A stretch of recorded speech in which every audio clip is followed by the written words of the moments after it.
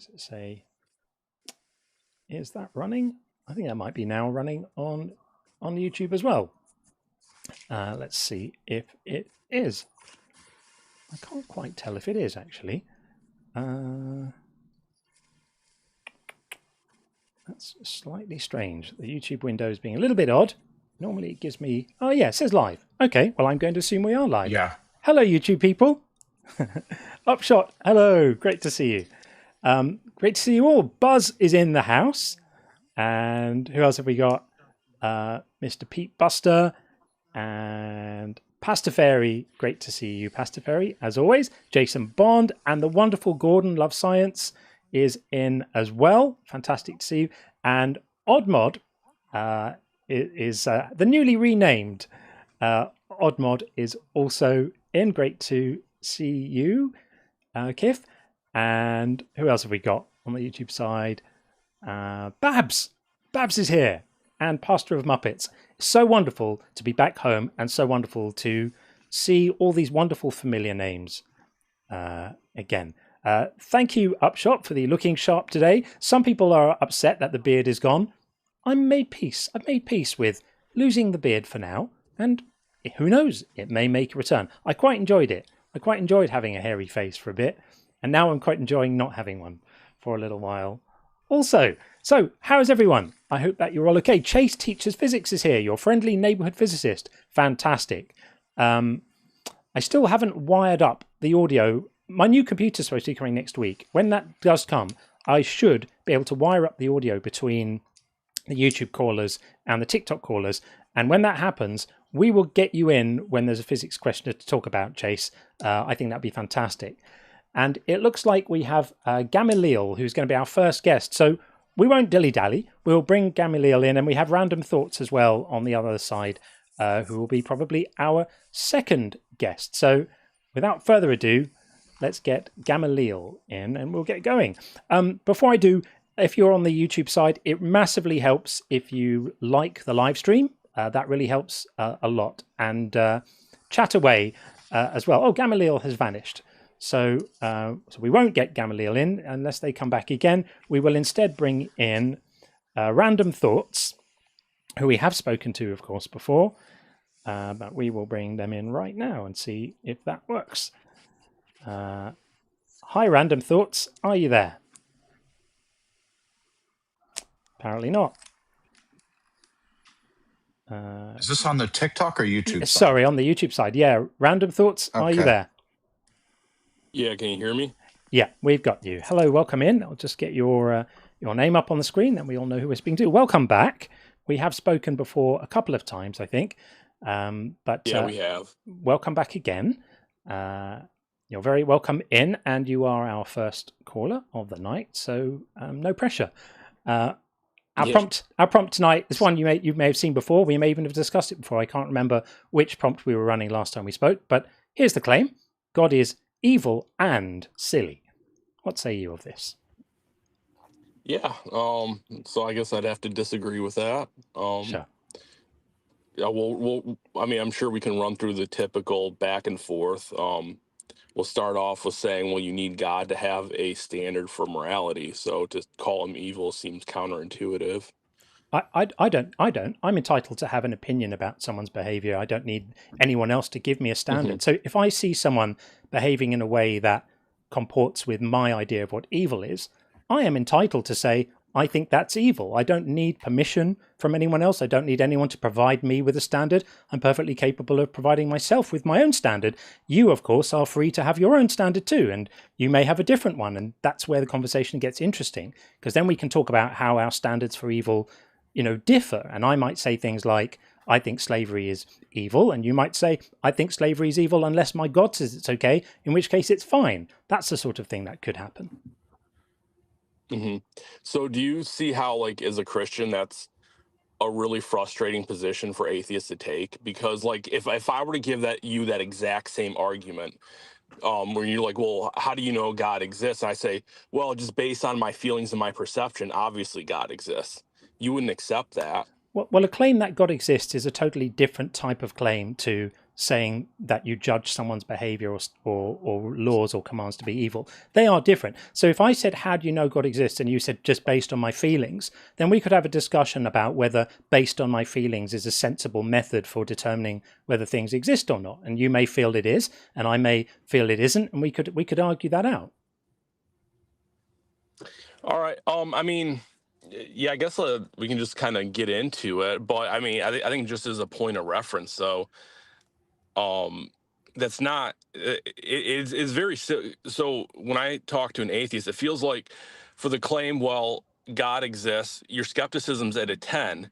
But when your claim, well, a moral standard exists, now your skepticism is at a 2.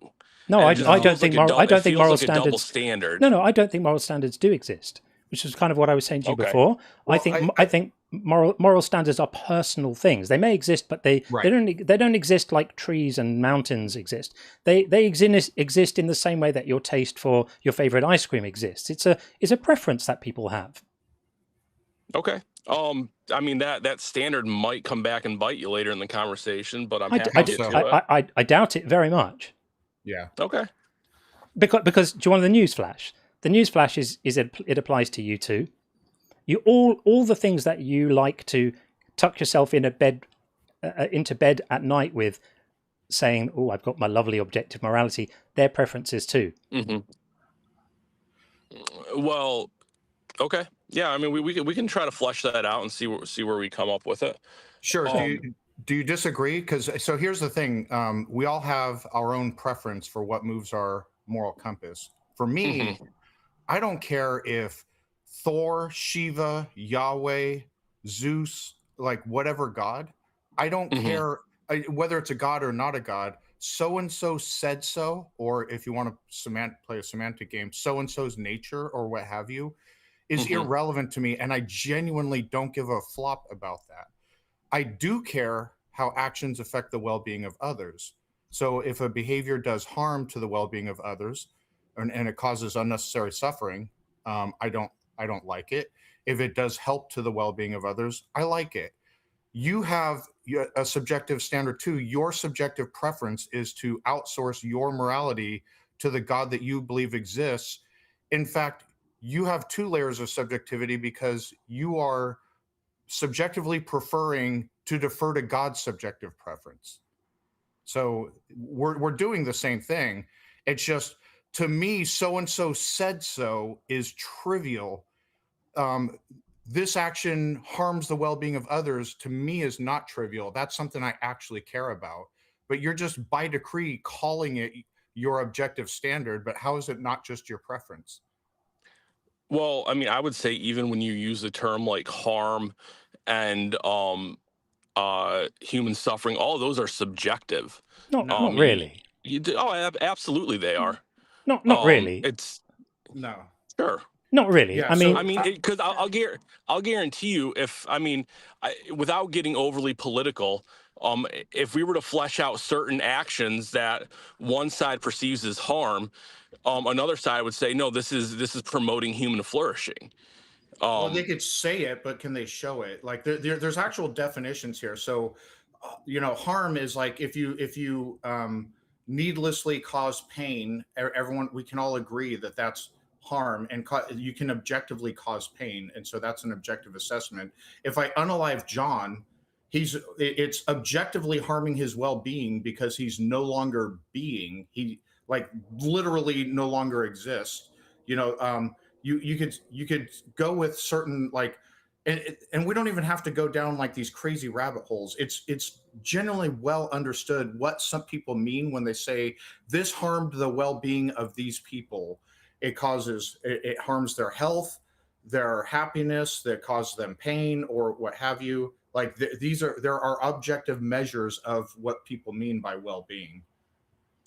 Well, I would disagree with you there. I don't think that they're objective measures. I think that go ahead. Yeah. So if I punch John in the nose and he's physically feeling pain, is he objectively feeling pain? Is it an objective fact that John is feeling pain? I mean, I don't want to. Yes. Well, all right, sure. For the sake of argument, we'll say yes. And if I unalive him, he objectively no longer exists. He's no longer being, so it harmed his well-being, right? Sure. Okay. And if I cause him emotional distress, that he objectively is feeling distressed, right? Sure.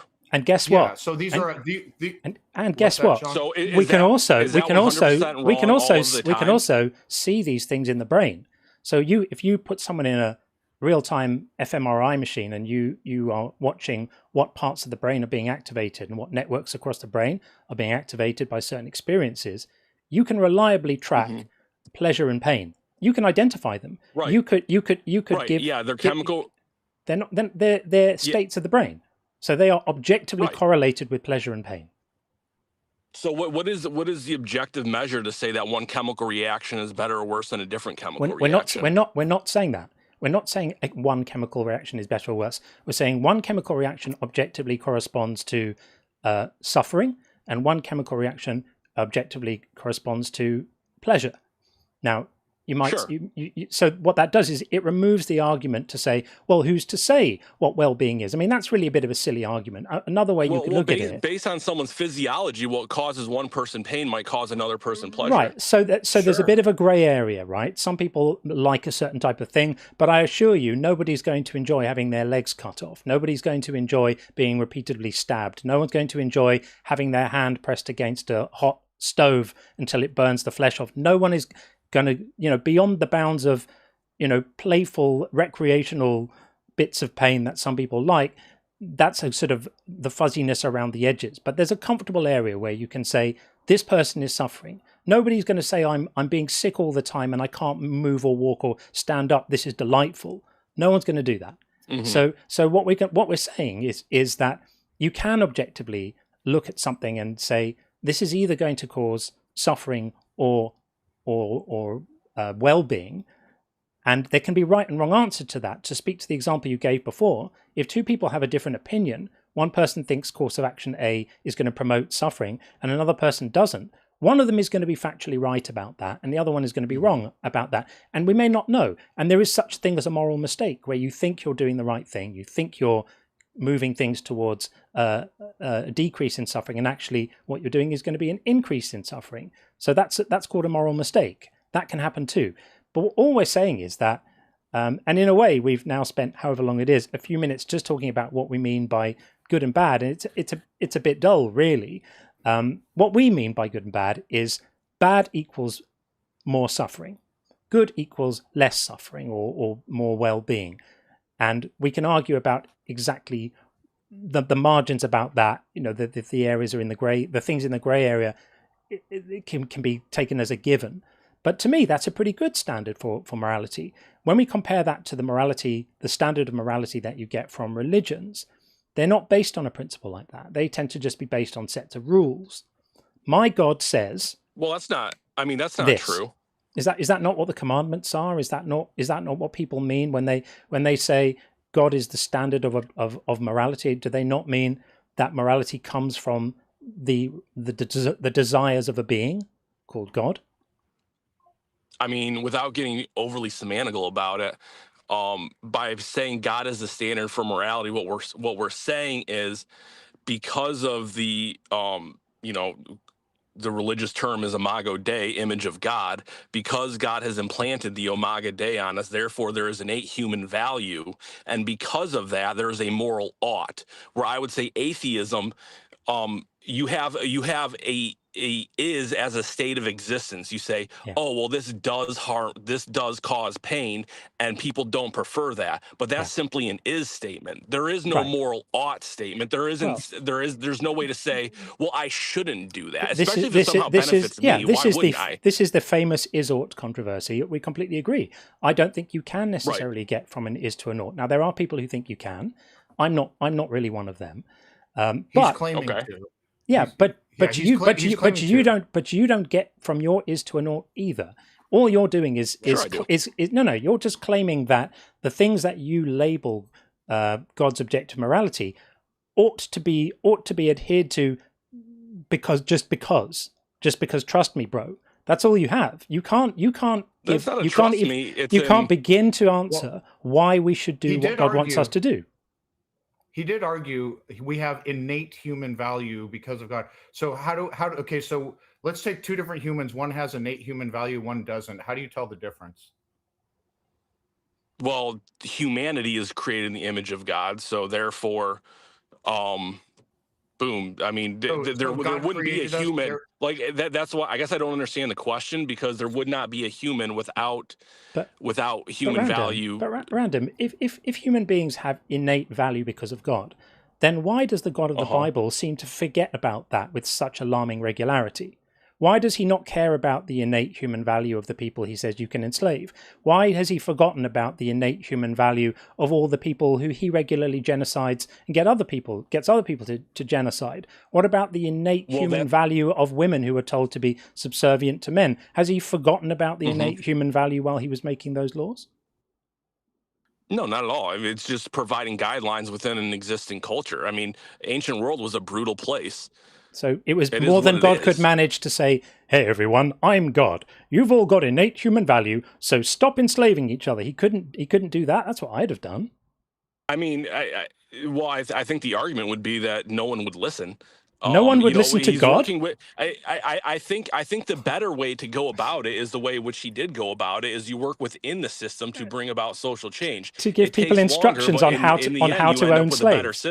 He gave people instructions on how to own slaves. It didn't occur to him to go, might be better if you don't do that. He just said, well, for fear of offending anyone, I'm going to just give them detailed instructions on how to do it. Come on. This is the creator of the universe you're talking about. Israel. It's even worse than that. Just to clarify, he gave Israel instructions on how to own slaves. That makes it even worse. Culture where literally everybody was owning slaves. Well, funnily enough, the Israelites at that point had just come out of slavery themselves. They weren't owning slaves. Sure. They weren't doing slavery. What's the alternative? The alternative is to say, I'm God, I'm the boss. Invading your land. I'm God, I'm the boss, don't own slaves. It's not difficult. Right. So the alternative is you either let this person go so they can attack you again, or you kill them. It's got nothing to do with... So those are your three options: slavery, kill, or let them go so they can attack you again. No. You're putting across the first thing. The first thing is you're putting across the false premise that all slaves were war captives. In Leviticus 25, it literally says you can buy your slaves from the nations around you on the slave market. It's not; these are not just like prisoners of war. So that's a false premise right there. But how they landed into slavery is a separate issue. But for example, you have laws preventing, like, for example, man stealing. Like, you can just go to another station and steal someone. One thing at a time. Buying slaves from the nations around you is not like you. So you put it across as if they're all war captives, right? And that's not true, correct? Well, the majority of them were, or some form of indentured servitude. What percentage, and how do you know? Well, just based on his, I couldn't give you out of your right. I can't give you a percentage. I can give you the historical context and the reality of the situation. And the other thing too is you said this is meant to, like, so that they can socially progress on their own. He was just putting some limitations on it. Exodus 21:20, he forbade them from making social progress on the issue. He said that if a slave master beats their male or female slaves with a rod, they are not to be punished, for the slave is their property. So even if the Israelites wanted to say, and they don't kill them. Hold on, let me finish. It just says don't kill them too quickly. If they recover after a day or two, then they are not to be punished. But it said it told them not to make laws to punish people for beating their slaves. So if the Israelites were like, you know what? I mean, we kind of have to have slaves, but maybe we shouldn't beat the crap out of our male or female slaves with a rod. Like, that's kind of cruel. Let's punish people if they do that. God said, no. Don't make social progress on this issue, because the slave is their property. So that kind of goes against this whole, like, he was just, God was too weak to tell them not to do it because they were going to do it anyway. Is there any commandment that people weren't doing anyway? Well, and God punished them for it. That's literally what the entire Old Testament is about. God punishing Israel for breaking the commandments. Was there any commandment people weren't doing anyway? Is there any commandment that people aren't? I don't know. I can't guarantee you people were sleeping with their slaves or whatever. That is your justification for slavery. But people were still killing. People were still lying. People were still doing all the other sins that God said don't freaking do this thing. People were doing it anyways, and sure, God would punish them or what have you. But your excuse of why God explicitly allowed slavery is because people were doing it anyway. But yet people were doing other things anyways that he was able to say no to, right? Random. Is it your serious contention that the infinitely powerful creator of the universe went to the trouble of telling people what seafood they're allowed to eat, but didn't mention don't own other human beings? Is that an argument that you're making with a straight face? I think seafood wasn't a fundamental part of their economy. But what haircut justifying slavery? It's entirely a matter of justifying slavery, because he could have said, "I am the Lord your God." The Old Testament is full of him making threats about what he's going to do to people if they anger him, right? Think about the grotesque threats he makes that if they anger him and disobey him, he's going to cut their wombs open and smash their babies against the rocks and all of this stuff, and how much he's going to delight in destroying them, right? This is not a God who was shy about making threats and letting everyone know what's going to happen to them if they disobey him. It didn't occur to him to just say, don't own other human beings as farmyard equipment or property that you can pass on to your children. This is a ludicrous argument. You cannot be seriously making that argument. No one is going to accept that. I'm making the argument it was part of their life, and God is working within that in order to bring about change. And we see this play out in the Bible, right? You have the promise of new things to come in Jeremiah 31:31. You have the actual fulfillment of that in Matthew 28. And so it's not like an argument I'm making up. This is an argument that is in the Bible. Yeah, this is progressive revelation. God is using to bring about change. Right. What's weird to me is to take modern day ethics and try to put it on an ancient culture. Well, it's not putting it on an ancient culture. It's putting it on the God who, according to you, gave all of that stuff a big thumbs up. The idea that he was just too weak, too incapable of imposing his desires on his creation to communicate about it, like he was shy, like he was embarrassed, like he didn't want to lose followers. Or he understood the fallen nature of humans, and the best way to bring about change was within the culture. Well, it didn't bring about change. Because you're assuming... It didn't bring about change, because it took people thousands of years later to bring about change when they finally started ignoring the Bible, which gave explicit permission for this. Right? It's a pretty crappy way of bringing about change, to tell people exactly how to do something.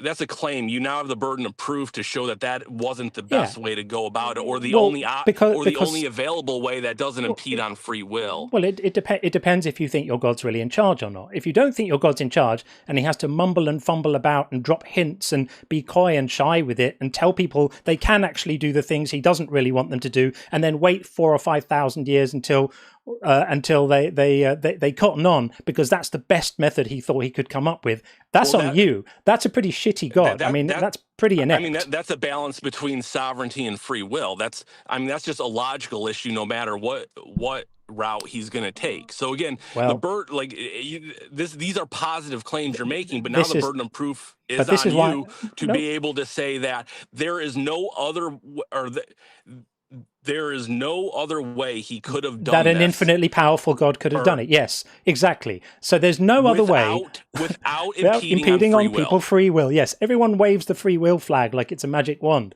God could have done anything without impeding on people's free will in terms of his ability to communicate his preferences. That's a logical contradiction.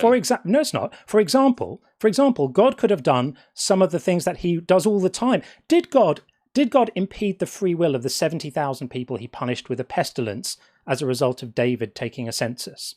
What happened to the free will of those people? Was God worried about it? No, I mean they still had free will. It's But just their they didn't have free will after they were life dead. was cut short. Yeah, no, he killed them all. They all had their Right. free will would have been not to been killed by the pestilence, but their free will was apparently unimportant to him that day. God doesn't give the slightest toss about people's everyone's free will will. would be to live forever. That's just not an option. No, focus. So God could have said, for example, I am the Lord your God. Do not own people as property. If anybody enslaves anyone else, they will be put to death. He could have done that. And then if people started disobeying about that, he could have done what he usually does: flood the whole world and kill everyone and start again, which is one of his chosen methods. Or he could have just flooded that region and killed those people, and then sent prophets to tell everyone else, those guys got flooded because they disobeyed my command on slavery. It's up to you what you do, and everyone would have stopped doing slavery. But apparently in your world, God's incapable. God's incapable of doing that. It's a very inept God you're worshipping here. Why? There's all these factors you're ignoring, because number one, if he did that, that would make him a liar, because he already promised Abraham that he would use them to bring about all of this. He didn't have to do that. He didn't have to make that promise. Right, but he already had. We're talking downstream of that. He could have known that was going to happen and not made that promise to Abraham.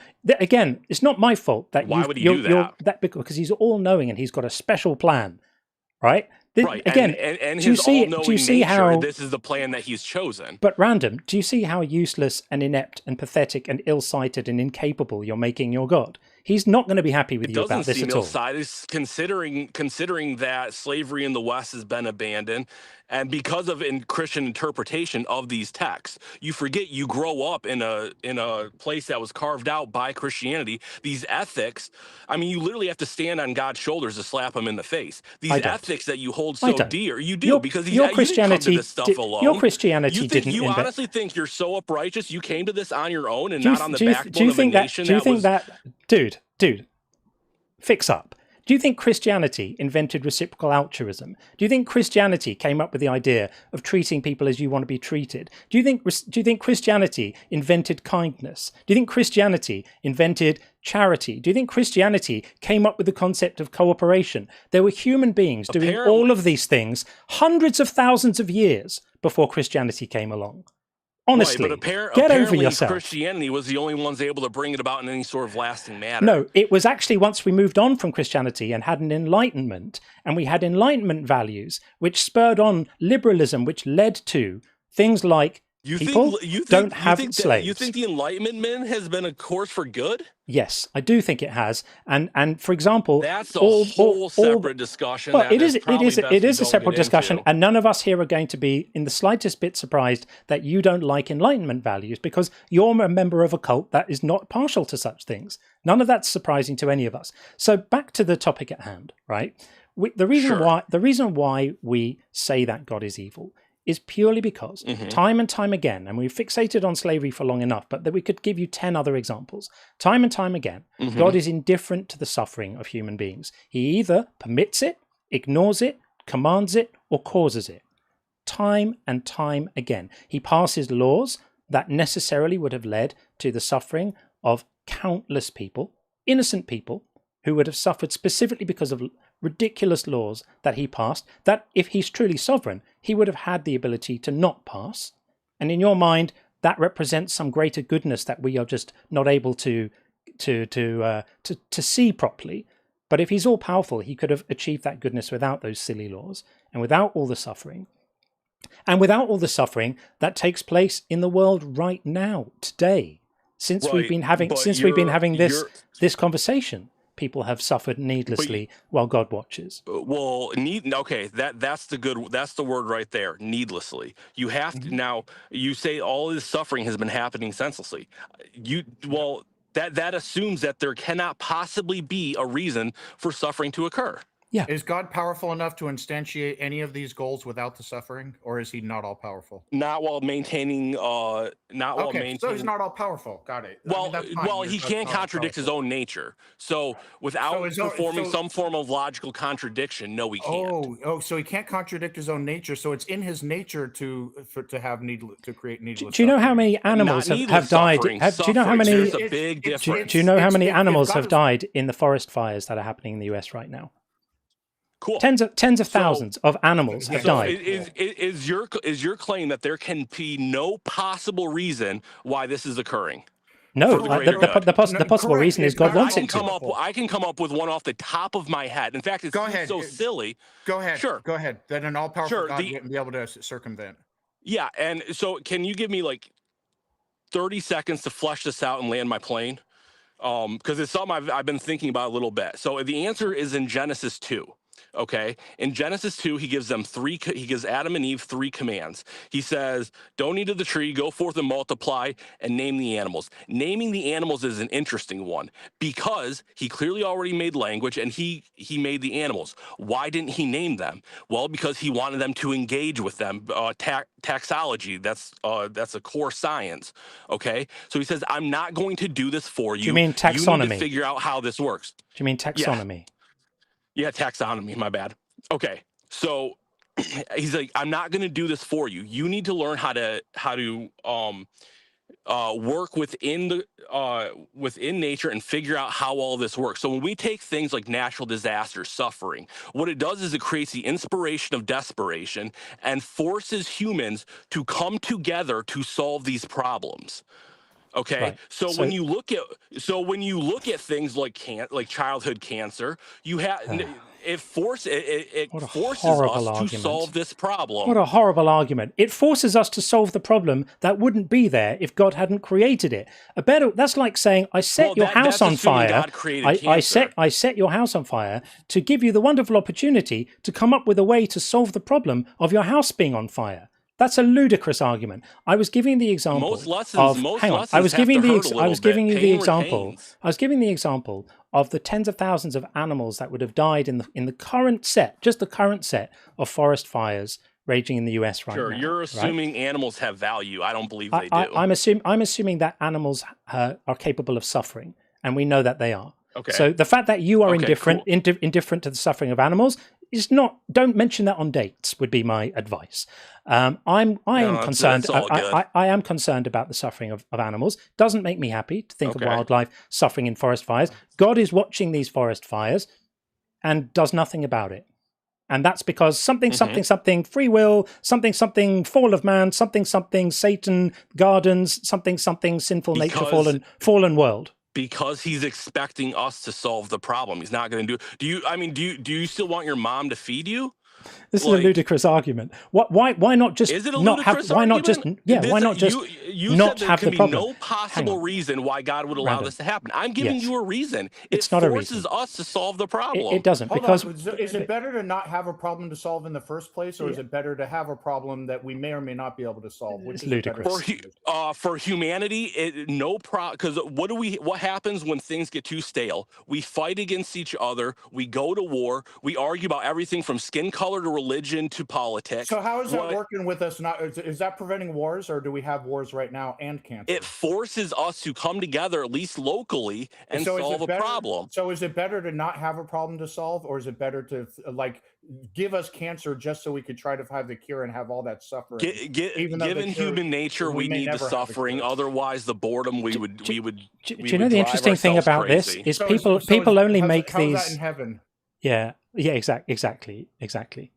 Yeah, in heaven, everyone's bored, are they? Is there suffering in heaven? Is there suffering? You guys are talking over each other. I can't hear you. Is there suffering in heaven? No. Okay, is it stale in heaven? No, but the autonomy the ontology of humans becomes different in heaven. So God made us in so God decided consciously to make us in such a way that if we don't suffer, things will get stale and it'll cause problems. So he decided to make us in such a way that he needs to cause us to suffer. That's what you're saying. Do I need to? I can walk you through Genesis if you want, no, but that's we don't need to read Genesis. I just need a yes or no, because you're basically. It's not a yes or no. He made us. That's not the ontology he made us. Okay. So God made angels in heaven, or whoever's in heaven, in such a way that they can have no suffering and things don't get stale. But he decided to make us in such a way where somehow we have to suffer, or things get stale, or it's going to cause problems. So God made us for the sole purpose of suffering? No. No. Again, for one after the fall, it changed our ontology. Okay, so God decided because Adam and Eve ate of the fruit that, like, now babies have to have cancer, and like that. Yeah, more or less. Yeah. Is punishing other people for crimes that someone else did, is that just or unjust? Well, that's not a punishment. That's just a state of being. God actually decided to cause other people to suffer for the act of someone else. Is that just or unjust? Again, that's not what happened. It's called a natural consequence. So God couldn't avoid that consequence, or did God consciously make us? Did God consciously make us in such a way that would be a consequence? He's making his God tiny again. What a pathetic God you worship. Honestly, he sounds like, to be honest, he just sounds like a kind of lower tier, first or second level civil servant. Like, rules is rules, got to do it this way, has to be rules is rules. Yeah. Incapable of doing absolutely anything. It's completely crap. Everything you're saying, all of these silly arguments. I don't think you realize how self-contradicting your position is. Sure. So everything you're saying completely collapses in the face of an all-powerful God, but it works perfectly in the case of a God with severely limited powers. So now we all know that's the type of God that you worship. I don't think understand what Christians mean by all-powerful. I think we understand it. I think we understand it just right. Thank you. We understand it completely right, and we understand that you can't make a square circle and all of that good stuff. But the fact is, the God that you're worshipping seems completely incapable of achieving his ends unless a certain number of babies die, unless a certain number of animals are burned to death, unless a certain number of kids are raped, unless a certain number of babies are still born, unless a certain number of parents have to bury their kids in small boxes. Unless that happens, God can't achieve his end. What a useless God. And the other thing I notice is that the only people who make these arguments are people who haven't really suffered themselves. Nobody who really suffers and really feels the agony finds any of this stuff remotely convincing. It's such an easy argument. It's such an easy argument to make when you're not the one suffering and you're writing off the suffering of other people. And that's why it's a pretty disgusting argument. So may I please say something? Sure. Hello? Yeah, please. All right, so I'm gonna push back against your accusation right there. So when it comes, I'm not gonna tell you really anything about me, but I'm willing to bet $1,000 that when it comes to the issue of childhood cancer, that hits home for me way more than it does for you. So I'm gonna leave it at that. It may do, but the fact is, you're still so ready to write off the suffering that you may have had, the suffering that other people may have had, as just being a necessary part of God's plan. I'm not writing it off, but you're assuming that the purpose of life is life. Okay, I am coming at it with the mentality is that there's something beyond life worth working towards. I'm actually making no assumptions. I'm making no assumptions about the purpose of life. I don't think life. To your argument. That is your assumption. You're like, oh well, when people die, that is evil. Well, yeah, I guess if the end goal of life is life, then maybe. But I actually said, and Sean was very careful in his wording too. When people suffer unnecessarily, it's evil.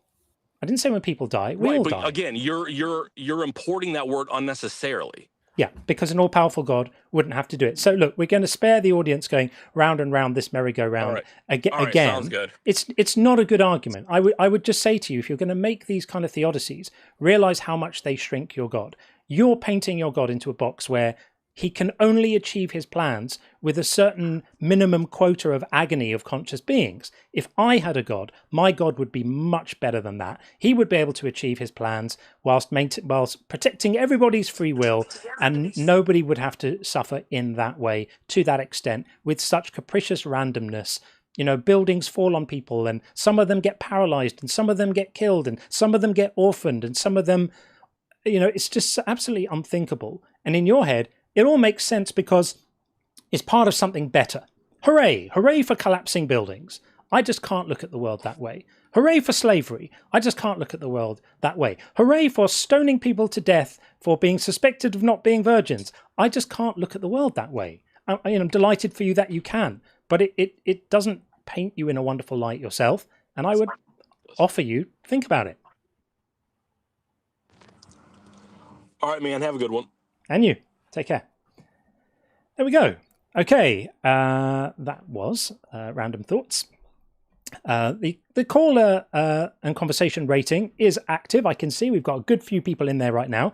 I did drop the links into both chats, so thank you for that. If you want to get involved, it's a good way of doing kind of peer review on the conversations we have. And then, as you know, at the end of the show, we'll do a leaderboard and see what the best calls of the evening were and the not so good ones too. All right, so we are going to bring Polka Jest in next, and then we've got Joe as well. I'm going to read a couple of super chats, and we have got, unbelievably, we've got 14 calls on the bingo. So they'll get through these very, very quickly so they don't take too long. Pastor Ferry called No Morality Without God. Absolutely nailed. That's always too loud. I'm sorry. And Gregor's called Nothing Comes From Nothing. Don't think we had that one just yet. Words don't mean words, definitely was the case from Pastor of Muppets. And Gregor's called That's the Old Testament, definitely had that. And Pastor of Muppets, Read It in Context, definitely had that too. Yeah. All the hits, all the greatest hits in one call, people. Gregor's Jesus Fulfilled Prophecy. We haven't had that one yet, but I'm sure we will. And Ash Wild, great to see you, Ash. Where have you been? We've missed you. Without God, life is meaningless. Yeah, definitely had that. And Bass Clef, Crash Out. We didn't have a Crash Out, so we'll save that one. And Pastor of Muppets, Free Will, definitely. The classics are all here. And Nine Ball Junkie said Free Will, but it was just a bit too late. Personal Incredulity from Nine Ball Junkie. I don't think we've had that either yet, but I'm sure we will. And Ashwild called Circular Argument. Did we have a circular argument? I guess in a way we did, because calling God good by saying anything he does is good and goodness is in his nature is a circular argument. So well spotted. Yeah. We'll have that one. And then Ash crying about the meta. I would say maybe grumbling. We'll leave that. We'll leave that one until we get a real crying about the meta, because I'm sure we will. All right. And our other guest has dropped out, but that's okay. We'll get Joe in just a moment. Just read a couple of messages first. First message of the day, on night even. Buzz, great to see you, Buzz. It's been 84 years. Feels like it, doesn't it? Feels like it. Very, very good to be back. And Gordon is always super kind with sending out memberships, and he has sent out another 5 here. Thank you so much, Gordon. That's really, really kind of you. Thank you. And Elaine from South Africa. Happy our deadly duo is back. Hi, John. Hi, Sean. Hi, Elaine. Lovely to see you. Thank you for being here as well. And Aleph Naught here. Great to see you. Jethro was framed. Such a classic. Free Jethro. For anyone who hasn't seen it, you have to have seen it. But it was a very funny caller who called in to grumble about some details in a verse from Judges, and he kept on getting the name wrong. And rather than saying Jephthah, he kept on saying Jethro. And a meme was born. 2 more and we'll get our guest in. Oddmod, that is our lovely friend Kif. Thank you, Oddmod, for this. Welcome home. It feels like it's been a long time. Good to see you, buddy. Good to see you too. And the last one for now is Axehead Gaming. Jason, great to see you. $2. Thank you so much. Can't wait to talk about bears tonight. I'm sure we will be talking about bears if the opportunity comes up, and it may well do, because there's lots to say about that. Okay, let us get Joe in, and then we've got Valerie after that. So we'll bring Joe in on the YouTube side right now. Hey, Joe, are you there? As the song goes. Let's see if we can do this. Try and reset your audio. Hey, Joe, how you doing? Hopefully, maybe not. Earth to Joe, are you there? Seems like not. Okay, well, Joe, that isn't working. You might want to come back in again, restart the browser or something, but we are not hearing you. We'll give Joe one more go. He's just dropped out, so maybe he comes back. Sometimes it works on the second time. Don't ask me why. Here he appears to be back again. Here we go. And we will try this for a second time. Hey, Joe. Hello. That's it. That works. Welcome in. How are you doing? Good. Good. Welcome up. I've got a question about your prompt. Wouldn't your prompt rely on me holding you as my authority for morality? Wouldn't your argument be dependent on that? Oh, only in the same way that if you said you think that chocolate ice cream is really nice, I would say, well, you can only say that if you hold me as your standard for what makes nice ice cream. When we say something is evil, we're expressing a preference. So I don't need you to hold to my standard of evil. I'm just going to say what I'm saying, and if you disagree, then we can talk about, as we did with our last guest, some of the details. You can see the prompt. No. Nothing is conceded. Nothing is conceded, Joe. So then you think I should seek you for my moral authority? No, not at all. You have your own. Then that's what your prompt is suggesting. Not in the slightest. Do you care how actions affect the well-being of others? Like if an action does harm, do you dislike it? I don't care about seeking you atheists as my moral I'm sorry, that wasn't the question. I'm sorry, that wasn't the question. Do you care how actions affect the well-being of others? Yes or no? In regards to what? That's a very broad question. That's why. Well, so you don't. Are you really confused on that question? So if we were sitting around the water cooler and people were talking about the plight of the Palestinian people and saying, "Wow, I'm really concerned about the well-being," would you be like, "Well, what's your standard for well-being?" Or would you just engage with what the fuck they mean at the time? Let's have an actual adult conversation here. It would actually depend on who I'm talking to, because there's definitely people within the world so you don't know vast different morals.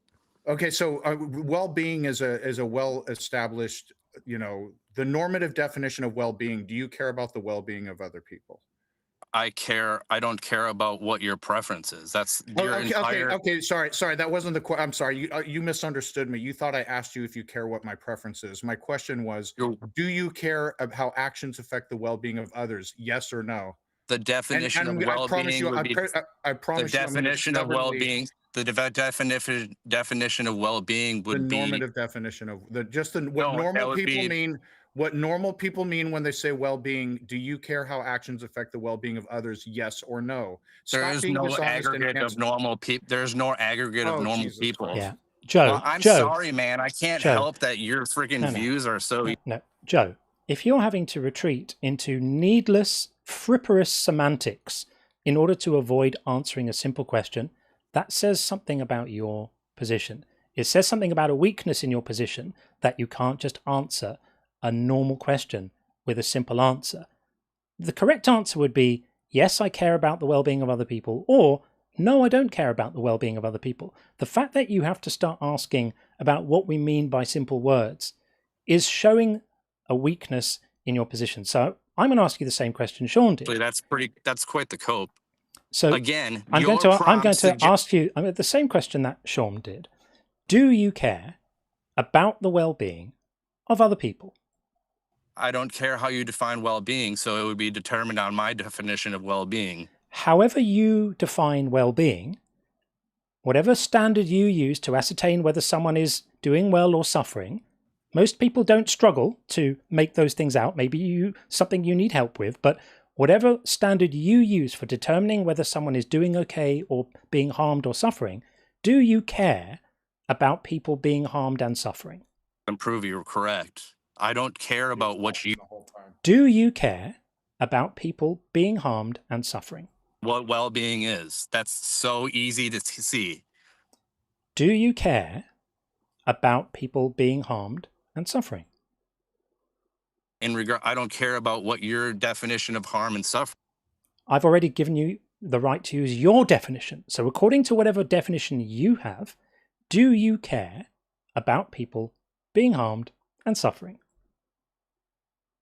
being harmed, like in regards to what I like. Yeah, suffering is good, like as in going to work out, and suffering is good, and as in having a challenge to go and go rise above that challenge. You guys live in such a generic Okay, again, we're not talking about the slight muscle ache you get after doing exercise, because that's not being harmed.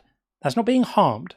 That's just the slight muscle ache you get after doing exercise, and overall you're not being harmed. You're going to do well out of that because you're getting fitter, right? We can all agree that a little bit of pain sometimes is worth it if the overall effect is positive. We can all agree with that. This is not a dangerous edge case you're outlining here. Generally speaking, do you care about people being harmed and suffering? Your problem is your term of suffering is subjective. That's why it's not. Do you care? I could do this all day. About people being harmed and suffering. I don't care You what don't your care. term. Incapable of answering a simple question. And his inability to answer the question tells us everything we need to know about this, because the fact that he can't answer it, it's not that he can't actually, it's that he won't. Because he realizes that the moment he says, I do care about that, then he's given us the thing he desperately doesn't want us to have, which is a way of assessing evil. Because then all we need to say is, well, we don't like things that cause harm and suffering. And then we can show that his God doesn't care about that. But because he's so terrified of getting to that point in the conversation, he's now making a clown of himself. And the kill switch has spoken. He's making a clown of himself by being unwilling to answer a simple question. Joe, he was just talking all the way through that. It's delightful. Joe, unfortunately, the inner circle have voted for you to be removed from the call because of your inability to have an adult conversation. So thank you for coming in. We appreciate the attempt you made to have a conversation, and we wish you well in your future attempts to have conversations, and I hope that they go better for you than this one did. Wow, amazing. Folks, what can I say? Don't do religion. This is what it does to you. Simple. I mean, you would have thought that would have been a really easy question to answer, but he was terrified, absolutely terrified. So there we go. That was Joe. Dear, oh dear, oh dear. He's come straight back in the queue, by the way. Yeah, we need to put on the bingo refuses to answer question. That will be like filled up very quickly. Immediately. Yeah, we could put it on the bingo and then just fill it in ourselves at the beginning of the show. Yeah, pretty much. It's just standard. Joe, that was pathetic. Absolutely pathetic. Okay, while we wait for the next guest, let's read some more super chats. So we have Tracy. Great to see you, T. Clean shaven, I see. Yes. Well, you know why I like the clean look already. Sex symbol Sean. Seanathan forever. SK John. Praise Puff. What's SK? I can't remember what SK is. Am I missing out on the culture now? I'll have to remember, but I can't right now. And Praise Puff, of course. Thank you, T. Always great to see you, my friend. And for anyone who doesn't know, that's T, who is the god of the Discord server. And Mummy Merchant, thank you for the super chat. Work's over, my weekend begins. I get to relax and listen to one of my favourite voices in the atheist space. That's very kind, Mummy Merchant. Thank you so much. I really appreciate that. And Godwin, great to see you, Godwin. Thank you for the super chat. Atheists oughts at least have a reason behind them. They do. They do. And that's it. When we talk about why you ought to do something, we can give a reason. And the reason's always going to be something to do with how the action affects others. When the believer's given an ought, the only ought they have is it's God's nature, or it's, he defines what we ought to do, or other silly stuff like that. Nothing really tangible, nothing measurable, nothing real, funnily enough. I love that Joe is back in the YouTube queue again. And Free Palestine, thank you, says, God is a trend follower, not a trend setter. So this is while we were speaking to Random Thoughts about God couldn't possibly legislate against slavery and all these horrific things because he had to follow what was all the rage of the day. That's what they were doing back then. He couldn't possibly criticize it. Absolutely asinine. And mediocre thoughts, thank you for this, said, caller makes the Bible sound like a complicated game of marry, fuck, kill. And it actually seems like it's not far off from what the Bible says. I think that's absolutely brilliant. That's exactly what that argument does. And it's just so trivial and silly, isn't it? We're going to get Big T in just a moment on the YouTube side. VLK, thank you for this. So telling people not to do slavery intervenes with free will. What about the 600 plus commandments and laws? Right. Those things all interfere with people's free will. Do this, don't eat this, must eat this, do this with your hair. God doesn't care about anybody's free will. And time again, he does things which completely ignore everyone's free will. So it's completely ridiculous. We'll get Big T in right now. We're just going to check. We got a couple of calls on the bingo, which we just need to quickly check. While we were speaking to Joe, Ash said, Phil Bro babble. Yeah, I'll give you that, just because he was so ridiculously silly. And Pastor Muppet said, crying about the meta. He was kind of doing that. He was kind of doing that as well. So we'll have that one too. All right, let's get Big T in. Hopefully Video Ninja behaves itself. We'll see right now if it does. Big T, are you there? Maybe not. We will try to reset your audio as well. I don't actually see a microphone for you. It says headset mic. Yeah. Big T, you may have to do the same thing Joe did. Go out and come back in, because we cannot hear you, I'm afraid. Yeah. Sorry, Big T. That one is not working. Not working at all, I'm afraid. Yeah, you'll have to go drop down and come back in again. Joe says, you have nobody calling. Why are you so afraid to engage? Joe, I'm not afraid to engage, but we have a thing here called the Inner Circle, who are our top tier channel members. And if a particular fraction of those vote for a caller to be removed, then they get removed. That only happens when callers are completely incapable of engaging. So it's not that I'm afraid. I'd be very happy to talk to you again, and we could all enjoy your continued failure to engage. But I just don't think it would be very edifying, and the Inner Circle have spoken. So, yeah, sorry about that. By the way, we've had entire 7-hour-ish shows without the Inner Circle engaging that right one time. Yeah, that is exactly right. That is exactly right. I'm going to actually nudge up the Inner Circle threshold just a little touch, because our numbers are a little bit higher these days. So so let's do that, and that should, we've set it up to 20 now. So it's got to be a really bad guest for it to happen now. Okay, well, while we are waiting for our next Not Joe guest, we'll keep on reading some lovely super chats. Babs said, oh bless him, he's come back in the queue again. He's like a dog humping a chair at this point. Babs says, so God made the universe, billions of galaxies, trillions of stars with planets, but spends all his time regulating the events on Earth. How arrogant. And regulating them badly, right?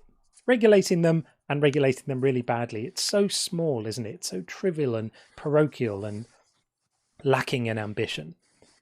Thanks, Babs.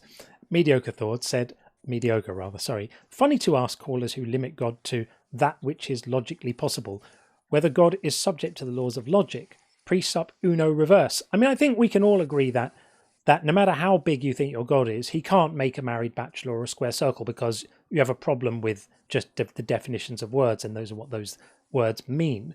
But I'm always amazed. That's an interesting conversation for the tag enthusiasts who say God is the grounding to the laws of logic. Yeah. If that's the case, he could, then he could just make it his grounding that 2 + 2 = 5, right? Yeah, Which and would also make more 3. frickin' sense. He could Right. make it true that 2 + 2 = 5 and also doesn't equal 5, and that would all be fine. It's complete nonsense, that. But I'm always amazed at how quick they are to strip power away from their God and basically make him powerless. Like this pathetic deity who just has to legislate based on what people are already doing and is terrified of upsetting people. It's pathetic, really. Simon Urchin, great to see you. This guy is 100% a Christian nationalist. has that tone. This was while we were speaking to Random. I suspect you may well be right. And anyone who says they don't care about the well-being of animals, not a good look. Yeah, no. Not a good look at all. And Docs and Greenlight, great to see you. Thanks for the super chat. Heretic Annihilator 9000, queue up or shut up. Hey, people giving it large in the chat. You know the link. For anyone who doesn't know the link, it's in the description of the show. This is for the YouTube people, and I'm going to put it into the chat as well. It's tinyurl.com/JCGuest. It's very, very easy. Joe was able to use the link 7 or 8 times. You can do it too, just the once. That would be fine. And Jengen Art, thank you for the super chat. This dude is a piece of you-know-what. This is while we were speaking to Random Thoughts. I don't care about animals is code for I'm a sociopath. Seriously, yuck, right? It's not a good look. It's a horrific thing to say. It was why I used the example of the animals dying in the forest fire, because I've just come back from the Pacific Northwest, and they've got unprecedented forest fires there. I don't know if they're unprecedented, but they're big, they're large, they're widespread. There's quite a number of them. And I was just thinking about all the wildlife that die in these fires. And God's just watching. This is nothing to do with the fallen nature of man. There's nothing to do with sin. There's nothing to do with free will. This is God invigilating forest fires that kill countless animals that suffer. They don't lie down and go to sleep and just not wake up. They die in agony. It's horrendous. So yeah, I do care about the suffering of those animals, and that's pretty disgusting. Barbara Wren is a nutty old hen. Running late, have I missed a new argument? Yeah, we've been full of new and original arguments that none of us have heard before. It's all we've heard so far today. And David Burke, great to see you, David. If they say, I'll pray for you, say, no, don't change my free will or God's free will. Jeez, I love that. I love that. Someone sent a really, really good response to the request for responses heard. Well, one of them that I heard is, I will, how did they word it? When someone says, I'll pray for you, say, I'll talk to myself for you as well. Yeah, that's a good one. That is a good one. Okay, we've got another guest. In fact, we have 2 more guests now in the YouTube queue. So we will get in John right now over on the YouTube queue. Hopefully the audio is all going to be good and behave itself nicely. I will move this super chat and hopefully it all works. Let's try this. John, are you there?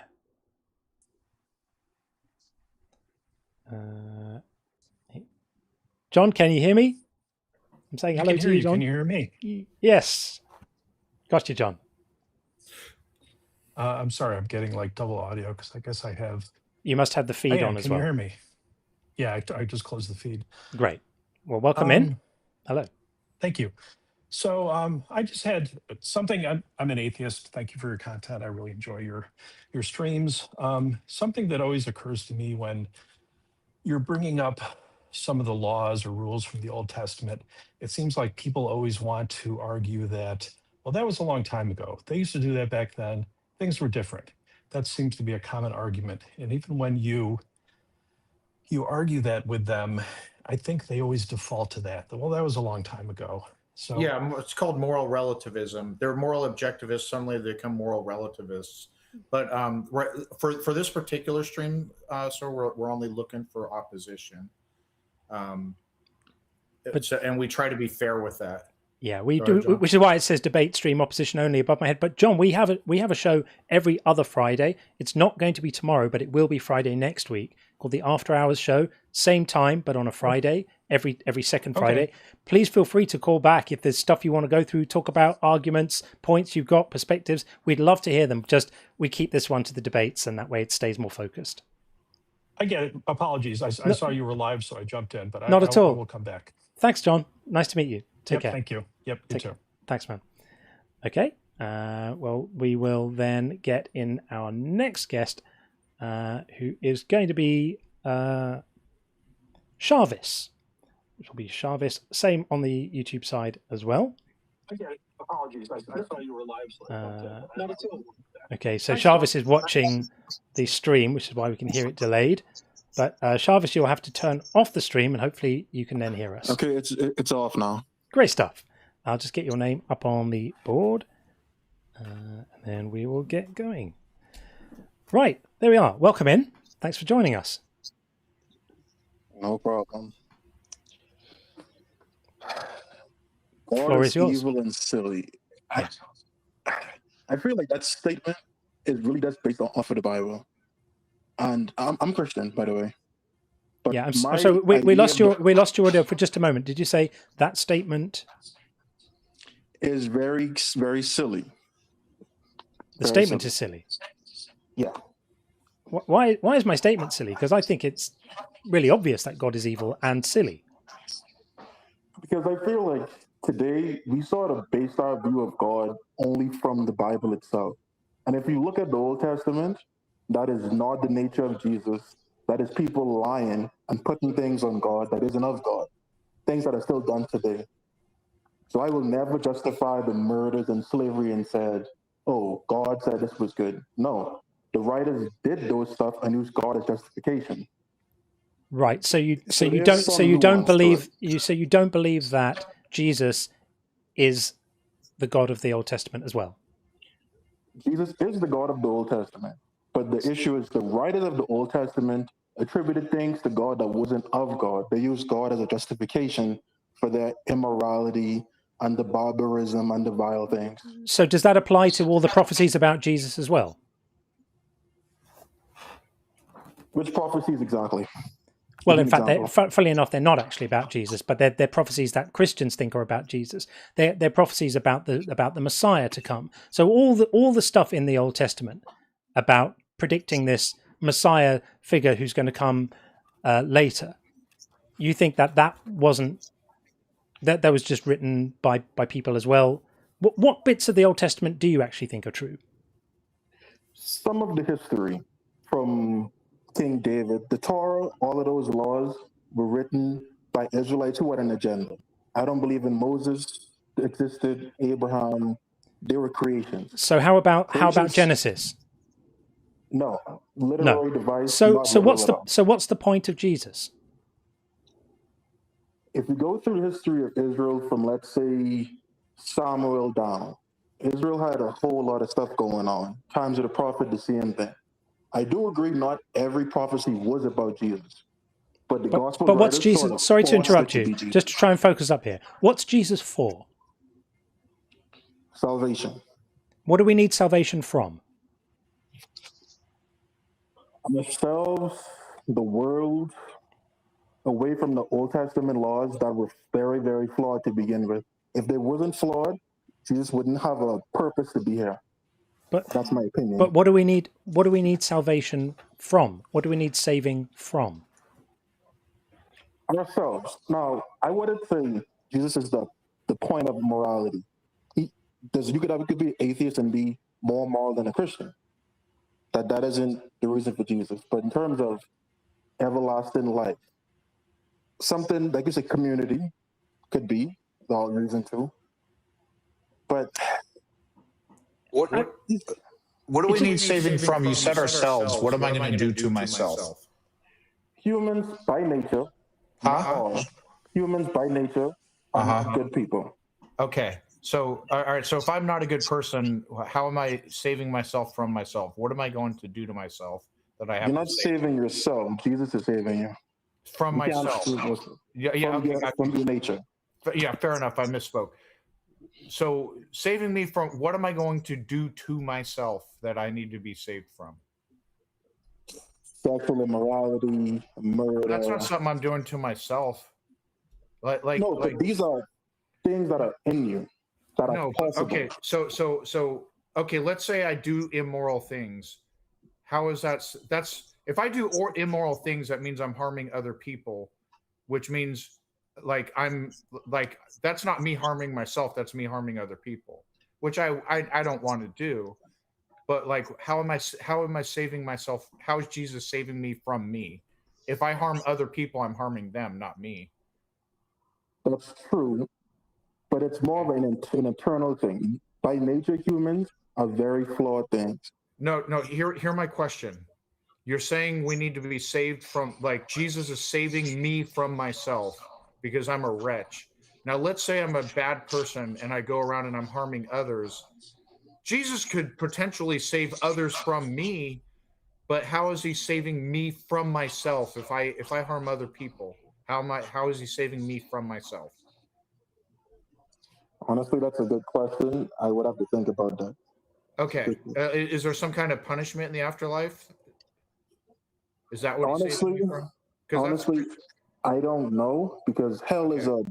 a biblical invention that happened much later than the Bible itself.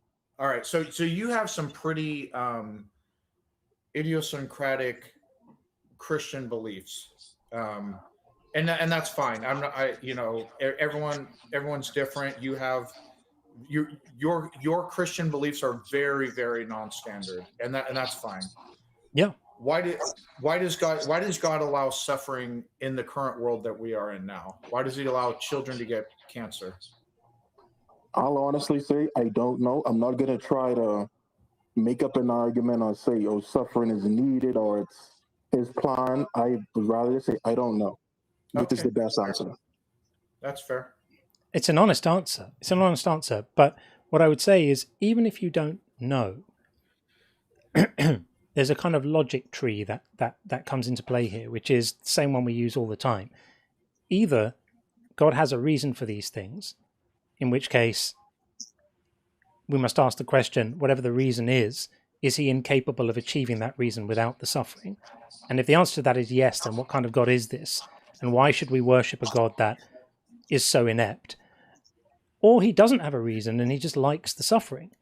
And those are really the only options because we know the suffering is there, right? So this dilemma is old as the hills, right? Either he's not powerful enough to get rid of the suffering, or he is and he doesn't want to. And neither one paints him in a great light. So that's why I say God is evil. And we can consider other gods, not just the Bible God. I think any God that is in charge of everything, given the world we live in, would need to account for this.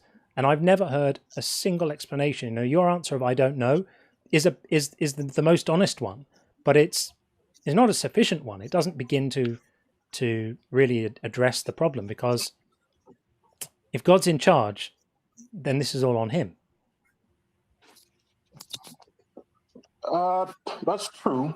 Now, honestly, my view of the world is a little bit different than most Christians because I would never put God in a situation to see him immoral, but I wouldn't justify the things that he's done. My mindset is that he just lets it happen. The same way how I could start an environment in my yard. I don't have to monitor it. I start it and it's like whatever happens, happens. You could say I'm immoral, maybe. If you've got the power to stop the suffering and you just stand there with your arms crossed watching it, then I would say you were immoral too in that situation. So, and guess what? I would definitely agree. That's why I said it's best to say we don't know why, without trying to justify why God is not doing anything. Yeah, but not knowing doesn't get you there. Not knowing is just giving up on the problem, right? Yes, I know we don't know why, but whatever the reason, it's going to limit his power. Or the only scenario where it doesn't limit his power is the scenario where he could stop it, but he just wants the suffering. Any other explanation is always going to be of the form, he needed to allow the suffering because of this other future state of reality that he wants, and he just didn't know how to get there without it. Okay, well, that's not an all-powerful God.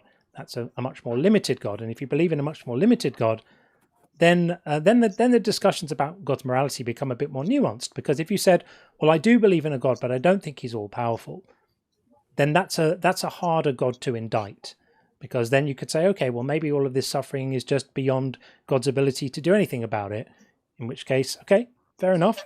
Then the seesaw that we always talk about, affectionately known here as the seesaw of shit, swings in a slightly different direction. His goodness goes up, his power comes down, and that's the God you're left with.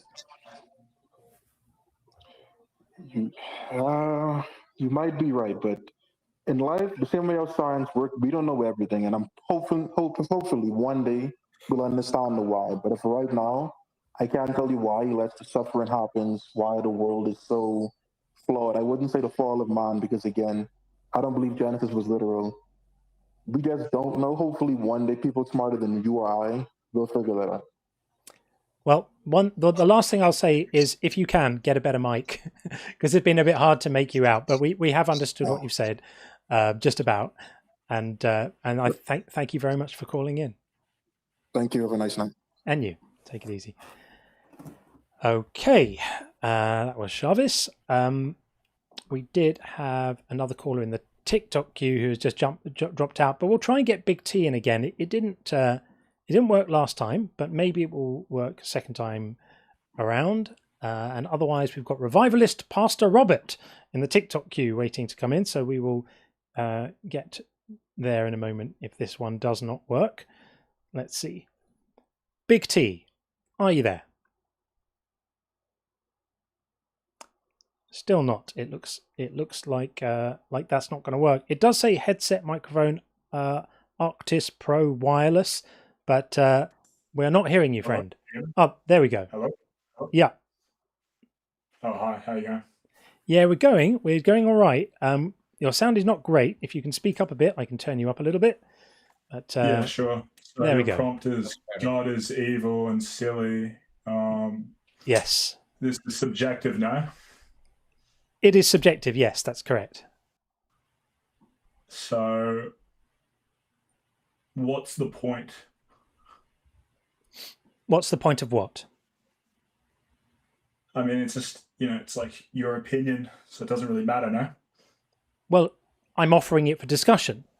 If we just said anyone's opinion doesn't matter, then we would never have debates about anything. Yeah, but we have the church behind us. We have the papacy and everything. Oh, well, if you've got the church behind you, then slavery and weaponized rape must be fine. Okay, well, you're taking those out of context, obviously. Ding, ding, ring the bell, people. What's the context is missing? What's the context? What's the context where weaponized rape is not a problem for you? I mean, it is a problem for me, but you guys are obviously taking that out of context. No, I'm taking it in context. The specific context are, the verses in the Bible where people are raped as a punishment for someone else. What Bibles are you guys reading from? You're probably getting the wrong translations. It's got nothing to do with the translation. There's nothing about rape. It doesn't say rape in the Bible. No, it doesn't actually say the word, but sometimes ideas and concepts can be. Just call it rape? Yeah, I called it rape because that's what it is. For example. Wouldn't that be your own interpretation of the text? No, it's what the text actually means. So in 2 Samuel, when God says to David, I will raise up trouble against you from within your own house. I will take your wives before your eyes and give them to your neighbor, and he shall lie with your wives in broad daylight, for you did it secretly, but I will do this thing before all of Israel in broad daylight. Sorry to interrupt. Sorry, which verse is this? It's 2 Samuel 12. Verse 11 and 12, and this is God's. So you want to get to the Old Testament? Yeah, this is well, you can say it's typical, but if you don't think Jesus is God, then I won't mention the Old Testament. No, he is God. He is God. Okay, well then this is fair game. So this is fair game then. So when David said when God says to David that he's going to take his wives and give them to his neighbor, do you think that's an arrangement that's going to involve seeking the consent of David's wives? Weren't they concubines? Yeah. Do you think this is an arrangement which is going to involve seeking the consent of his concubines? Well, if God says something, I don't. Yeah, can I just read it again real quick?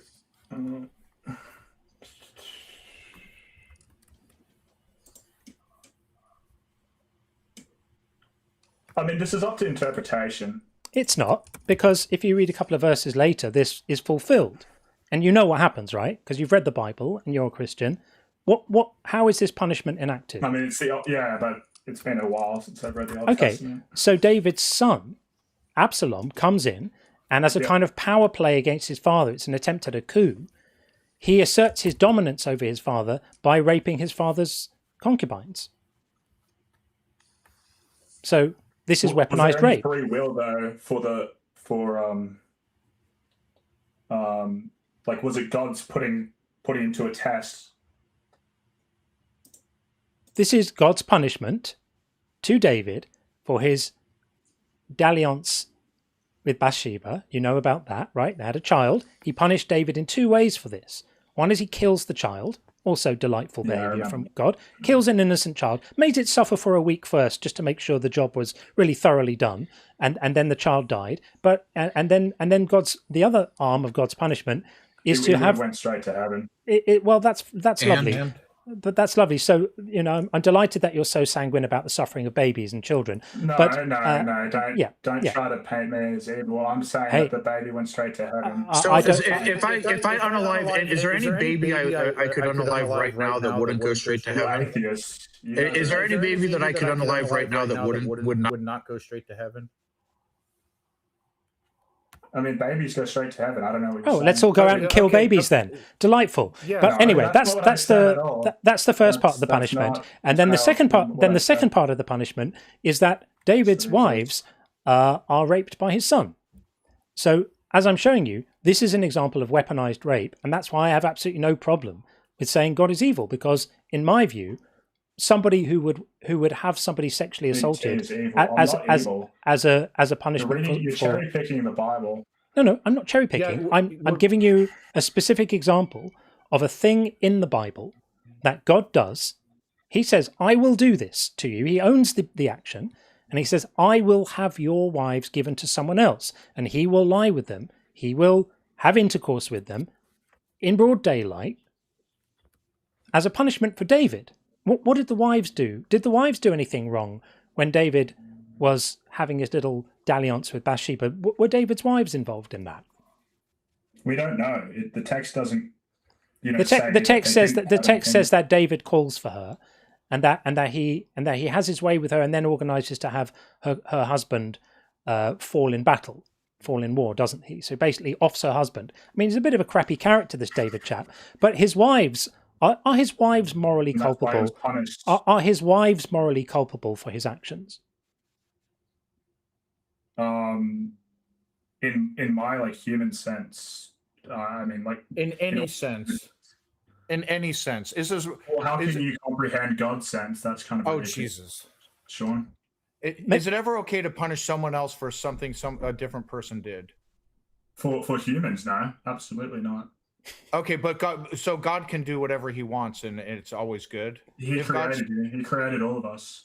We're all sinners. So if I create a Sims game that's super advanced, and all of the Sims characters, it's like advanced AI. They all have they're all sentient. They all have complex emotions, can feel pain or what have you.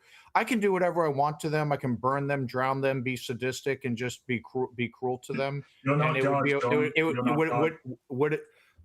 You said God created us, so now you have to be. Yeah, but you can't put yourself in God's shoes. It's kind of ridiculous. So you're moving the goalpost now. You said God created. I'm not moving the goalpost. But if I create a super advanced Sims game, I still have if they're sentient beings you that don't have complex emotions. You're talking over. Stop talking over me. All right. Stop talking over me. All right.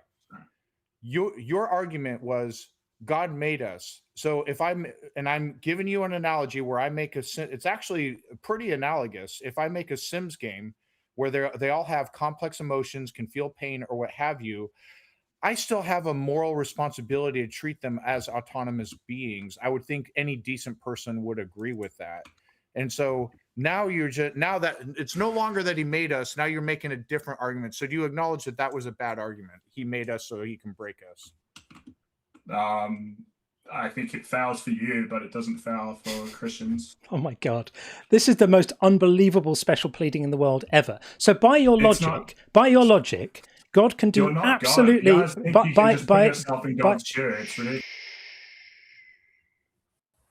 by your logic, God can do absolutely anything he wants to his creation. He can torture them, he can burn them, he can have them stoned, he can have them raped, he can have their babies killed with swords. Totally fine, because he's the author. And when we apply that same principle, because he's the creator, right? When we apply that same principle, but just in a different context, you're a big fan of context, aren't you? A different context where we say, well, to demonstrate, you're just talking over constantly, to demonstrate no one can hear you, by the way. Yeah, I've got you muted at the moment. So to demonstrate the idea that this principle you're alluding to is not universal, all we need to say is, look, here's another context where someone is a creator. Does it then give them license to torture and hurt their creations too? Then it's like, no, because you're not God. So what is it about God? What is it about God specifically? Hang on. What is it about God specifically that makes it okay for him to torture his creations, but not okay for me to torture my creations? I just simply don't accept like this, this example you're giving. I just feel like it's not analogous. It's just it's directly analogous. We don't have the same... Then answer John's question. What makes it okay for God to do anything he wants, maim, torture, whatever, drown his creation? Because he has another purpose behind it. I wasn't done. Sorry. But not okay for us to do the same thing if we create conscious beings. What's special about God? What is special that you're pleading about? What is special about God? He case? literally created you. What is special that you're pleading about God that makes it okay for him to be a sadistic monster, but not me? That's just negative character. I mean, you guys just cherry pick. It's not all bad. You're right. It's not all bad, but when you say he's all good, and we say he does good things and bad things, it's bad for human perspective. We have to. Humans. We don't understand. Stop talking over me. You're accusing us of cherry picking. So here we have a situation where you say God is all good. I'm not even saying he's all bad. He's done some good things. Jesus has done some good things, but we're saying, in sum and total, he does a lot of really bad, monstrous stuff. You're saying he doesn't. So how do we resolve that? We have to go in the Bible to the monstrous stuff that we are referring to, and then you accuse us of cherry picking.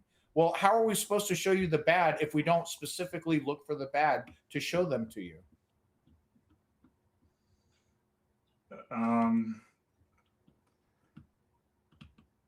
I don't know. It's just a lot of atheists. I hate to like put you in a stereotype, but a lot like to take verses out of context and show us the context. If you I gave you the context. It's not like I gave you the context. Free will. I gave you the context. There's nothing to do with free will.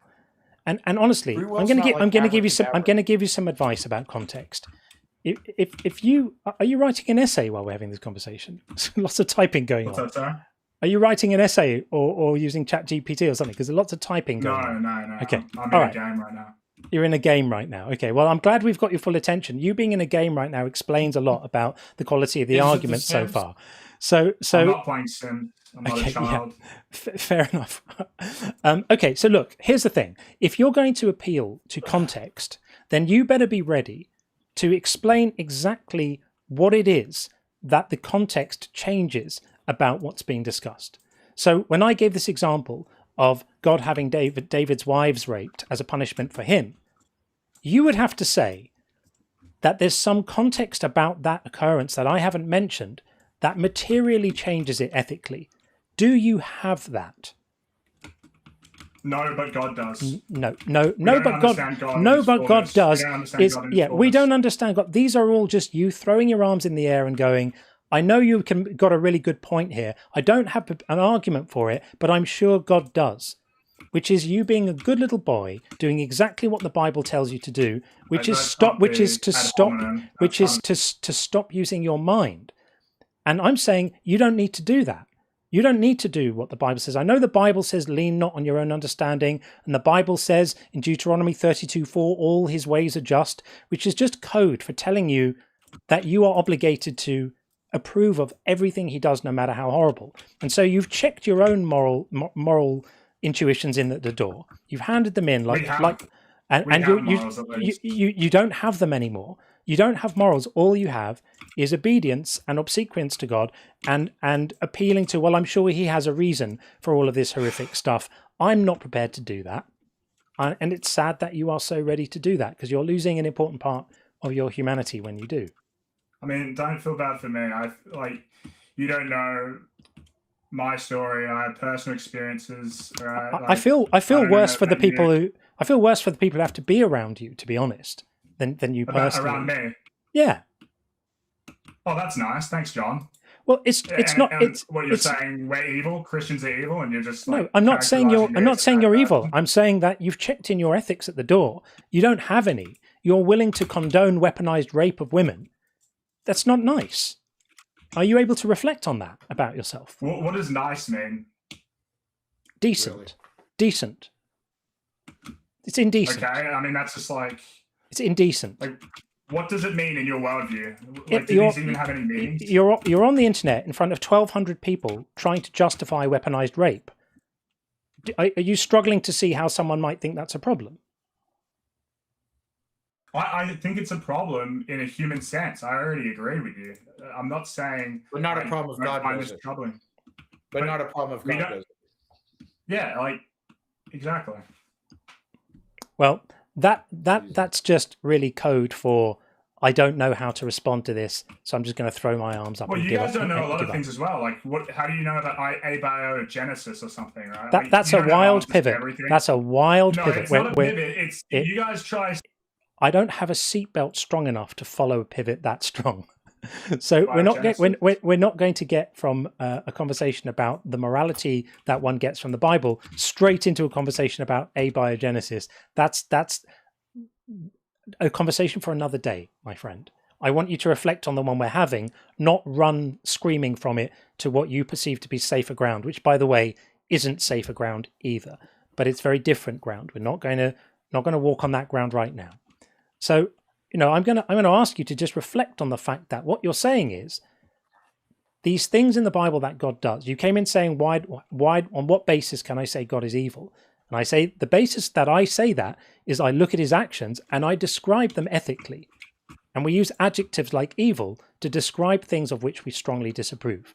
And you seemed to not understand why I would do that. So I gave you an example, and where we've ended up with is you agree with me that example is evil and horrible, but you're just not prepared to take that extra step of naming it. So you say it's wrong in a human way, as if there's another way that things can be wrong.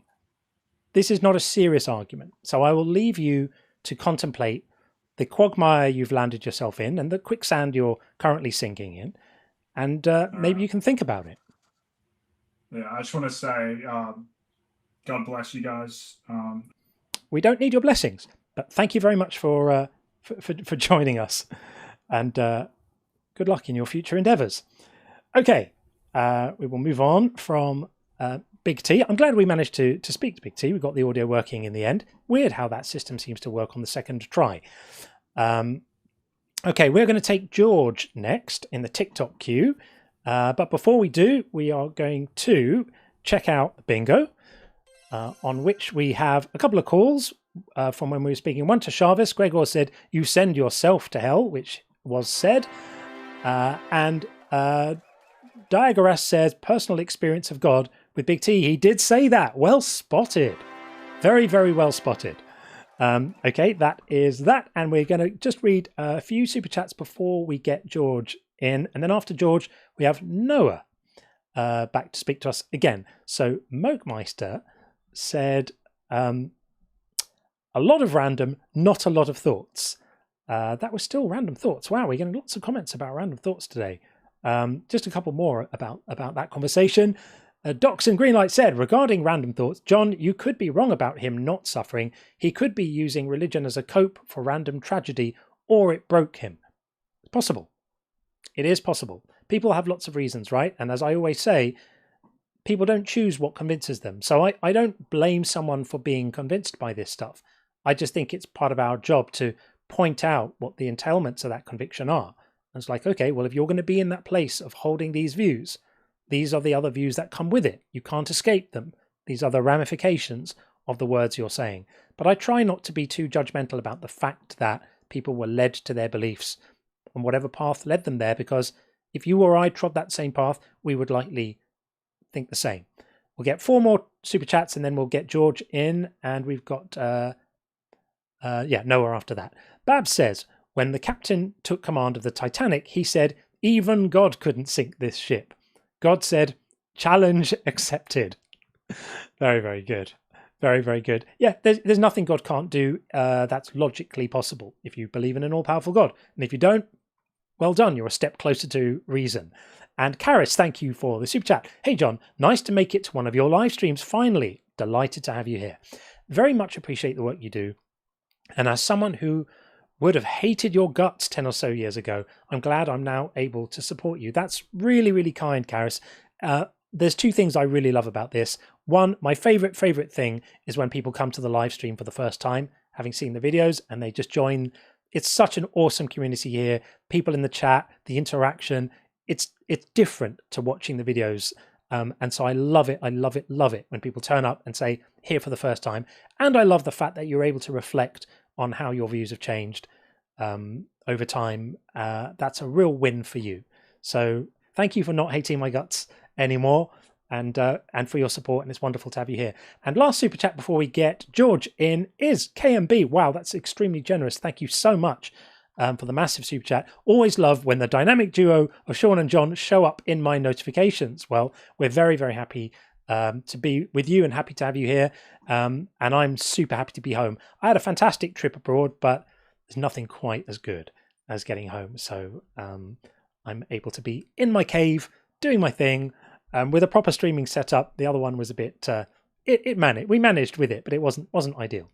Okay, let's get George in on TikTok and get the conversation going. Just bringing George in right now. There we are. Hey, George.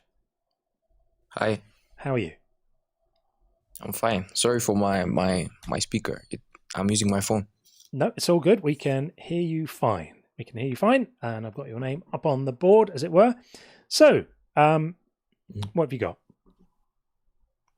No, I want to hear the reason for why you think God is evil, like specifically. So specifically, I think there's two reasons. One is if you believe in the Bible God. Is there a particular God you believe in? Yes, I'm Christian. Okay. So the God of the Bible, I say, is evil because he delights in the punishment of others. If he didn't, he wouldn't do it. We must infer that an all-powerful being only does the things he wants to do, or she, right? And so the fact that he is so quick to punish others and allow others to suffer, to me, lands squarely in the middle of what I would comfortably call evil. Any being who causes that much suffering is evil. And we see it time and time again in the Bible. And then the second reason would be outside of the Bible, just the amount of easily avoidable suffering for an all-powerful God that we see in the world now. It must mean that the suffering now is also a matter of choice for that God, and therefore also evil, in my view. Okay. I think the Bible actually says that God does not delight in suffering. Like, he says, I think it's Ezekiel. It says that, have I any pleasure in death? Something doesn't. Yeah, but so that's the... Well, you can find verses that say that, right? But in Deuteronomy 28:63, he does say that he will take delight in bringing Israel to ruin. Bringing Israel to ruin. Deuteronomy? Yeah. Deuteronomy, the verse? 28:63. I'll put it on the screen. 20. Oh, Just as the Lord took delight in making you prosperous and numerous, so the Lord will take delight in bringing you to ruin and destruction. You shall be plucked off the land that you are entering to pass. So he's basically saying here, if you don't obey me, if you don't do all the things I like, I'm going to mess you up and I'm going to take delight in it. Not like, a parent sometimes, if a parent has to punish a child, and I actually don't think you really do have to punish children. I believe in parenting with positive reinforcement rather than punishment. But when a parent has to punish a child, they don't take delight in it. That's a bit sick. If I hear about a parent who punished their child and they took delight in doing so, I would worry about that child. And in this instance, God is saying, if you don't please me, you're going to suffer, and it's going to make me happy. That's horrible. That's horrible. So, and then there are many other times. It's not just his words and his threats; it's actually doing it. Right?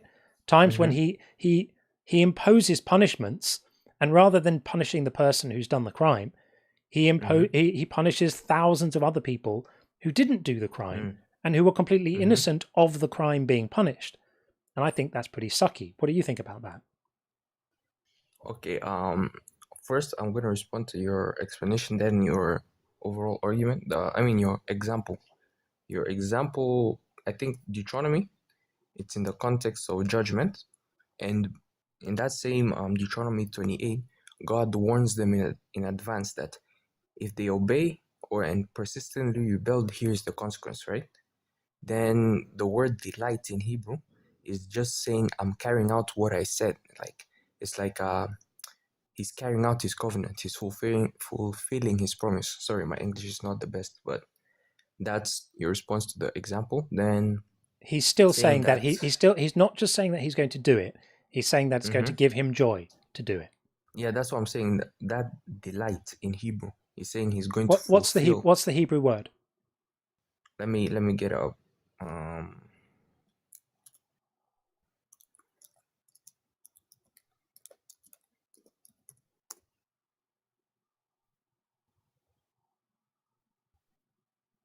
I personally don't know what the Hebrew of that verse is, but I'm pretty confident that as Justin says, the people with the PhDs who did the translation probably do know, and I don't think they would have said that if that's not what the text meant. The word is yeah. Go ahead. The word is sus, right? It means to exalt, to rejoice, to right. Exaltation and rejoicing are expressions of pleasure. So the meaning is what the meaning is.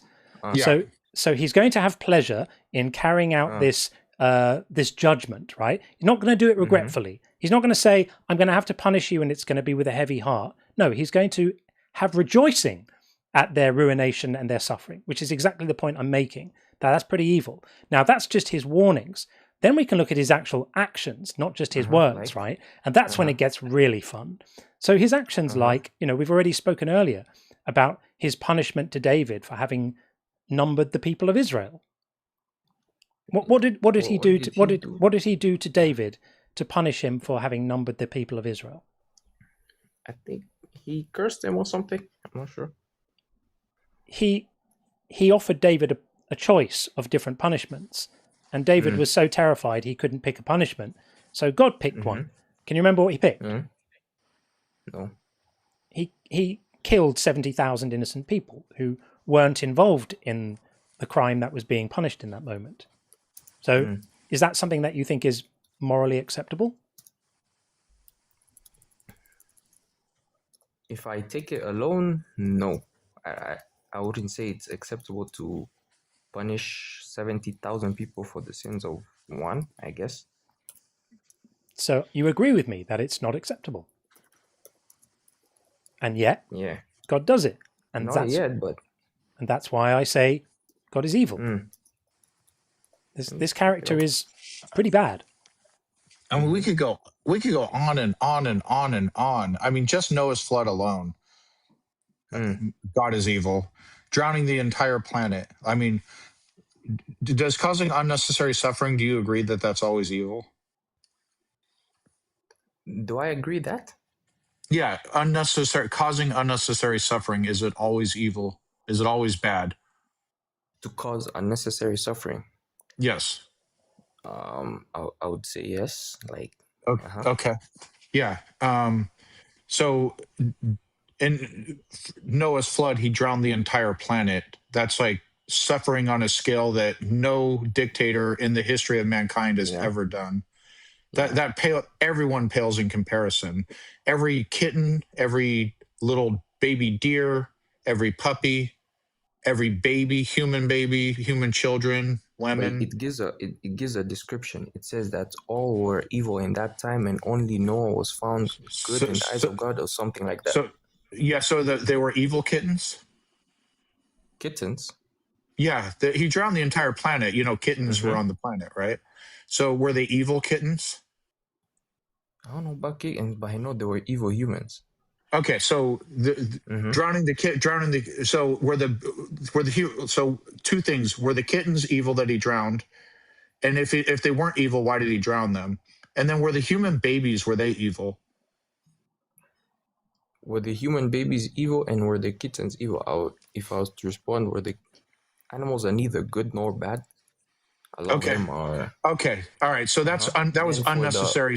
That was unnecessary. The cat's alone. That's unnecessary suffering, right? Okay. Would you agree with that? It's not, but for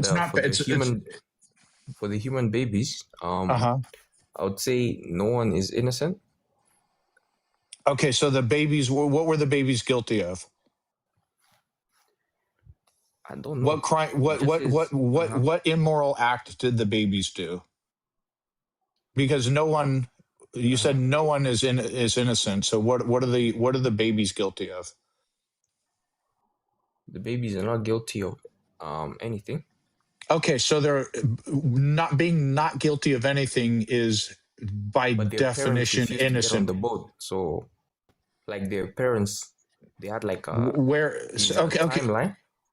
Right? No. So, I'm saying there's a timeline, and people constantly like are rejecting together, like on the boat. Oh, they're constantly mocking. What verse is that? Let me get it. Okay. And also, God still chose to drown the babies, right? Even if the parents didn't get them all of humanity. Yeah, yeah, and right. And by the way, and then while you're looking that up, why was it good to drown the kittens and the deer? Because all of Earth was evil. All of those naughty kittens. But you hold on. You said two things. One, the kittens were neither evil, evil nor good.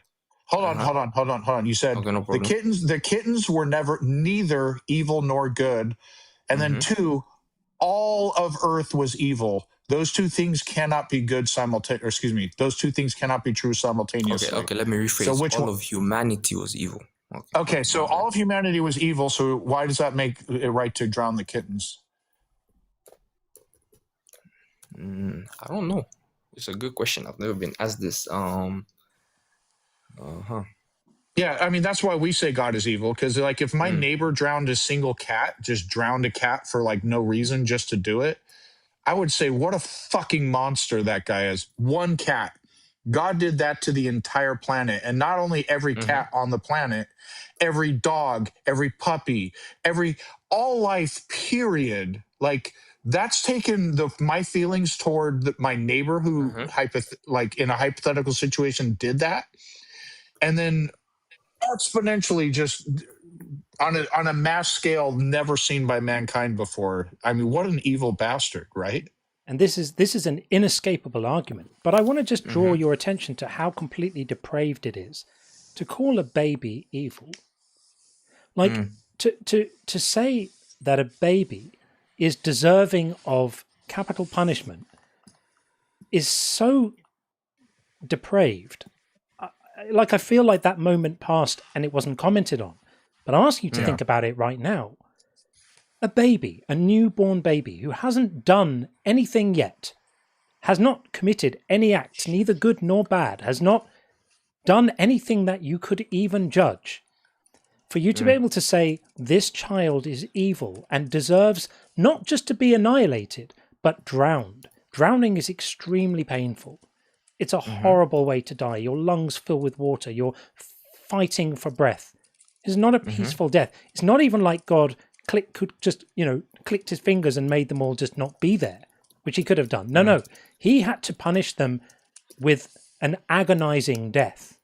All these babies, all these children, young kids. Imagine that, you've got a newborn baby there. You've also maybe got like a toddler who's like crawling around a little bit, starting to experiment with the world. When they're that age, they want to put everything in their mouths. That's part of how they explore the world. That one needs to be executed too. And the young child who maybe has just started finger drawings and finger paintings rather, and starting to do things, that child also is so inexcusably bad that he or she must be drowned and die an agonizing death. This is depraved. So if you catch yourself saying these words, stop and reflect. If I catch myself saying which word? Saying the words that these children all deserved to be put to death in an agonizing way. I'm asking you as a human being to stop and reflect on what you're saying. It's so easy to just say, well, my book says here that mankind was all wicked, so God had no choice but to do that. Think about what you're actually saying. Think about what that actually means. And then decide for yourself whether that sits well with you ethically, whether that's something you feel comfortable going, yeah, I'll put my name to that. Yeah, killing all of those kids, making them suffer like that. Yeah, I'm good with that. Decide if that's who you want to be, if that's how you want to consider yourself. I hope that you don't. Okay, so I think to the response to where does the other guy, he asked, where does the Bible say that they had been warned before, right? Or they rejected, right? Yeah. If you go to 2 Peter 2:5, it says the ark was built over a long period of time, giving people opportunity to repent, right? Like Noah was called a picture of righteousness. Noah was given time to warn people. Okay. So there's no verse of anyone refusing anything. It's only stating, well, people should have just figured it out because Noah was building the thing for a long time. I was just giving you a verse, but that was besides the argument. Even if you find a verse that says they laughed and scoffed and made fun of Noah and called him names and made fun of God, that would be a small representative number of people. It wouldn't be everyone in the world doing that, and it certainly wouldn't be the children doing that, and is absolutely certain wouldn't be the kittens and puppies and foals and blue whales and all the sea life that would have died by the seawater losing its salinity because of the physically impossible rainwater and all of that stuff. So none of this stuff is even relevant. I appreciate that you're going hunting for verses. They're not going to save you. They're not going to save you from how completely depraved this is. And this is just one. Okay. This is just one instance, right? I gave you the weaponized rape. We've now got the genocide of the entire world. Weaponized what? Maybe I was a different conversation. They all mix up. Yeah, that was the last one. I'm sorry. Earlier on, different atrocity. Different atrocity. Different atrocity. You gave them 70,000. I gave it. Sorry, pestilence. Yeah. Thank you. I gave you the 70,000 dead from the pestilence. The weaponized rape is another. God's idiotic laws in the book of Deuteronomy is another example. This is not good. None of this is good. And that's why I'm very comfortable calling it bad and evil. Okay, I can respond first to your one for children, right? That why would like an all-powerful God cause unnecessary suffering for children, right? I would say that one, physical death is not the greatest source of suffering for as a Christian. It's eternal separation from God, like going to hell, right? So physical death is not the greatest evil, right? God, I didn't say it's the greatest evil. He made these children suffer and die. If you don't think children suffering and dying is a problem, then we should just close down the hospitals. Yes, it's a problem, and God consistently says that we live in a fallen world. But God made it that way. This is God's choice. No, God did not make it that way. Of course He did. God gave us free will. No, God made it that way. If we live in a fallen world, if we live in a fallen world, we live in a world which has fallen because God chose it to be that way. He didn't have to. God didn't have to respond. God didn't have to respond to Adam and Eve's fruit crimes by making the world fallen. He chose to do that. If you think God is made the world fallen? No, if you think that God is sovereign, then you must accept that His punishment for Adam and Eve's actions in the garden was His discretion. It was His choice. He could have punished them differently. Okay, let me put it this way to you. God created humans, right? Humans were given authority. Were given authority over the earth. So when humans sinned, it affected all of creation.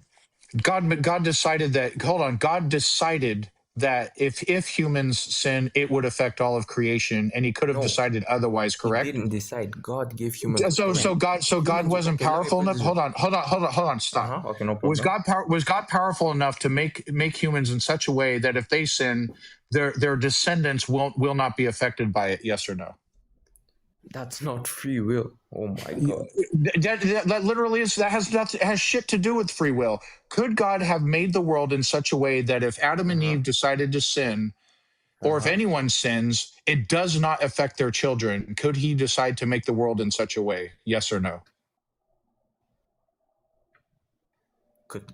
I would say he can, probably. He can. Okay. So God chose it. God chose. That means God made a conscious decision that if John sins, his kids get fucked over, and their kids get fucked over, and all of their descendants, people who did not do the sin, get fucked over. God chose that. How is that good? Okay, can I explain? Okay, one, I'll use an example to explain before I find my final explanation. If I give you a USB with a file, you keep copying it over time. At one point, that file becomes corrupted. Did I choose for the file to be corrupted? Are you all powerful? No. But if you're all powerful, then you did. copied Yeah. After that, will If be you're all If powerful, you're all powerful, yes. then that's not genuine free will. Okay, let me give you another example. What's free will? Free will is not a magic spell. Like I ran into a logic. Hold on. It's not this thing where I run into a problem in logic. But free will, abracadabra, and then the problem goes away. It just doesn't work like that. Yeah. Okay, then explain how I've just said that. But besides the point, I'll give you an example of free will. If the government, I don't know where you're from, but if the government today said you have free speech, but that speech does not include you being able to criticize the government, is that genuine free speech? No. That's not analogous to anything we just nothing to do with anything we said. I'm using the fact that you're saying that. All right, let's tie it to free will. God could have made Adam and Eve in such a way to where if they sin, only Adam and Eve get punished, but their future generations get punished. How does that take away free will? Be specific. How does that harm free will? But if one is corrupted, their children are corrupted. Like they get that. No. God's powerful enough to make them in such a way to where if they do corrupt things, it's not going to corrupt their descendants. Correct? God could have done that. Yes or no? Could God have made Adam? And able to corrupt his descendants? What I'm saying is they could still physically do the actions of sinning, but when they do, it doesn't fuck over their children. God could have made them in such a way, right? Probably. I don't know. Okay. Like, does that harm? What does that have to do with free will? Because they still have the free will. Okay, Adam and Eve still have the free will to sin, correct? Yes. Okay. So go ahead. So how does being able to make sure the children don't get corrupted, how is it affecting free will? That's your question. No, just that the actions of Adam and Eve, if they sin, doesn't harm their children or cause consequences for their children. How does that take away free will? Because genuine free will means genuine consequences of your actions. That's absolutely that's nonsense, because every single action they can still do. And by the way, it doesn't take away consequences. It only makes consequences fair. So basically, if Adam and Eve sin, Adam and Eve get punished. No one else gets punished. And you're saying by not punishing other people for what Adam and Eve do, that somehow takes. Well, are Adam and Eve's children other people? So you did say that, yes. Adam and Eve's children, other people. You said you didn't say that. You didn't. Okay. Children. Yes. So, according to you, it harms their free will if God made it so that with Adam and Eve sin, only an Adam and Eve get punished, and their descendants don't get punished. According to you, that takes away free will. And how does it do that exactly? Because you can't say it takes away consequences, even Mhm. that's a stupid argument Okay, anyway. why can't But I even say if we that? accept it, even if we accept that, Adam and Eve still have consequences for themselves. It's only fair because the people who did the crime are the ones getting punished. How does that take away free will? Because sinning has consequences. Yes, Adam and Eve get sinned, and then Adam and Eve Yes. suffer consequences for it, but their children don't. And round Bada and bing, round bada we bang, go. Those problem solved. consequences is that And round we that go. their children are born with a Oh, flaw. And round we go. And yet Yeah. another person making their God so tiny. God just has to fit in with the rules, I guess. Maybe he's got a book that someone wrote for him. Maybe God's got a bigger God that gave him the rules, which said things like, when people transgress against you, according to Rule 13, subsection 4, paragraph 6, you must impose a punishment for all future generations who were innocent of the crime you're punishing, not just the people who have committed the crime. And God looked this up. It's on page 4018 of the God Manual. It was, oh, okay, I need to do that then. That's the ridiculous argument that you're currently employing. It's laughable. Mhm. Absolutely now- laughable. You either have to decide, my friend, either God is sovereign and in charge, or he's not. Mhm. If God is sovereign and in charge, then he could make a rule for himself. That is, the people who do a crime get punished. The people who don't do the crime don't get punished. And then there's no need for the world to be in a fallen state. And there's no need for all of this suffering that we see around us right now. And there's no need for God to have gone on the kind of mass punishment rampages that he was so fond of doing throughout the Bible. So, you have not successfully mounted anything like a defense for these horrors. Okay, let me push back again on your argument against if Adam sinned, why should his children be punished for it? One, it's not punished. Adam sinning changed his nature. Yeah. Nature is again, stop. who you are, right?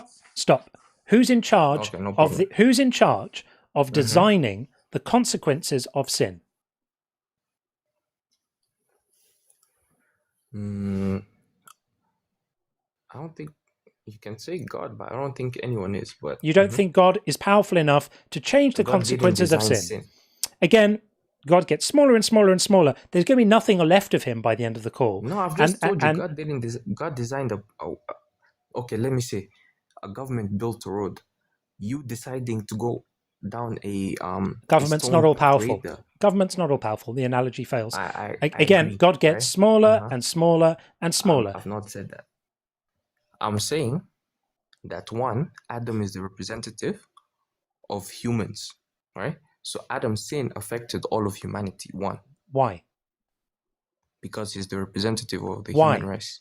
Why? Who made the rule that the representative doing something must then be imputed onto that which he's representing? That's made up bullshit that you're pulling out of your backside. No, because Adam and Eve are made, right? You're By making this God. stuff up as you go along, and it shows because it doesn't hang together. It doesn't say in the Bible anywhere because Adam was the representative of mankind. God had absolutely no choice but to impose a punishment on all future generations. God did not impose a punishment. He did. Okay, how? Show me how. By God making imposed the consequences of Adam and Eve's transgression felt by billions of other people and animals for the rest of So history. you're saying God made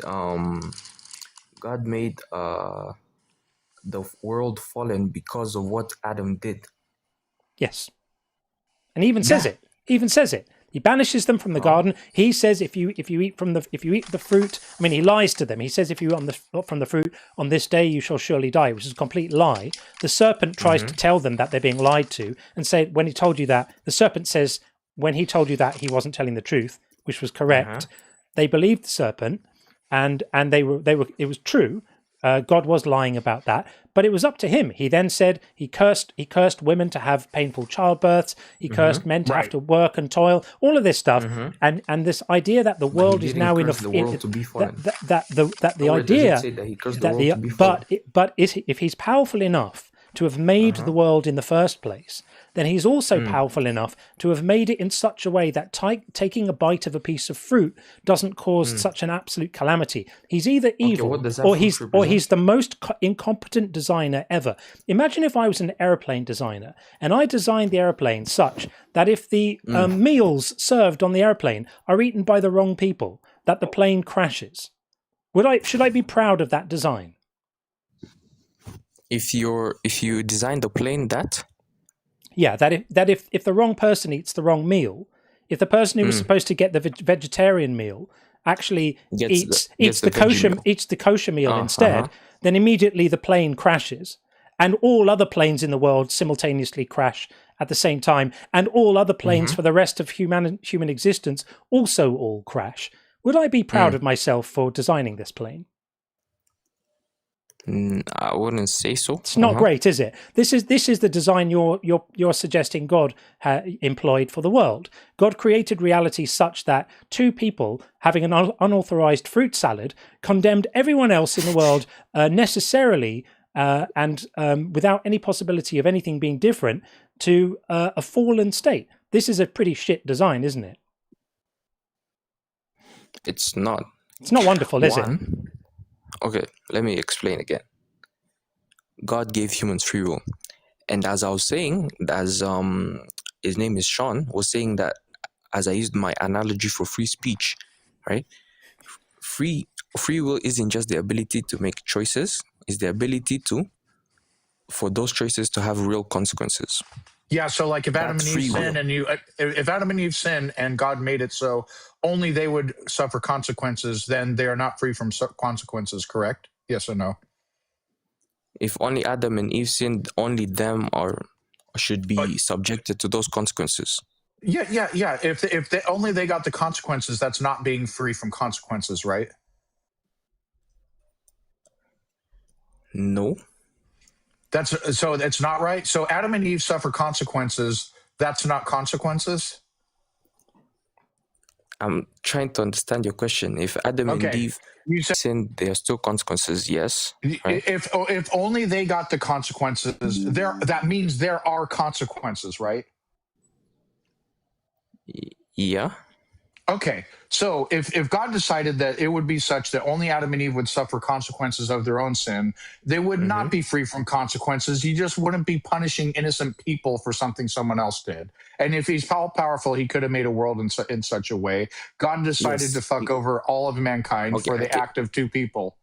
You see, you're saying, and that's unjust. I can give you, if Adam and Eve experienced those consequences of their sin alone, then every new generation would effectively get a fresh start. That's what you're implying.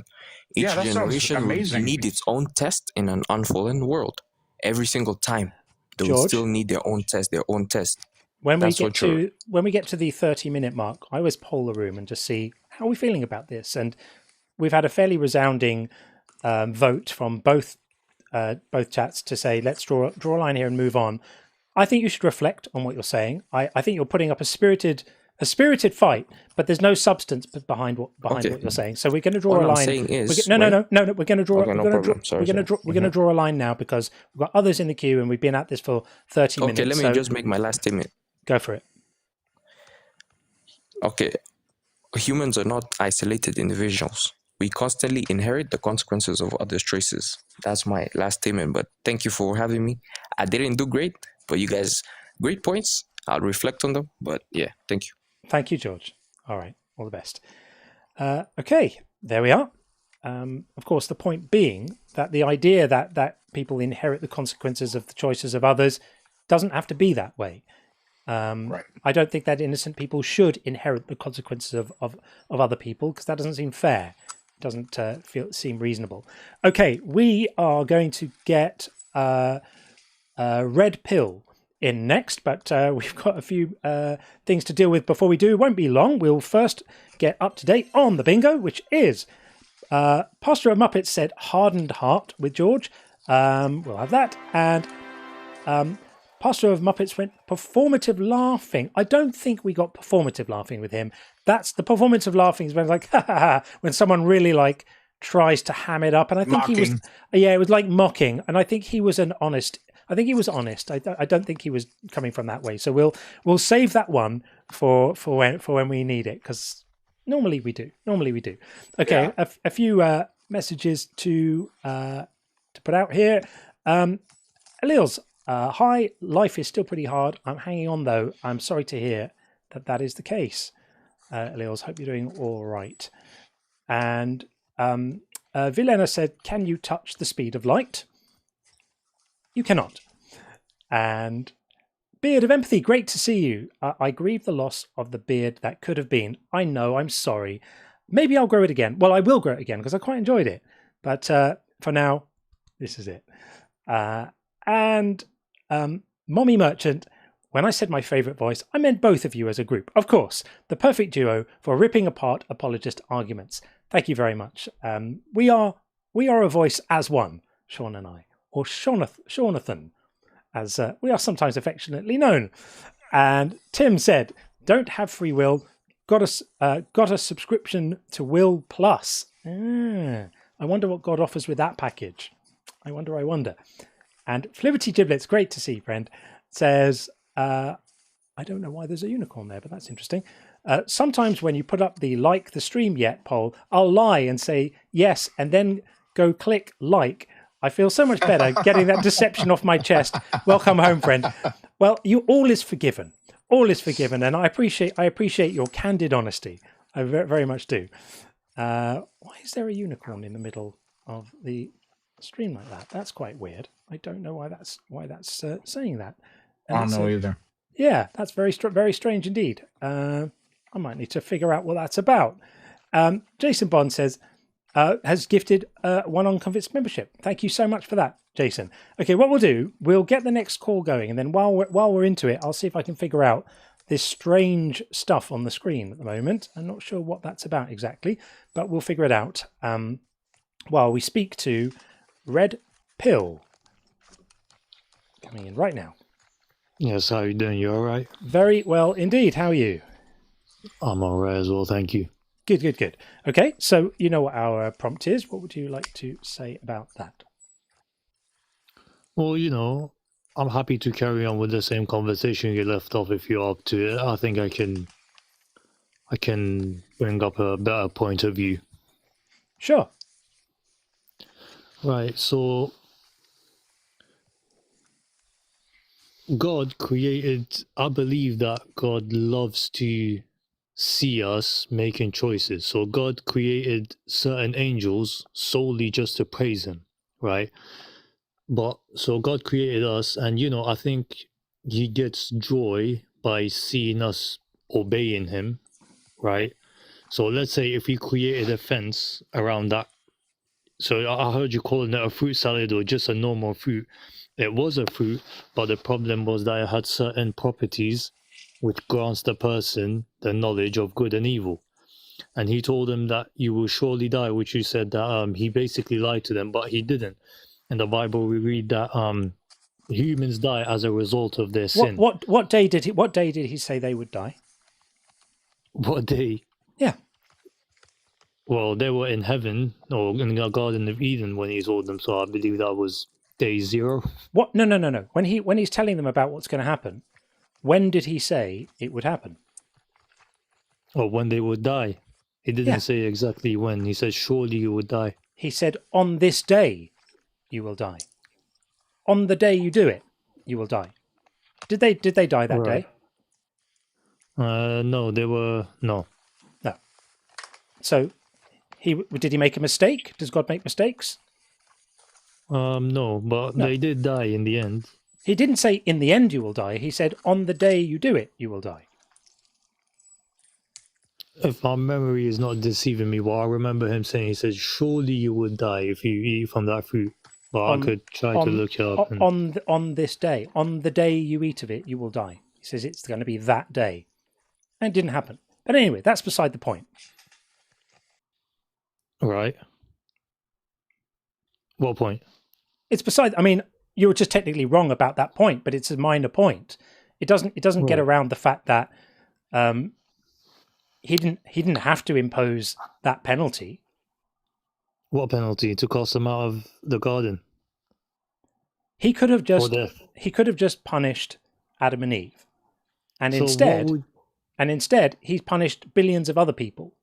That's insane. So what do you think an appropriate punishment would be for them? Well, it And depends. for It them- depends. It depends how much of a problem unauthorized fruit eating is. If it's a really, really terrible problem for God, then he should have punished them really severely. I mean, I don't know. I don't have the mind of God. Maybe he should have given them a really bad slap on the wrist or forced them to listen to Milli Vanilli. I don't know. Something terrible. But to punish everyone else for the rest of humanity and all the animals just because two people had dessert without asking first is completely morally insane. He didn't have to do it. The only thing I could think, because, it doesn't along with his principles, they disobeyed him. The only thing I could think that he would do, he would basically delete them and create them again. And we don't know if if the new Adam and Eve would do the same mistakes, right? So that's the thing about free will. So he either gives them free will or he doesn't. If he doesn't give them the free will, or if he puts a fence around that fruit, but then they wouldn't have any choice to make.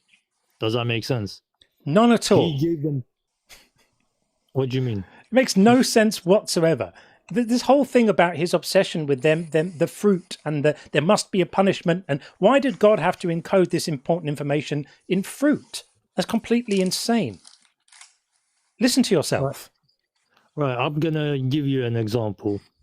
Let's say I will have a son, right? He's 5 years old, and given the society, all the kids, they have phones. I get him a phone. I tell him, go watch kids' videos, go play, do whatever. But whatever you do not install a VPN and don't watch porn, because if you do, that will change your perspective on me and my wife, and it will show you things that you shouldn't see at this age. You will see things that you shouldn't do, and once you see, I will punish you, right? So he ends up doing it. He hears it from his friends or whatever. He receives some information that he shouldn't receive, and that will basically affect him for the rest of his life. Does that make sense? And None at all. This is a terrible analogy, because you're forgetting about the fact that a parent giving their children guidelines and advice isn't an all-powerful, all-knowing being. In your analogy, you would have to say to your children, don't access this thing on the computer, and then give them a computer and give them the mouse and connect the computer up for them and put the click here to access the thing you really shouldn't access link really big on the screen in bright colors so the kids can see it, and then walk out of the room. This is completely ludicrous. This whole scenario is completely insane. And the only reason you don't think it's insane too is because you've grown up with it around you. This is it. If I brought you a story like this and you hadn't previously heard it, and I said, look, there was this garden, right? And then God made the garden, and he put the first people in the garden, and then he had all of this really important knowledge, and he stored it in some fruit, and then he put the fruit on a tree low enough for them to pick it, and then he said, don't eat the fruit, and then he went out, and then he let a serpent in, and the serpent told them to eat. You would be calling the mental health services, and rightly so, because these are the rantings of a lunatic that you are now doing. You don't have to do this. This is the 21st century, my friend. I don't have to do what? You don't have to live your life organized around the religious rantings of people from 2,000 years ago. This is insane. So what should I do instead then? So for example, live in the real world. Live in the real world. Learn some basic science. Learn some stuff about how stuff works, how amazing it is. Educate yourself about things that are real. Don't devote your life to bedtime stories. Right, no worries. So first of all, you gotta bear in mind, like the example that I gave you, I tried to put it in simple earthly terms. It doesn't go exactly with the story. I'm just trying to give you whatever example we're trying to give, it's not going to be one-to-one with what I'm trying to give an example of. So since you're talking about science and modern age and our morality, so do you believe that I live in the UK, right? So I'm worried. I'm thinking if I have children, I send them to school, they might teach them things that doesn't make sense to me, right? What are you worried that the school might teach your kids? that they can be whatever they want. Do you agree with that? As a person who believes in science, do you believe that a boy can be a person can be whatever they want? We're not gonna pivot to transphobia on this show. So Yeah, that's if you that's want to, that's a different issue. It's a different issue, and it's a bit of it's a complex and nuanced issue, and it's not one that we're going to speak about here. But in terms of teaching kids about the real world, I'm talking about teaching children science. I'm talking about teaching children human origins in terms of us being evolved hominids with a rich, beautiful story of how we got here over billions of years of slow, gradual, painful evolution. And what a majestic and incredible story it is. Instead of a burning bush and a woman made from the rib of a man, this is obvious bullshit. And it's so ludicrous to hear adult people speaking as if this stuff is true. This is total nonsense, my friend. so you Nonsense.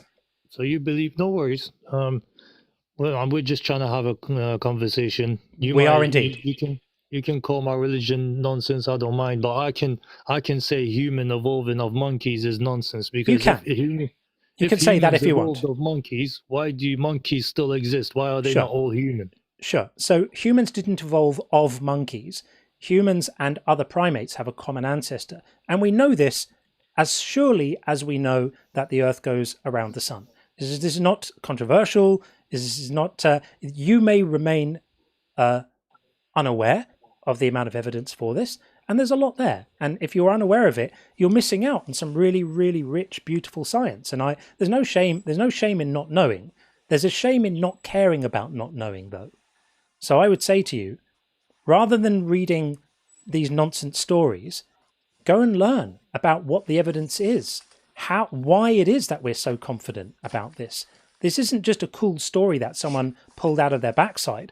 There are billions of pieces of independent evidence that lead us to conclude that we are all connected genetically. All life on Earth is connected genetically. It's beautiful. Right, I understand. I am seeking the truth, hence my name, Red Pill, right? If it's the truth, well, so be it. But are you saying that humans are still agreeing? As a person who's scientifically minded, right? Do you think what they are telling us these days, like, do I need to accept what the society is telling me? You don't have to. Do I go with the Bible and which has historical evidence of what morality is? You don't have to accept what society is telling you, but we have science, which is a way of investigating the world around us in a very robust and rigorous way, where claims are tested and evidenced and demonstrated, and explanations need to be able to make predictions. Those predictions need to come true, and we have a very, very robust scientific framework for understanding our own origins. And it's very beautiful, it's very inspiring, and it's much more impressive than any of these small-minded, petty parochial stories you will read in this book of myths. It's up to you whether you want to stay ignorant about it or learn about it. But, this is my advice, is stop worrying about these silly stories and live in the real world. Because you asked, if not this, then what? The what is far more beautiful. Right, so let's just say that we evolved and God does not exist, right? So what's the point of existing? Well, what would be the point of existing even if God did exist? God existing doesn't give you a point to existing. It just gives you a kind of boss. It's like saying, what's the point of living if you don't have a job? Well, lots of people don't have a job and they are able to live just fine. You make your own point, my friend. You find your own value in life. But if you think the universe owes you ultimate meaning, it doesn't.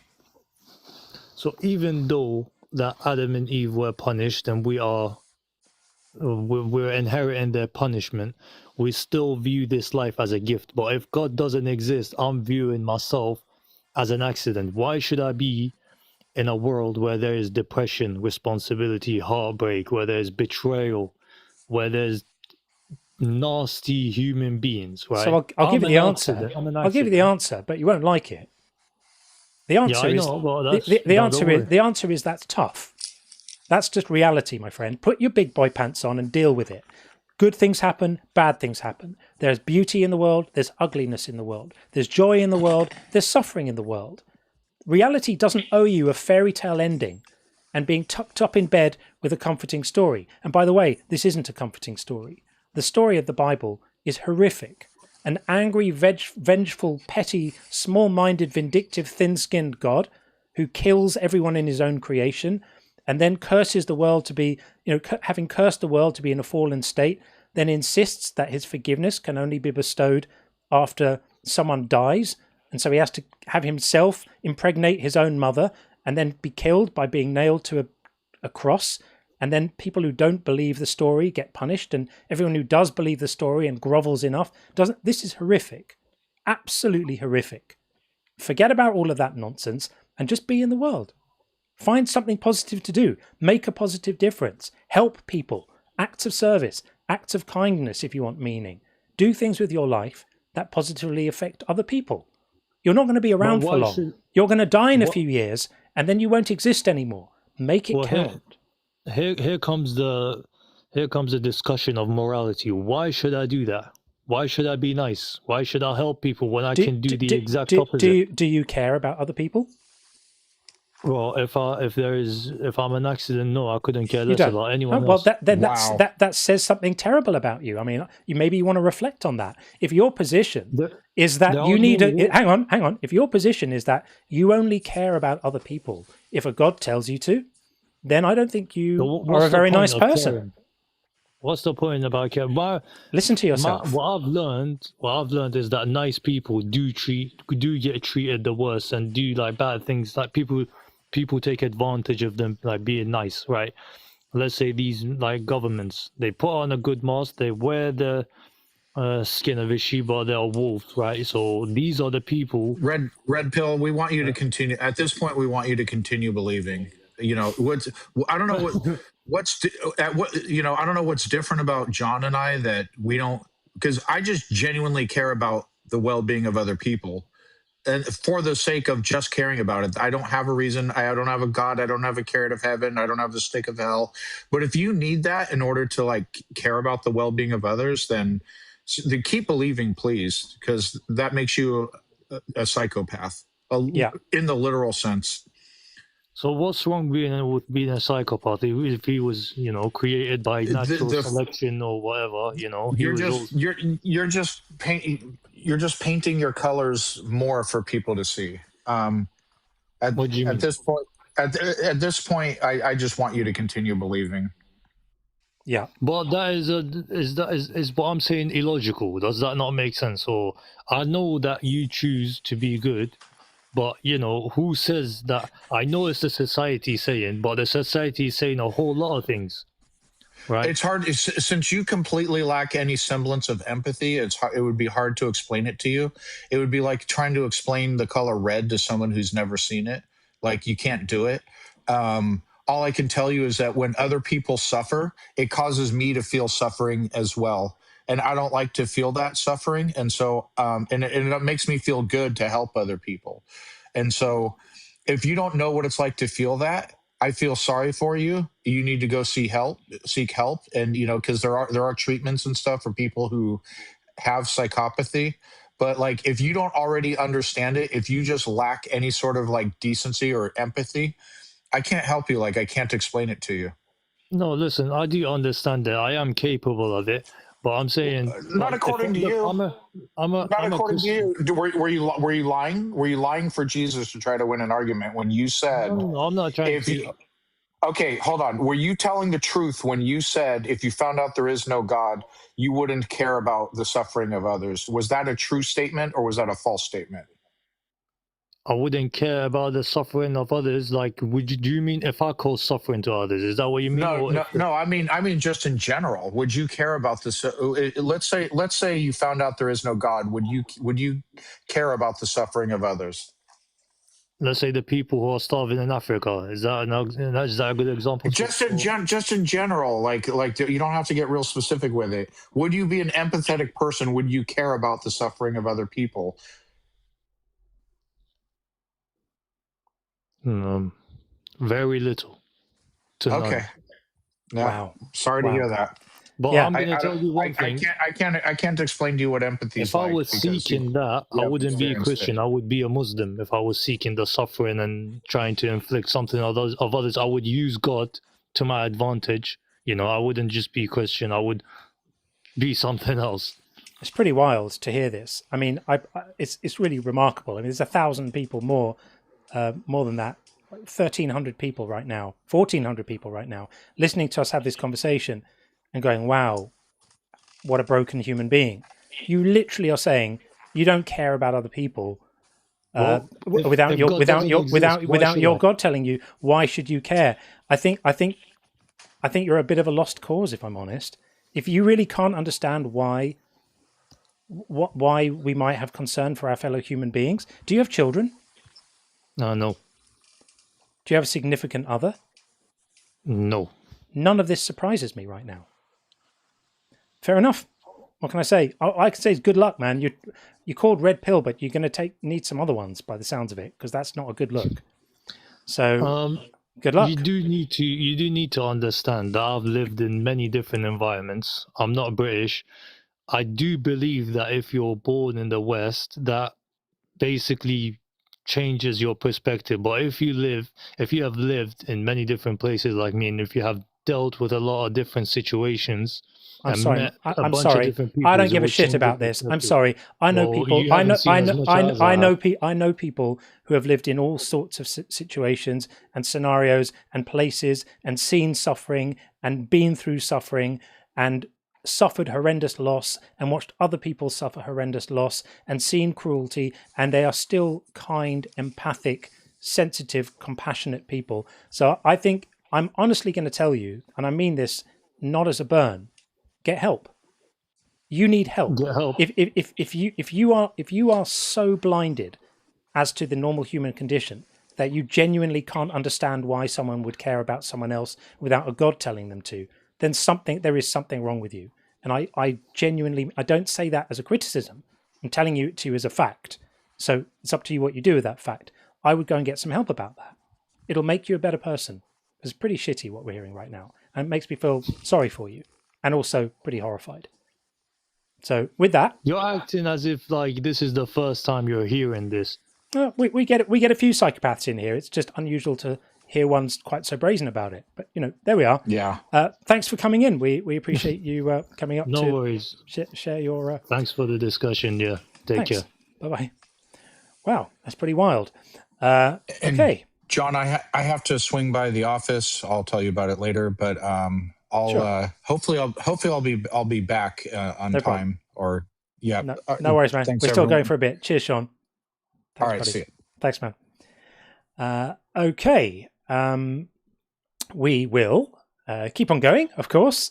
We do a couple of things. There's a weird thing that weird unicorn that appeared on the screen was something to do with the server for the inner circle overlay that fires the kill switch. The kill switch may not work, so we may be without a kill switch for a while until I can fix that. And I'm not going to try and fix it while we stream because that will not be good. So we will get Finley Pup in next, and after these important messages, Godwin said, Jeffrey Dahmer didn't value animals. You're in good company. This was while we were speaking to Jarvis.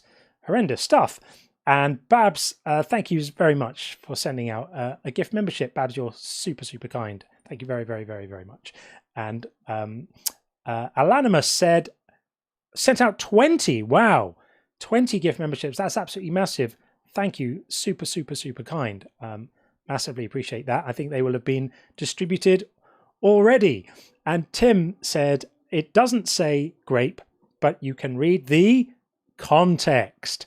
Thank you, Tim. Unbelievable that people would make the kind of argument that says, well, if it doesn't actually say the word, then it couldn't have been. It describes exactly what was going on, and it was non-consensual sexual intercourse with people who didn't want it. We have a word for that, even if the Bible didn't actually use it. And just a couple more before we get Finley in. Sad Tech Geek, great name. Evil flourishes when God does nothing. Yep, and God is a big fan of doing nothing. He does it all the time, at least 3 times a day. Anony said, whiny callers really should read their book. 1 Thessalonians 5:8. This is the plan guys, stop whinging. I can't remember off the top of my head what 1 Thessalonians 5:18 says. But yeah, I agree. Whiny callers really should read their book. I'm always astonished at the people who haven't. And Alan Animus again said, rape, penis, vagina do not exist as words in ancient Hebrew. It's all emphasized, but the word breast exists. There you go. There you go. Okay, let's get Finley Pup in right now. Coming in on the TikTok. Hey, Finley, how are you? Hi, John. How are you doing today? Very well indeed. Thank you for waiting. And you are up. So what would you like to say? So I'm going to apologize first if this is the wrong thing. So bear with me. I am a new atheist. I've been an atheist for about a year or so. And I'm new to this show as well. It is the wrong thing, my friend. Forgive me for interjecting. We have a show every other Friday just for you. It's called Unconvinced After Hours. It's the same time as today, 5 p.m. Eastern. Every other Friday. It's not tomorrow, but Friday next week. And we love speaking to friends, non-believers, believers as well. But it's an anything goes, ask me anything, talk about anything show. But this one is, because it says it above my head as well, debate stream, opposition only. That's what people are here to tune in for. Honest to God, I promise. I was actually mowing grass and I just stumbled on this and I wanted to ask a question about anything. Anyway, I'm so sorry for interrupting. No problem. Have a great stream and I will try to check in next Friday. Please do. We'd love to hear from you. If I see you in the queue next Friday, because it gets really, really busy, I'll jump you up the queue if I see you. I'll make myself a note for that. So. I appreciate it. Thank you so much. All right, friend. Take it easy. Thanks, you too. Bye-bye. All right. We will get in Gene next then. Next in the queue. And then we've got Curiosity over on YouTube as well. Hey, Gene. Hello. Hello. How are you? Oh, doing well, thank you. And yourself? Very good. Very, very good indeed. Thanks. What have you got? I actually wanted to talk about that issue we were discussing with the caller before last about caring about suffering if you don't have God. Yeah. I'm not going to take the specific tack that he took, but I think, how do you explain the way that the ancient people treated other people before, like the Hebrews, obviously, and the Christian God? They clearly did not care about other people's suffering. Well, I don't think that's true at all. We have got a history for our species. Homo sapiens has been around on the earth for something like 300,000 years. Do you imagine that for 298,000 of those, or 295,000 of those, depending on how you want to count it, that our ancestors didn't figure out that cooperating was going to be to their advantage, and that caring for their young was going to be a thing to do, and you don't think they felt suffering when their children died, or recognized that acts of kindness were gratifying, and not just because they might inure to your own benefit as well through reciprocity, but because it's just a good thing to do, and that our ancestors, who had the same mirror neurons that we have, that fire off when you see someone suffering, it makes you actually suffer. That's a property of human brains, and has been for hundreds of thousands of years. Do you imagine that none of that was going on until modern religions came along, just the day before yesterday in evolutionary terms? So I would not dispute that, like, was it kinship? People would have a group of people that they would care about, right? Like, that would be quite small by today's standards. But like outside that group, like, you would pillage, you would do many things to other groups of people that we personally, in the societies we live in today, even if you're not Christian, don't agree with, right? So isn't that exactly what God tells his people to do? The genocide of the Canaanites, for example. Go in and say, this is the land I want you to have. Go in there and kill everyone there. Do not leave one person alive. It's exactly the same behavior. We're just talking about different sized groups, aren't we? Well, so first of all, definitely he would. I don't believe there's any pillaging ever asked about. I don't believe there's any torture ever condoned and stuff like that. Yes, there is murder. By God? I would not say murder, sorry. Not murder, but no violence or no. I mean, I didn't say torture. I didn't use the word. I didn't use the word torture in what I was talking about there.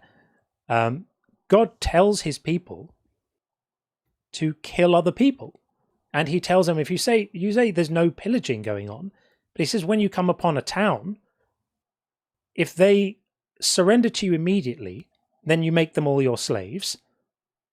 And if they don't surrender to you immediately, you kill everyone there apart from the women and the children who you can have for yourself.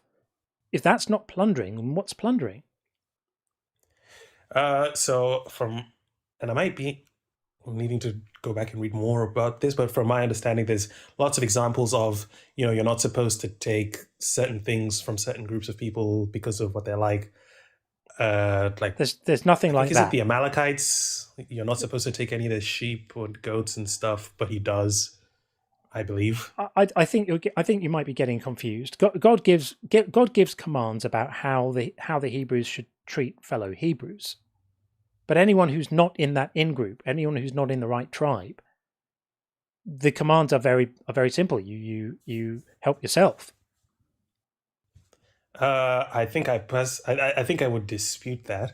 But even because I don't necessarily know that I would be able to quote scripture off the top of my head specifically to back up my points, but I can show you some right now if you want to see it. I'll show it to you right now. I'll put it on the screen. When you draw near to a town to fight against it, offer it terms of peace. If it accepts your terms of peace and surrenders to you, then all the people in it shall serve you at forced labour. In other words, when you approach a town, make them an offer, one they can't refuse. Either they can fight to the death or they can surrender. You offer them terms of peace. And if they accept your terms of peace, it's fantastic for you, not so much for them. They get to become your slaves. That's what the people in it shall serve you at forced labour means. So all the people of the town become your slaves. But if it does not accept your terms of peace and makes war against you, you shall besiege it. And when the Lord God gives it into your hand, you shall put all its males to the sword. So you kill all the boys, the young boys, the men. You may, however, take as your plunder, the actual word is right here in the scripture, may take as your plunder the women, the children, the livestock, and everything else, all its spoil. You may enjoy the spoil of your enemies, which the Lord your God has given you. This is a specific commandment from God, instructing people to plunder. Okay, I concede that there's plundering. Very fair point. I don't want to. I was going to concede that. But my bigger point, or the actual point that I was arguing about, was the suffering that you're causing to others does exist in the ancient world. In your explanation, you mentioned a specific neuron example, for example, that fires. Clearly, that's not a natural thing, or I don't know if that's the right word, but it's very consistent throughout history that people don't care about the suffering of others, or they cause suffering to others. Apparently even in this case, but I would make some disputes to that. But from your understanding, why then does that happen if your evolutionary theory that you're positing allows for caring for the suffering of others? Because there's sometimes going to be a conflict of interests between reciprocal altruism, which means like helping those around you and they might help you, and protecting your kin group and close family, those who are genetically close to you and those in the orbit around that. There might be a tension sometimes between those instincts and the empathy and the compassion, and also the need to survive and the competition for resources. So you get it in the animal kingdom too. So you'll get like a tribe of apes, a group of apes, and they're a pack. They have a leader, they have a hierarchy. They've got this one is the top dog, and there's a dominance hierarchy, and these ones are subservient to these ones, but they look out for each other. They share food in an agreed way. It's all structured. They have kind of a proto-morality. They don't eat each other. They don't attack each other unless there's a fight for dominance. But they all cooperate. But when it comes to another pack of apes, they will kill each other and they'll see each other as a threat. And there are evolutionary reasons for that too, in terms of competing for resources. This stuff's all pretty well understood. No, but my argument, and I don't want to go back, and I'm not going to go back on the concession about plundering, but I think it's a uniquely Christian thing for us to consider plundering to be a bad thing. It's not uniquely Christian. There are. I don't think it's uniquely Christian at all. There are plenty of groups and societies and collections of people all around the world, and tribes and other collectives that have figured out don't plunder.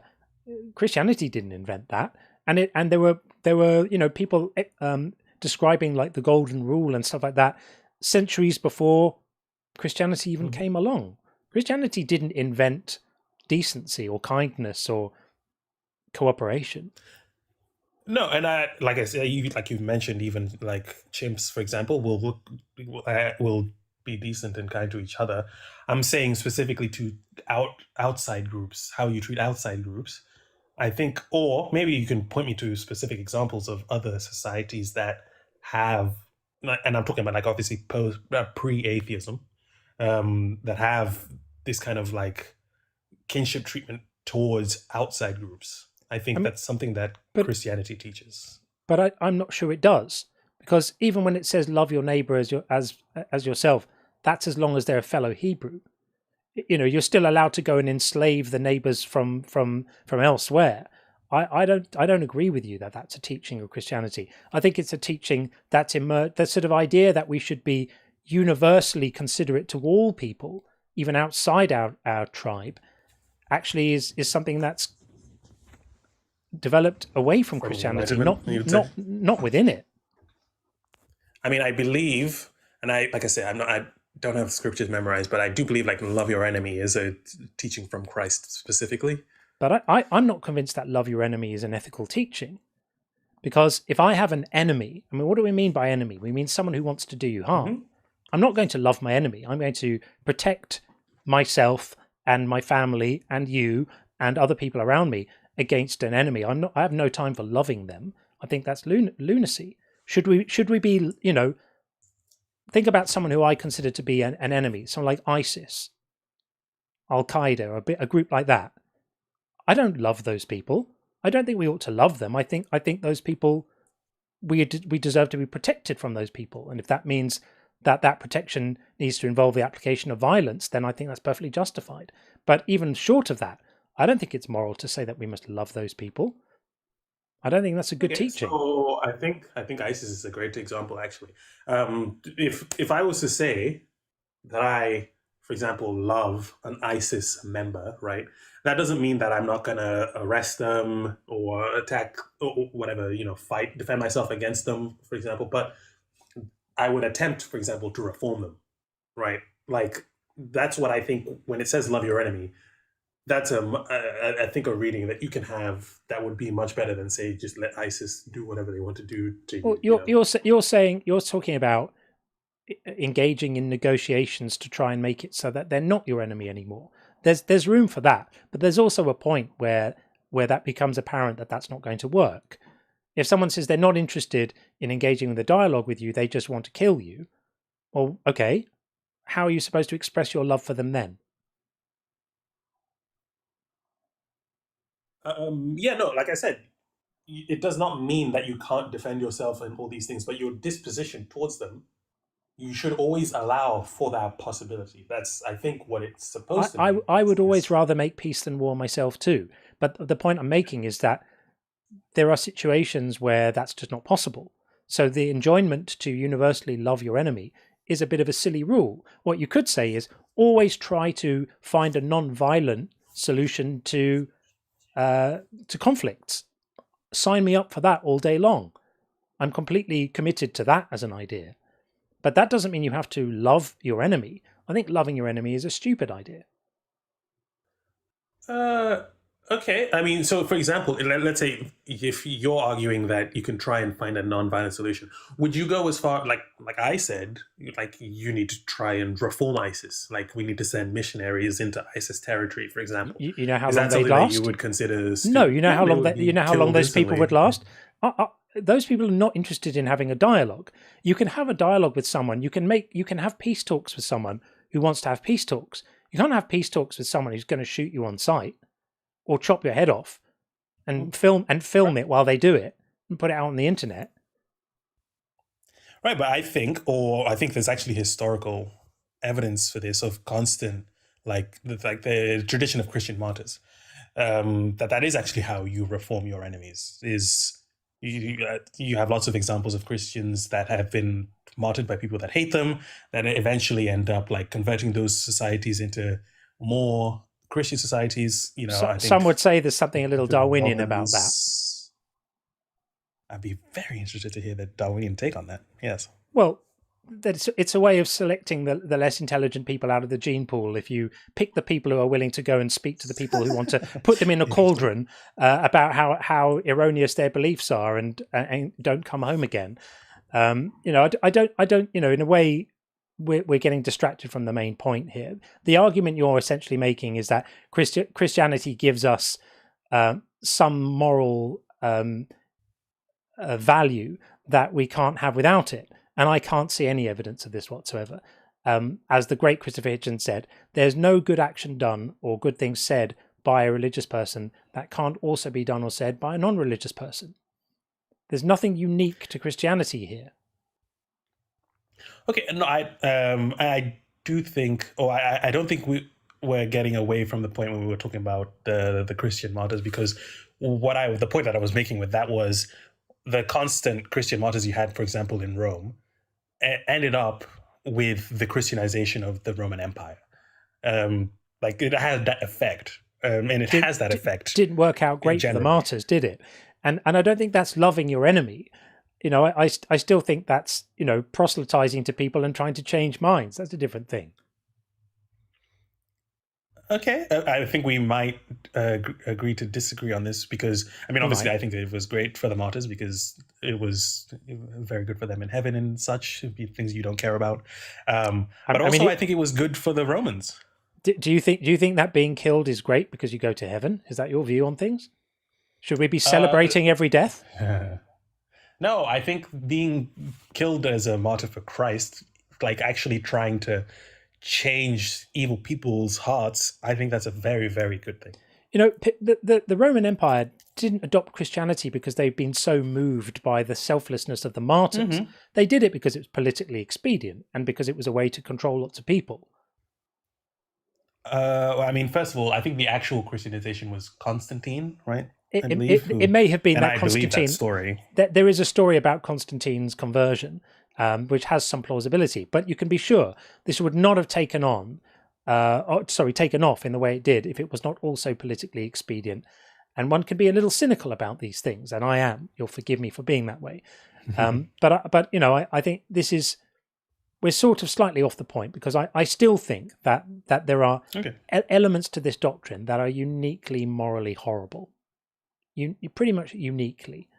The whole idea of needing salvation and of being punished by God, eternally punished by God, purely because, in my case, for example, I didn't believe the right thing.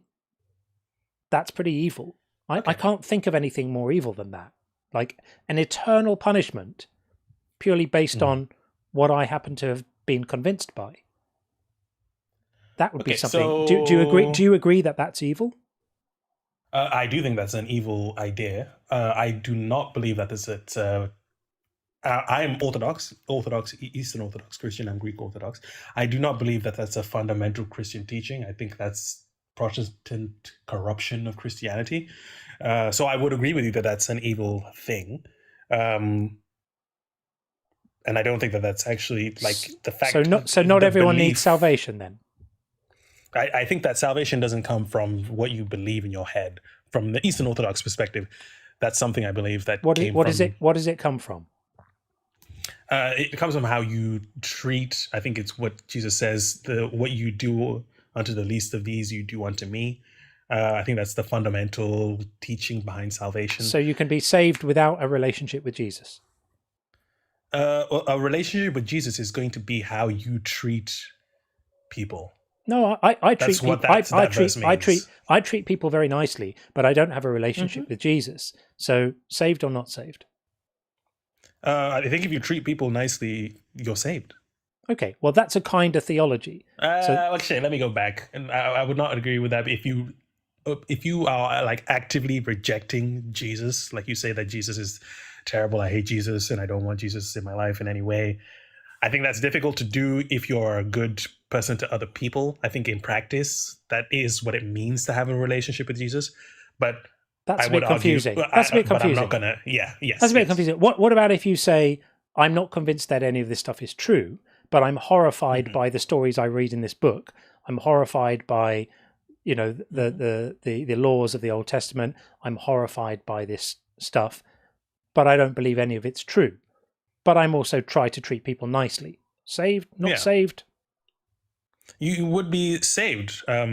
So, for example, right, people that don't know anything about the Bible or Jesus, in the judgment or whatever, they're going to be judged by a different standard than a Christian would be judged.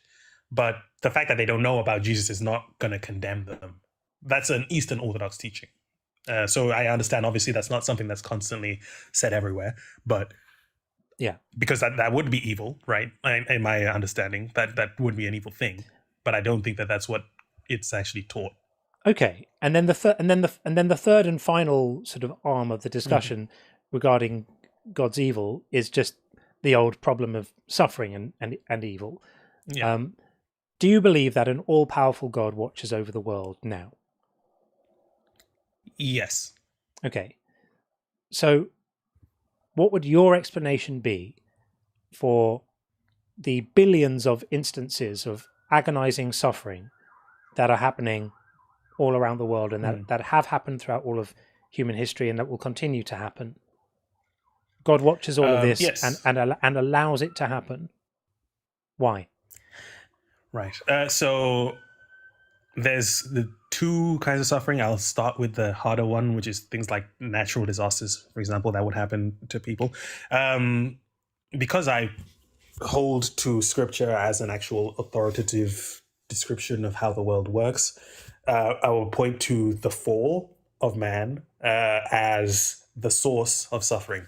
So it corrupts existence because the way that reality is constructed, man is in dominion. Man is in control of man as a category, not necessarily each individual person, but man as a category and his nature is in dominion of the world. And so when earthquakes and hurricanes and events that we understand, we understand the physics behind these things, tectonic plates moving and all of that, they wouldn't be moving if two people in a garden at some point in the past had different dietary preferences and not eaten the fruit, is the claim you're making right now. So again, I would not argue that the Garden of Eden was a physical place. This is, I think, another Orthodox teaching that is not as much accepted in the West. So why is the world a fallen state principles. Then? So let me engage with your argument, not with one that you're not making. I don't mean to assign a position to you don't hold. So the world is in a fallen state because the will of human beings does not fully align with the will of God by the nature of its existence, I think. I mean, that's a tough one. Obviously, there's a lot of questions to be asked about why Eve would eat the fruit. It says that she was deceived, obviously, but Adam was standing right next to her in the story and he didn't stop her from doing it. So the argument is that we have free will would be the main reason that can happen. This would be my argument, is that they freely chose not to listen to God. But you just said a moment ago you don't think that story is true. No. I don't think it's physical, but I think it's a spiritual reality. I think it's a categorical description of like the nature of what it means to be a human being. I don't think really Adam and I Eve- don't really know what that means for it to not be not be physically true. But let's grant you it for a moment. It's spiritually true that this thing happened. Is it within God's power to have designed the world with a different set of consequences following this transgression? Following the transgression. Yeah, so God's designed the world in a way that because they did that thing, the world is now a certain way. Is God powerful enough? Is God powerful enough to have designed the world in a way that Adam and Eve eating the fruit would not have had such catastrophic consequences for everyone else? Was that more than he could do? I think that is more than he could do if he's going to keep human beings what they are. Is he not powerful enough to keep human beings what they are and design the world in a way that Adam and Eve's spiritual fruit transgression didn't lead to unbearable suffering for billions of others? That too much for him? Yes, because from my perspective, I understand maybe this is something that's would need to be able to explain in a better way than I'm doing. But the relationship between humanity and God is the fundamental thing that is like being described in the Bible, that is shaping the world and such things like that. So the fall from the garden does mean suffering. You can't fall from the garden and not suffer. Why? What you're essentially saying is God's hands were tied. This is the same conversation we had earlier on. Once they'd made their spiritual choices in the garden, he had absolutely no choice but to have the world in a fallen state. He couldn't have designed it differently. He couldn't have designed it, for example, such that when Adam and Eve fell, they fell from grace, but the rest of creation was preserved. That was just too much for him. He couldn't manage that. It's a pretty unimpressive God. If I had a God, my God would be able to do that all day long. He'd be able to do it before breakfast. He would just make the world in a way that people who transgressed got whatever consequences were appropriate, or punishments, or whatever it might be, to them for their actions, and it would be commensurate with them. So a minor transgression would lead to a minor consequence, and a major transgression would lead to a more major thing, but everybody else would be insulated from it. And funnily enough, that's how we design societies now, which is why I don't send you to prison and your kids because someone down the street from you robbed a bank. Okay, but so I think that would only be possible if individuals didn't interact with each other. For example, if we use your robbing the bank example, if someone decides to go rob a bank with a gun or whatever, and they start screaming and says, everyone get down, they've affected a bunch of people already. It's impossible for them to do that without them having that effect. The world you're describing where individuals only get consequences for their own specific actions, and those actions don't affect anyone else. I guess God's not all powerful then. Because, as I said, my God would design the world totally differently to that. He would do it in a much better way. He would just say, when people commit transgressions, the punishments imposed by God, or the ramifications of those transgressions, are limited to those people, and other people are insulated from them. He's God. He can create the world in any way he wants. So it's a mystery to me why you would venerate a God who presides over such a catastrophically inept creation. I don't know if you were listening earlier when I talked about the designer of a plane who designs it such that if someone eats the wrong meal on the plane crashes. This is essentially what you're arguing for here. Okay, I'd like to talk about the plane example in a moment, but when you say God's all powerful, omnipotent, the way that we define that or the way that I believe that word actually can be defined is that God can do all potential things, right? Omnipotent. He has all potentials are available to God. But for example, I don't think that God could make a square circle. Obviously, that's an impossible thing. Obviously, we are constrained by meaningfulness in the sentences we say about God. He can't make a five-sided triangle because those things cannot exist. We grant that, but right. there are no logical contradictions implied by saying a God could engineer the world in such a way that the consequences imposed on people as a result of their sinful nature are limited to those people. There's no I do logical think that contradiction there's there. I do think there is. I think I raised that earlier when I said that you can only have that if people don't interact with each other, right? If the effects of people's actions don't affect other people. You're not saying that nobody else would be impacted by the actions of people. You're saying nobody else needs to be impacted by the punishments that God imposes as a result of those actions. They're different things. So obviously, if someone robs a bank, they're impacting the people in the bank. But if that person then goes to prison, if we had a system where the bank robber goes to prison and so does everyone else who lives in the same street as them, we would recognize that as being obviously ludicrous. And this is the system that you're talking about here, where Adam and Eve do these bad things with the spiritual fruit, and God is incapable of limiting his punishment for this only to them. The entire world must now be in a sinful state. So now we have to have earthquakes, and now we have to have animals tearing each other's windpipes out to eat. Whereas before the fruit incident, all the carnivores, all the great white sharks and lions and tigers were actually herbivores. They were just, the great white sharks just ate plankton, and the lions just ate daisies, apparently. And in the moment of the fruit incident, all their digestive systems were instantly reconfigured to need meat. This is ludicrous, and you know it is, really. Okay. This is completely silly. I mean, obviously what you're painting, but I mentioned the plane thing. I think that there's a good way we can probably talk about it. The actions of the captain of a plane is going to affect every single person on that plane. I think that's a much better way of understanding the story of Adam and Eve, right? That what they are, as the stories, like the word Adam in the Bible, like means mankind. Like that's like what it's trying to convey, right? So it's a description of the nature of human beings. So like the plane captain, if he decides to be drunk, is going to have an effect on every single person on the plane. Like, and that's the same way for the actions of Adam and the way that he.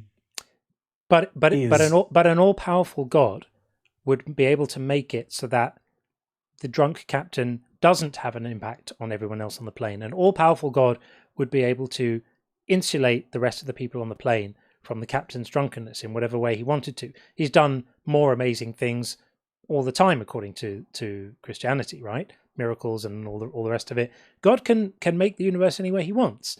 And if he can't, then he's pretty constrained. And again, every time we have these theodicies, these responses to the problem of suffering and evil, we see God shrinking in his power. This is why I have this concept, the seesaw of shit, I call it. And you've got his goodness on one side and his power on the other. And as you try to elevate his goodness by making reasons for why all of this terrible stuff happens, when one side of the seesaw goes up, the other side comes down, and he shrinks and becomes less potent and less powerful and less in charge, frankly, and not really worth worshipping. Yeah, and I would agree that, like, if we're talking about like the kind of all-powerful God that you're talking about, like I believe, I don't know how much, I'm not even that well read on nominalism, but I believe that it is kind of the nominalist view of God, that he is basically capable of redefining anything to be whatever it is he wants, versus what I hold to, which is like there are certain things that God cannot do based on what he is. So God does have to shrink from your conception of him, I think, to actually explain the way that creation exists and the way that humans exist, things like that. And I personally wouldn't I wouldn't say that makes him less worth worshipping, because I think he's still quite powerful, but I don't think he can be as powerful as you're saying and still like hold to the tenets that he has like shown about himself in scripture, like for example, not changing. We're at the half-hour mark, so we'll draw it there, Gene. But I appreciate that you're granting that God is less powerful than others may think. I appreciate that you're saying that. Mm-hmm. It does make the argument of the seesaw slightly less potent if you grant a less powerful God. So I'll give you that. I'll give you that. But for an argument, by the way. Yeah, there we are. But thanks for coming in, Gene. I enjoyed. Thanks a lot. Yes. Keep well. You too. Thank you. Thanks. All right. Okay, we will get Curiosity Rover in next, and then after that we've got, looks like DD. We'll just do a few super chats first. There's also a bingo to check in on. What have we got on the bingo? Just one. Edvard called Personal Incredulity with Red Pill. We'll have that, because why not? And we will just have a few messages, and then we will get Curiosity in. David, great to see you, David. Random, it took 5,000 years to stop slavery. Thanks, God. Free will, stop praying for me. You change God's and my free will. Free will is total BS, rationalizing cop-out. I agree, because if God's got a plan, then, and you think God values free will so much, what's praying for? And what's free will about anyway? God's got a plan. It doesn't matter. And also, the Bible is full of instances in which God doesn't care about free will. And every prayer group you go to everywhere is full of people who also think that God doesn't care about free will.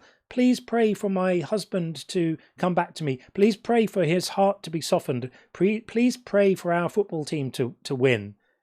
Where are all the concerns about free will in those prayer groups? There are none. So, yep, nailed it, David, as you always do.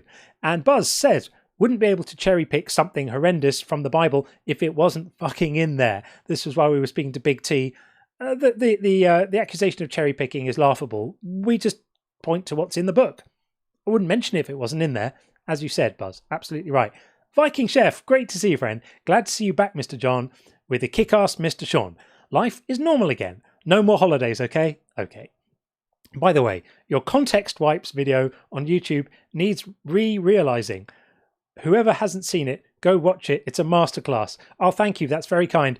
I did, when I was doing lots of TikTok stuff, I did a sort of series of videos of kind of common apologetics moves as cleaning products. So there was the free will spray, where just one spray and you take it away, and it's like to solve any kind of religious problem. And I made them all in the style of like infomercials. So there was the free will spray, there was the context powder, and then there was testimony wipes, which make your personal religious experience still count whilst making everybody else's not count. And I had a lot of fun making them. When I originally posted them on YouTube, it was quite a while ago, and they didn't get that many views. But I guess it was because the channel was still building. Maybe I should give them a re-up. I did have a lot of fun making them. So yeah, thanks, VC. Appreciate that. And just a couple more, and we will get Curiosity in. Anony said, I can't understand thing about God. If it makes me feel uncomfortable in my fifis, praise him. Every second caller. I know, right? That's it. All the responses to the stuff that can't be understood are just variations on fear and defensiveness, and that's what we see time and time again. And Buzz said, I love when John goes, shh, it'll be okay. It's kind of my little thing, isn't it? My little thing. It's my Colonel's, Colonel's spice recipe thing, something like that. And last one, Requoisen. Every Christian argument breaks down to God can do evil shit because he's not human. Right, and we have another word for that. It's inhuman or inhumane. Right, let us get in Curiosity. Hopefully Video Ninja will behave itself. Let's see if it will. Down to God can do evil shit because he's not human. So we can hear the stream now on the delay. Right, let us get in Curiosity. You're going to have to turn the stream off, and then we can talk to you. Turn the screen off? Yeah, you need to turn the stream, not the screen, the stream, the live stream, so we can actually speak to each other. Oh, sorry about that. That's the one. Okay, let me get your name up on the log so we can speak to you there. I'm just going to say Curiosity, and welcome in. Hello. Thanks for waiting. So the reason why I think God isn't evil is because hold on, I just have a lot on my mind. Sure. So God isn't evil for multiple things because, like you said, you know how you said he commits like genocides and all that kind of stuff, right? Yeah. So I think that he like there. Now I know I'm gonna seem crazy for saying this, and I don't want to seem like a psychopath for saying this, but there are reasons for why that kind of happened. Are there reasons why an all-powerful God would have to do those things? Is he lacking in power so much that he needs to do those things? He's not lacking in power. Because he had to do that because, you know, the world back then was very corrupt and evil and, you know, stuff like that. So he had to tell men to kill children. The world was corrupt and evil, so he had no choice but to tell men to go and kill everyone, including the kids. Explain that? No, he didn't, I don't think. What verse? What verse are you bringing up? 1 Samuel 15:3. I'll put it on the screen. I'll put it on the. You won't be able to see the screen. I'll put it on the screen for everyone else who will be able to see it. It's a doozy. Everyone knows this one. This is one of my favorite genocide verses. Now go and attack Amalek and utterly destroy all that they have. Do not spare them, but kill both man and woman, child and infant, ox and sheep, camel and donkey. So God was so twisted up because the world was in such a terrible state. He had absolutely no choice but to tell men to go and kill children. Do I understand you correctly? Wait, this is the Old Testament, right? Yeah. Do you want the context? Sure. The context is that about 400 years previous to this, when the Israelites were coming out of slavery in Egypt, they were kind of sneaked up on by the Amalekites, who kind of attacked them, waylaid them is the phrase that was used. And sort of tried to do the dirty on them. They were ambushed. And this is now, they survived that attack. And this is now 400 years later. All the people who would have been involved in that attack are now dead. And these are just their ancestors. And so God decides now is the moment to avenge that attack. And so they're told to go and do this thing, to go and kill everyone, all the kids. This would be like me going over to Germany now and killing a bunch of German people and children because their ancestors, much more recently than in the Bible, did things to my ancestors. Okay. Now, usually, I think stuff like this is usually out of context for some, like, there's usually out of context. I gave you the context. I explicitly provided the context to you because I knew you were going to ask for it, which is why I said, would you like the context? So the context is that 400 years previous to this, the Amalekites had attacked the Israelites, and now God has decided that he wants a revenge attack. My friend Adam in the chat is saying, history shows the Israelites actually raided the Amalekites and got driven off, but now their army was big enough to win the fight they previously lost. That's interesting to me. I didn't know that, but whether it's true or not even doesn't matter. So this is framed explicitly by God as a revenge attack. It's not defensive, and even if it was defensive, you don't defensively go and kill babies. The babies weren't going to do anything. This is a revenge attack where God explicitly tells people to go and kill children. So what do you think about that? Well, hold on a sec. Be quiet. Before you answer, can I just check your age? Sure. What is your age? 15. My friend, I should have asked you that at the beginning. We can't have this conversation because we're 18 and over. But thank you for coming in. Think about this stuff and call us back in 3 years' time. Thanks. Okay. Okay. Yeah, that was my bad. He did sound young, and I should have picked up on that. That's entirely on me. I dropped the ball there, and that is on me. Thank you so much for letting me know, Red.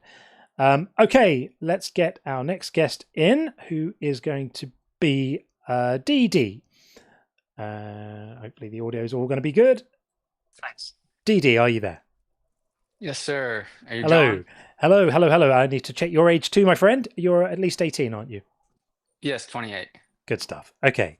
DD, welcome in. I'll get your name up on the board, and we are good to go. What would you like to say? I'm not completely sure. I've just been listening in on a lot of like because I am a Christian. I believe in Jesus. So I just have a lot of thoughts. I don't know where to begin completely. I mean, I have some ideas, but is there anything specifically to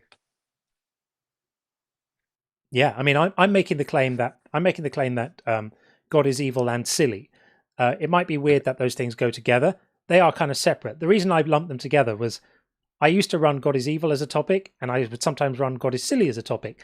And one day I put a vote out to my audience and said, which one would you like me to do today? And it came back 50-50 with like several hundred votes. And so I thought, well, let me combine them. And it's kind of stuck ever since because I quite like the juxtaposition of evil and silly. So the silliness, really, I just mean the whole idea of this stuff is just so obviously silly.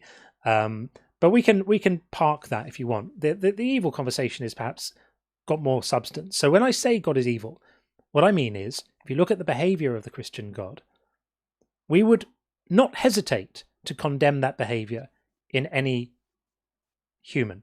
If a person did any of those things, we would immediately label that as evil, as unacceptable, as morally terrible. But when God does it, suddenly it's magically good. And all of these horrific atrocities that God either does or commands or allows are all sort of retrofitted into goodness by decree after the fact. We say, well, God is defined as being good, therefore all these horrific things he did must be good. And I don't think this is acceptable. I don't think that's a sensible argument. So that's why I feel pretty confident saying God is evil as a statement of my own judgment of God's actions. So would you like to respond to that?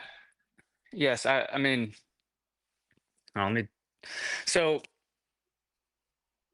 with just seeking truth, I will I fully admit without any shame, like I don't like I do have problems with God. I have problems with the Holy Spirit because well, I can get into that, but I don't have a problem with Jesus. So my point with that saying that is I think it's reasonable. I think people should like I'm not going to be here like completely trying to make sense of what this higher being has done. I believe that he's just. And the reason I believe that he's just and everything he does is just is because I believe Jesus is God and I believe he put his he put his heart where his mouth was, meaning he he put his life on the line. Like so I think I agree with you. There's a lot of questionable things God has done, but my position is I kind of submit to not to say I don't think about it, and right now I'm trying to think more deeply and look more into these things. But I guess my whole point with all this is like you trust what like a parent like I trust like I might not understand what a parent does, but I know their character and I guess the whole conversation is his character's evil. But I guess where I'm pushing back on that is I believe he died for me and all of humanity. So Yeah. Yeah. Have you stopped to think about who it was who put the rules in place that made it necessary for him to die for you? Have you considered that? Yes, Like I was actually yeah. I was thinking of this analogy today, and I don't think it's perfect, but I'll just run it past you. To kind of like again, this is really bad, but I'm just gonna say it. But it's kind of like it's like a parent, a mother put a toddler in a playpen, and they had pets in there, and they had all this food, but she also put a like a THC gummy in there, and said, you know, you can eat all this stuff, you can do whatever, just don't eat this. And that mother also knew this evil influence was going to come and convince them to eat this THC gummy. I feel like anybody, would be like, that's a horrible mother, right? Yeah. Time And to call protective services immediately. yeah. Yeah. And again, the analogy is not perfect and there's more to it, but I feel like I guess the point I'm trying to make is I think we underestimate what the power of choice, like, because God could have made us, he could have made it this and that way. This is one of my first points is he could have, we can sit here and say God should have done this and that, but he still made a reality. If, presupposing Jesus is God and he had to die for our sins, he still made a reality where he had to enter into suffering. So it's not like he's just all right. I'm letting all this suffering. I'm going to try and focus us a little bit because respectively to you, you're a little bit all over the place. So let's focus in on something. I know. Okay. So you said you feel a sense of gratitude and that God is good because he died for you, like he's done you a great favor. But what your argument fails to really acknowledge, is why I asked about it, is who made it the case that somebody needed to die for you? That was God's rule. God made this rule that everyone is in a sinful state. And God can only give forgiveness if someone dies first. That's a completely arbitrary rule that God didn't have to make. He could have made a world, he could have designed the world in a way that forgiveness can be given without anyone being murdered. But he chose not to do that. He chose to make a world in which his forgiveness for your wretched, sinful state can only be given if someone is killed first. First of all, that's completely depraved. Secondly, you didn't ask him to do that. I didn't ask him to do that. He chose to do it. And then he had himself pseudo-killed. And when I say pseudo-killed, we hear about God loved the world so much he gave his only begotten son, and it was the sacrifice. I know people, some of whom are in this live listening to us have this conversation right now, who have lost children. They don't get them back on Monday. They don't get the kids back 2 days later. A sacrifice is a loss which is permanent. God suffered no sacrifice. There was no permanent loss. This is nonsense. So the whole idea that this thing was required is depraved and psychotic, absolutely mad. And then the idea that this debt was paid is also a lie, because there was no loss, there was no one sacrificed, and no one died. Yes, Jesus changed form, but God chose to do that. God chose to come down, be a man for a little while, have himself nailed to a piece of wood, and then go zipping back up into heaven again to sit on the throne, ready to judge everyone. This is nonsense. And so I don't think this sense of gratitude that you're feeling really means a lot, because it's made up. It's like you've been sold a bill of goods. You've been told that you should feel grateful for this wonderful sacrifice, which is horrific, absolutely horrific. It's like a mafia boss coming along and saying, right, unless you, I'm trying to think of an example here. Right, unless you kill a dog, you're going to be in big trouble. And then turning himself into a dog and having himself killed as a dog, and then expecting you to be really grateful about that. I mean, it's just weird and awful. And so that's why I don't think that you should use that as a counterbalance to the obvious moral horror of the God as displayed in the Bible. Because if you think Jesus is God, then all the moral horror of the Old Testament is Jesus.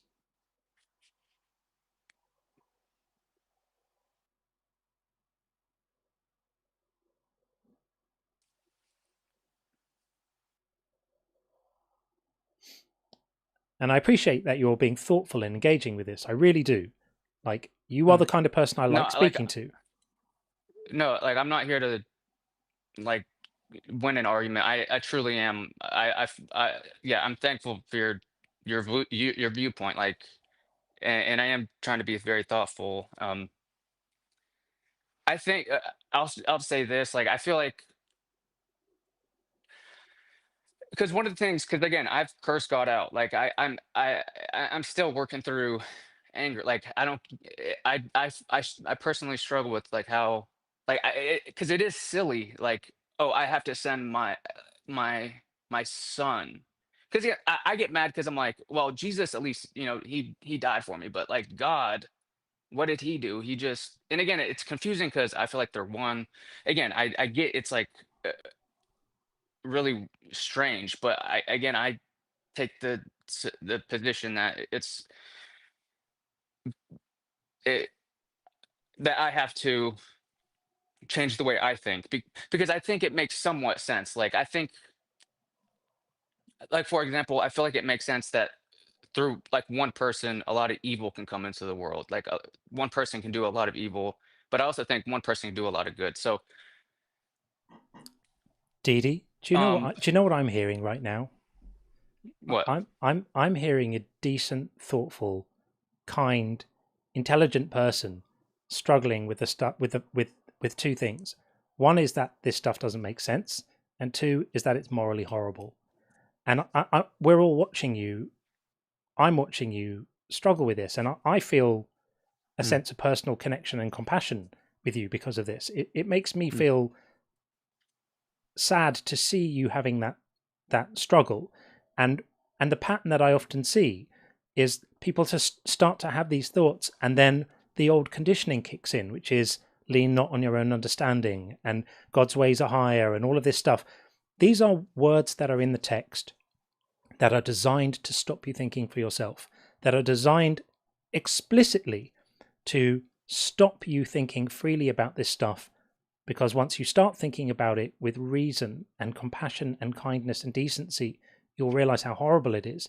And you'll realize that you don't, this debt that you've been told you owe isn't real. And you'll realize that this is actually morally horrific. And so these verses are there to tell you, that when you feel these doubts, this is the time for you to really show your faith. You're being manipulated by this. And this is not me trying to say, that you shouldn't be a believer. I'm just recognizing the process that you're in. And I just want you to know that if you're feeling the tension, it's because there's a part of your mind that is not willing to submit to manipulation yet. And that part of your mind is precious. So hold on to it. Don't believe things because I say it. I'm just a guy on the internet. But don't ever let your own voice be silenced. Don't ever let your own mind be silenced, because it's the only one you have, and it's special and it's precious, and you deserve better than to be told to shut up and be quiet and lean not on your own understanding. I don't want that for you.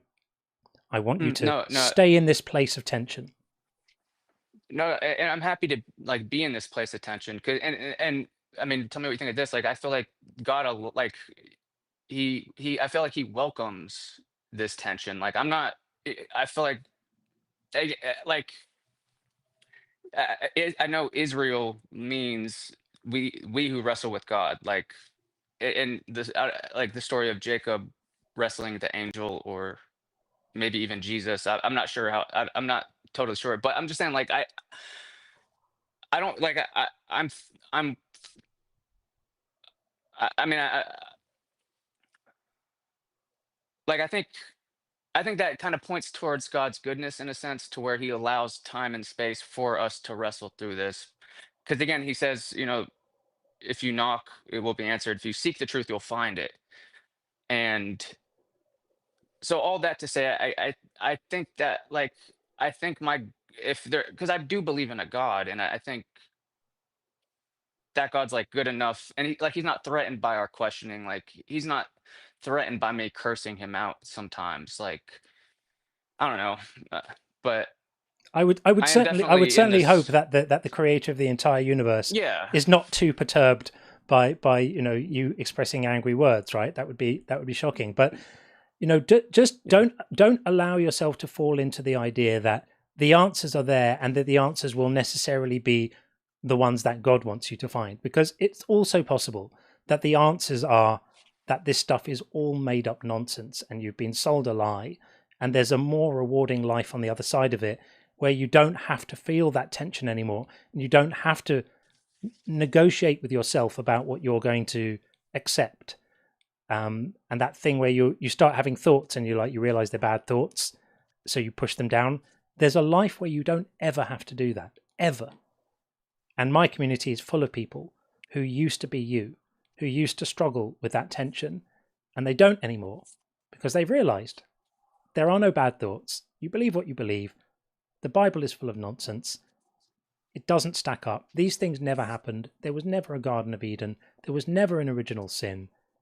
We know far too much about our own origins now to even think that these things could be true. And so we live in the world as it really is, not as people 2 or 3 or 4,000 years ago imagined it might be. We've moved on. And it's hard because if religion's been part of your life, part of your upbringing, part of your culture, if it's a family thing, if people you love and who love you are all in this stuff, there's a lot of gravity keeping you there. And I get that. Completely get that. But, keep on asking questions and carry on being as thoughtful as you are, because these are my favorite conversations and you are my favorite type of person to speak to. Someone who is genuine and honest and not overly defensive and not looking to prove anything. And I really salute you, and I just want the best for you. No, I appreciate your kind words. Appreciate your time. Maybe I'll call in some other time when I have some more time to think. But no, yeah, thank you. Sure. All right. Definitely a lot to think about. Good on you, Didi. If you want to get in touch with me, you can email me. I'm really easy to get hold of. I'm John, Jon, at unconvincedbook.com. If you have any questions, if you afterwards get I wish I'd said this or thought this or whatever, just drop me a line. And if you forget the email, you can watch it back on the replay and you can get it off there. So awesome. Anytime, man. All right. Appreciate you. Take it easy. Thanks. All right. You too. Bye. Bye. All right. What a lovely guy. My heart just went out to him. Sometimes callers do that to me. I see the human being there and I just feel bad. I feel bad, and I feel bad for him. He deserves better. So we will see what happens there. But what a lovely guy. Okay. We have no one in the call queue right now, but I got a stack of super chats, so I'm just going to start reading them until someone comes in, and that's what we'll do. And if you have sent super chats, forgive me for allowing them to get a bit behind. I'd like to try and keep them close to the calls they pertain to, but sometimes just the rhythm doesn't quite work. And Eldog Live, I see you. I will get you in just a moment. I'll read a few messages and then we'll get you in. Big T's brain hit a hard stop, says Woolite Mammoth. Did indeed. It did indeed. And David Burke again says, why is your simple seesaw analogy so hard for God's brainless Christians to follow? It could not be simpler or clearer. I agree, and I really love it. It works, doesn't it? It just works. As you make excuses for him, all the excuses are always of the form, he had to do this because. And the more things you have to do because, the further away from being maximally powerful you are, or all powerful. I have actually put that on merch in the merch store, which is now open. The merch store is open, people. After all these months of talking about it, it is absolutely open right now. How you find it, of course, is a different matter. I'm trying to get YouTube to do a thing called a shelf where they put the items from the merch store just under the videos, but so far I've not been able to get that to work. So I'm linking it now on videos. So all the most recent videos have a link underneath to the merch store. Go and have a look, see if you like it. I worked quite hard on creating the stuff there, and I'm sure there'll be things in there that you like. But yeah, the seesaw of shit is on there. I think I've called it the seesaw of suffering. But it does the same thing. Okay, a couple more and we'll get our next guest in. Evil Banana Wind, amazing name. Jesus is light. He is God in the flesh. It follows he is the original fleshlight. Oh, I like that. Very, very, very good indeed. And Babs says, God has no morals, no integrity, no ethics, and no reflection. I would agree with that. I would agree with all of that. Okay, let's get Eldog Live. I'm not entirely sure how we say this. I may need to get clarification about how we pronounce this. Hi, how are you doing? Nigga, nigga, nigga, nigga, nigga, nigga, nigga, nigga, nigga, nigga, nigga, nigga, nigga. There we are. That was worth waiting for, wasn't it? Unbelievable. Their mother must be very, very proud. And Herbie Shine says, who is this tanned Adonis hosting tonight? Well, Sean's gone now, so I don't know who else you could be referring to, but it was Sean.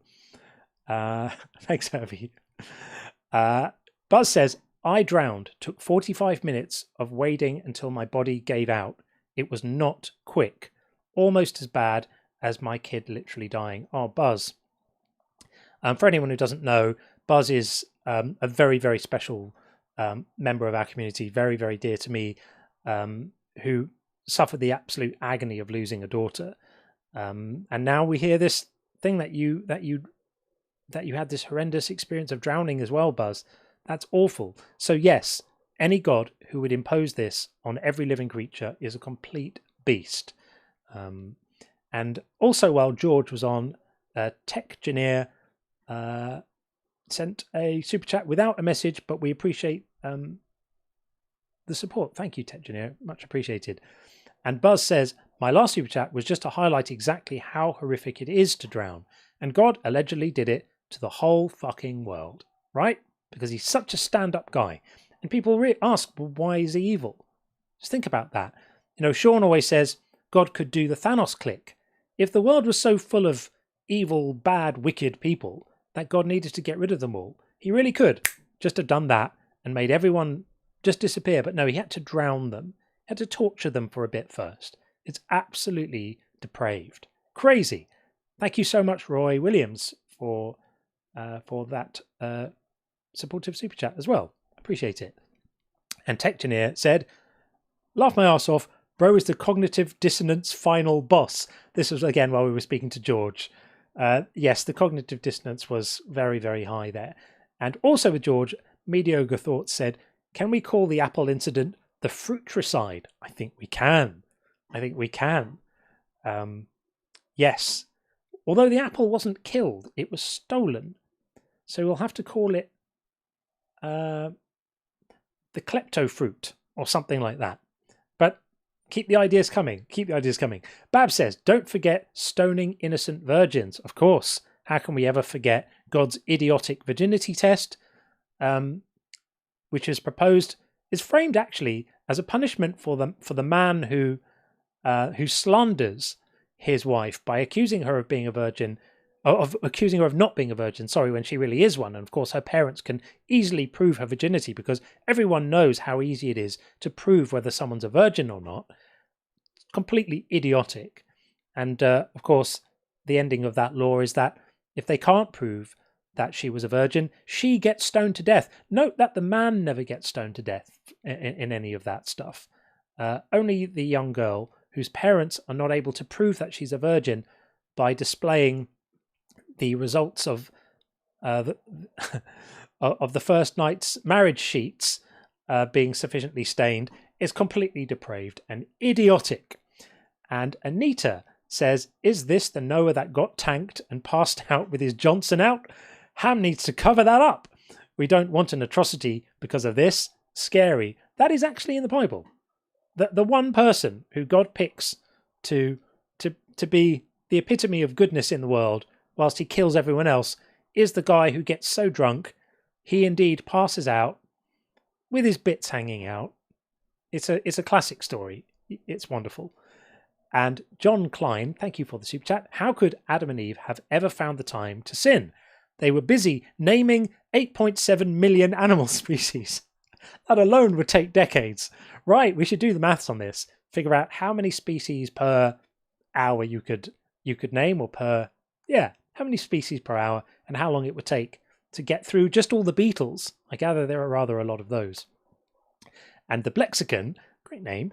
How is the flood that killed everybody not a violation of free will? This is silly.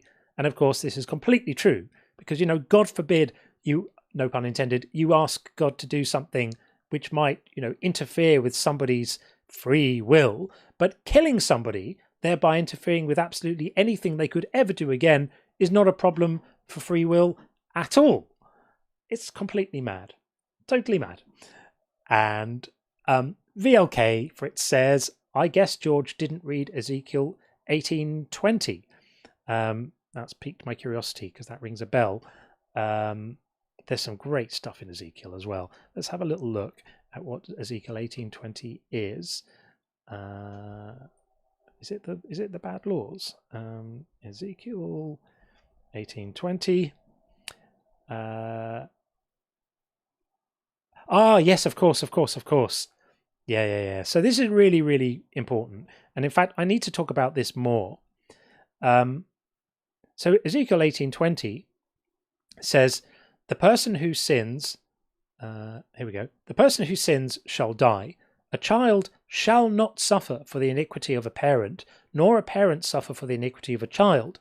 The righteousness of the righteous shall be their own, and the wickedness of the wicked shall be their own. In other words, no punishment will be enacted on the people following someone who does something wrong or behind. This is God saying, and actually, most of Ezekiel is pushing back on this idea that punishment can be, enjoyed by everyone or suffered by everybody. And this is very, very explicit. This is God saying that's not how it works. So very, very well pointed out. I really appreciate that. Okay, well remembered. And I need to lean on that a bit more in the discussions, I think. And user 1234, thank you so much for the super chat. Appreciate that too. Tim says, yes, this example makes sense. And don't call me Shirley. The great line from Airplane, of course. Surely you can't be serious. And Bethos said, oh no, free will again, George. I know, free will. What can you do? And Karis, while George was on, said, unauthorized fruit salad would be a great title for an atheist bluegrass album. Wouldn't it just? Yep, unauthorized fruit salad rules. And Bill says, love your stuff, keep it up. Thank you kindly, Bill. Appreciate that very much indeed. Thank you so much. And one Chikawa said, hey, John and Sean, I was wondering what your thoughts were on something like the Shroud of Turin. Baku. Hey, Baku. Great to see you, buddy. The Shroud of Turin is a forgery, dating, I think, from the 13th century. And I believe that this has been established beyond any doubt or any reasonable doubt, despite what people might say. And even if it were not, even if it really were indeed a relic preserved somehow in the correct form from the 1st century, what would it prove? It would just prove that something was, even if we took it at face value as being what it is. Another reason, by the way, why we can think that it's not authentic is that bodies would have been wrapped at that point in individual small strips of cloth, not a large piece of material altogether. And the form that the shroud is in does not match with how bodies actually would have been wrapped back then. But even if it did, and even if it were the kind of thing that would have been found on a body, what would it prove? It would just prove that this piece of cloth appears to have been wrapped around a body at some point. That's it. So the claim is doing far more work than the evidence can possibly ever justify. So that's what I think about that. And it's pretty laughable, really. Red pill's argument needs a blue pill so it can stand up better, from Buzz. Oh, Buzz. I guess a round of applause. Very, very good indeed. That's superb. I agree. It was pretty flaccid, wasn't it? Not good. And Bethor said, forced them to listen to Milli Vanilli. John, you know it's true. God doesn't love you. Milli Vanilli. I know. I don't know where that came into my head from. There has been worse music made than Milli Vanilli. It's just that they weren't involved in making theirs, which was the amusing thing. And Crucifixions, thank you for the super chat, says, here's some money on behalf of the drowned kitties. R.I.P. Thank you so much. I'm sure the kitties will appreciate that. Who drowns kittens? Absolutely depraved. And Buzz says, AMA for 30 seconds, please. Did you work with Beck and Imelda May when they were together or individually, like Walking on Sand or Please Mr. Jailer? No, I didn't. I have worked with both of them. That's Jeff Beck and Imelda May, but not together. separately. I worked with her on some stuff before then, in about 2000 and I think about 11, something like that. And then I worked with him a bit more a few years after that with Joss Stone on some stuff as well. Yeah, that concludes today's AMA. And Buzz also says, if Adam came from dust, why is there still dust? Checkmate, theists. Absolutely brilliant.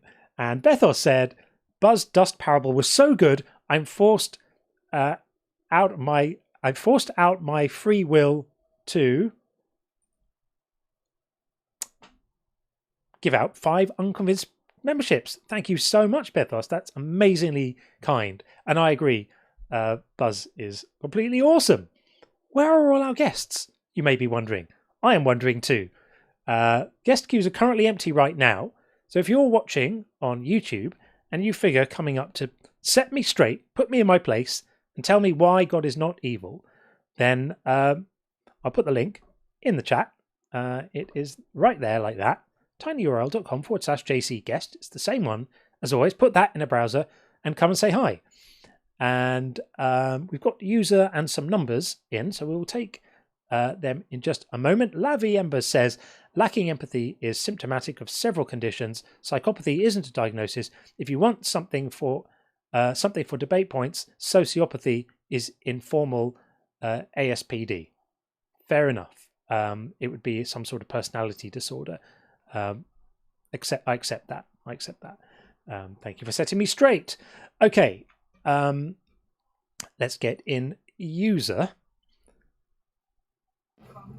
Hi, user. Oh, how are you? You're in. How are you? I'm doing well. How are you, sir? Very, very good indeed. I'm going to just put some of your numbers in here. User, I'm going to call you user 838. Let's do that. That's fine. Right. How are you doing? What's going on? Doing well. I got a question for you. Do you not believe in any creator at all? None at all. So you don't believe in intelligent design? I do not. Intelligent design, you need to understand where the phrase intelligent design came from. It was essentially just a rebranding of creationism. They used to call it creationism.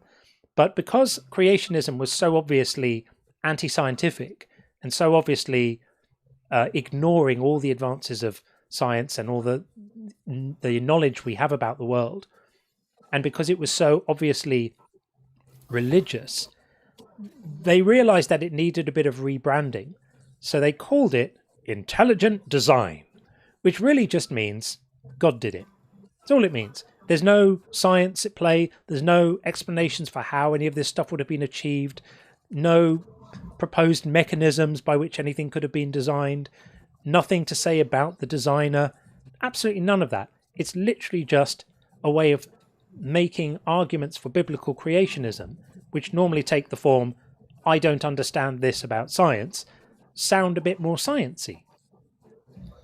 Okay, so I don't know the source of the term intelligent design. I'm 55 years old, and I've heard that as long as I've been able to speak. So I don't know the source of it, but I would say this, that based on my own observations, if you don't mind, I'll just tell you what I'm observing right now.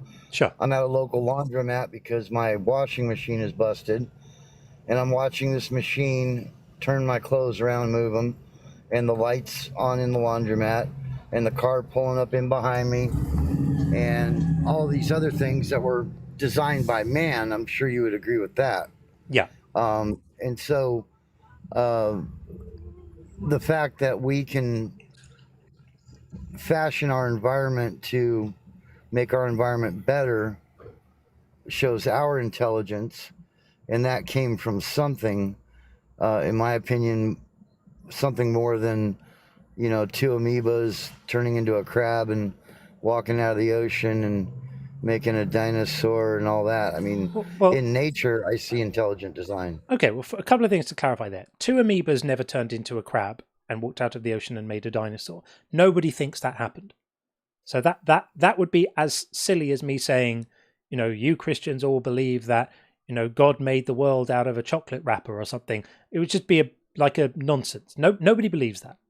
So the other thing is that when you say that you recognize all of these designed things around you, that's because you know that laundromats and cars are designed objects, because we know how they're made. But we have no such knowledge about the universe itself. We don't know. We don't have any reason to think that the universe is designed. Hey, go back to your mama. Go back to your mama. I will. This little boy just walked out. Sure. No, get out of here. A little boy just ran out of the laundromat. Oh my God. It's all right. His mama's chasing him. It's all going off here. Sorry. That's okay. I thought you were speaking to one of my previous callers. He was very young. He was very young too. Boy, He's gone back to. This little boy just literally tried to run out in the street. Oh Good. God. Well done for saving him. Well done for saving him. So let me ask it this way, because I wasn't speaking in exact terms. I was making a generalization of how I see that Darwinists and atheists see the world. I would say this, that out of the view that I would say that you would hold, I'm guessing, that people that do not believe in God hold, is that order came out of chaos. And it's exactly the opposite. Do you know who Francis Collins is? Do you know who Francis Collins is? No, but I'm gonna mark that down. So Francis Collins is a celebrated evangelical. He's a very, very well-known Christian evangelical. He wrote a book called The Mind of God, I think it was called. I'm slightly losing my memory now for it. I'm going to just double check that it was called The Mind of God. I think it was. Just quickly check this. Francis Collins. He, The Mind, I think it was called The Mind of God.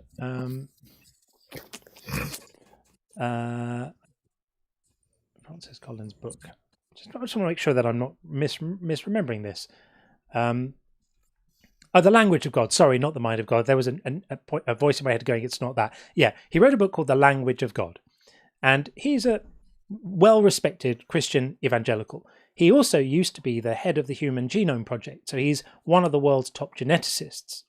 So I don't want you to think that people who accept ideas like a very old Earth and biological evolution these are not atheistic ideas. There are theists who understand and accept the science too. So it might be a good book for you to read if you want to read something by a Christian who will be able to help you to better understand the science in this area and how we can know that this stuff is true. Okay, so let me ask you another question. Is that you don't believe in a creator, so after you pass from this body, what happens to you after that? I believe that I will be in precisely the same state I was in before I was conceived. Which is what? Nothing. I was in that, and as someone smarter than me once said, that's the condition I was in for billions of years before I was born, and it didn't inconvenience me one bit. I think it might have been Mark Twain. Yeah. So I see a light and an energy in each of us, including you. That's unique. There's you're like your father, you're like your mother, and some of your siblings or whatever. There's traits that you carry, but there's only ever been one of you. Would you agree with that? Yeah. I mean, we have genetics, so I'm similar to my family in some ways, and unique in other ways. That's how genetics works. Yeah, and I would tell you this, that there is a light inside of you that is your essence, that has nothing to do with the vehicle, that flesh body that's carrying you. And let me just ask you this, okay? When you pass from this life, if you can remember, just say you're going to the farm, because that's where my wife is. God gave her a farm. I had 3 dreams. That's where she's at. I'll be there. We'll hang out. We'll do some fishing or whatever's going up on that farm. But God does love you, and He does exist. And I promise you that there is a creator. Yuzo, I'm desperately sorry to hear about your wife. Genuinely very, very sorry to hear about that. Thank you so much. Thank you. All right. Yeah, 5 years in September. But I will listen patiently, and I will look up Francis Collins. And I do love you, brother. And Jesus Christ is the light in the way. I love you, man. Take it easy. Read the book if you can. Okay, be well. And you. Okay, there we are. We are going to get Biddy Bimbo in next. Always heartbreaking to hear about people who have had loss. I don't like that at all. Okay, let us get our next guest in right now. Biddy Bimbo. Hi, Biddy. Hi. How are you? I am good. Can I just check how old you are? 36, same Okay. age as Jesus when he died. Excellent stuff. Well, welcome in. So you can see my claim is that God is evil and silly. So that is my claim. What would you like to say about that?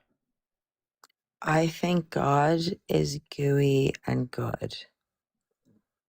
He's good. And is everything he does good? No, gooey and good. Gooey and good. Gooey is great. Gooey like a chocolate dessert thing. No, like more like, like goo when you're doing stuff with people you like. Right. Okay. And love goo. Love goo. That's delightful. And is that the extent of your analysis? No, I think it's like creation. You say creator, but creation. So like, it's like God is gooey because I think we've just like accidentally theologically defined it with like hierarchies and stuff. So I think like basically we've just misunderstood the nature of God or creation due to the fact we can't stop looking at things through hierarchies. It's like, oh, God's above you and judging you. It's like, no, God's above, like around you and through you, because like God's creation. That's it. Like creation is real. Biddy, I'm going to say maybe you need to have a bit of a lie down. But like, but that's... Night. Sleep well. You'll feel better in the morning. Okay. We will have our next guest in, which is going to be Kylie. Let's get Kylie in next.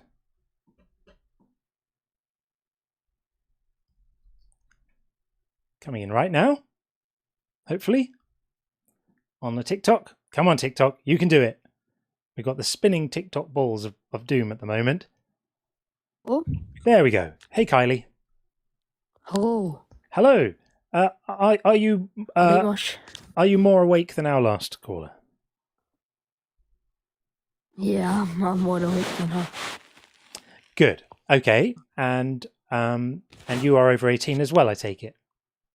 Yeah, I'm 19. 19. Good. Okay. So you just past the threshold then. Okay. So yeah, 3 weeks ago, man. Excellent. Well, happy late 19th. God is evil and silly is my claim. What say you of this? I believe that. What year were you born? Village. What year were you born? 2006. Sorry? 2006. I just went into 20-year-old. Okay. So you have a very youthful voice, so you'll forgive me for just wanting to check. All right. So.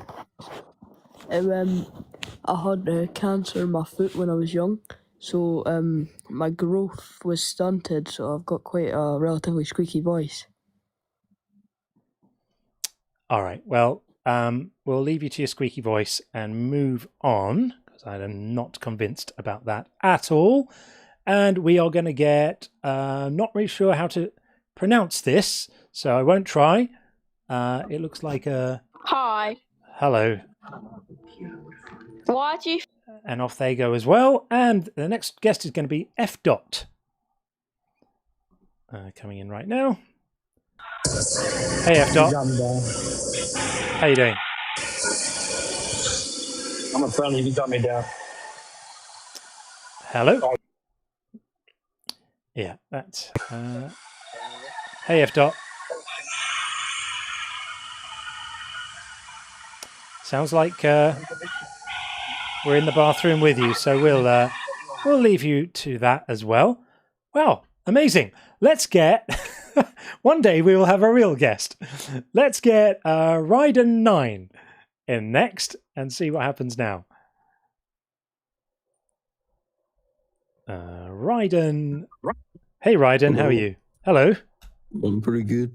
Hallelujah, an actual real person. This is wonderful. How are you doing? Good. Well, you know what the topic is. What would you like to say? I don't know. You don't know? Mm-hmm. Did you request up for a reason, or was it an involuntary I didn't know thing? I didn't know I was requested. Ah, so you're up here by accident. Yeah. Fantastic. Have an enjoyable rest of your evening. Okay. What an amazing string of non-guest guests. You can't write it. Oh my gosh, that's absolutely fantastic. Okay, well, we have another guest. This is Mealstrom. Hopefully this one is going to be a bit more intentional. Let's see what happens. Mealstrom, are you there? I am. Can you hear me? I can indeed. Welcome in. I'll just get I your... have pretty terrible Bluetooth, so sometimes I'm worried about it. All good. I'll just get your name up on the thing so we can all see who we are speaking to. I'm probably not saying that right, but there we go. Maelstrom. Oh, like Maelstrom. Good. Okay. I get there in the end. All right. Well, welcome in. Thank you for joining us. What would you like to say? Are you guys only taking ops right now? Because I am an atheist. I didn't want to. Yeah, we are only taking up opposition, albeit a fairly ragtag stream of them tonight.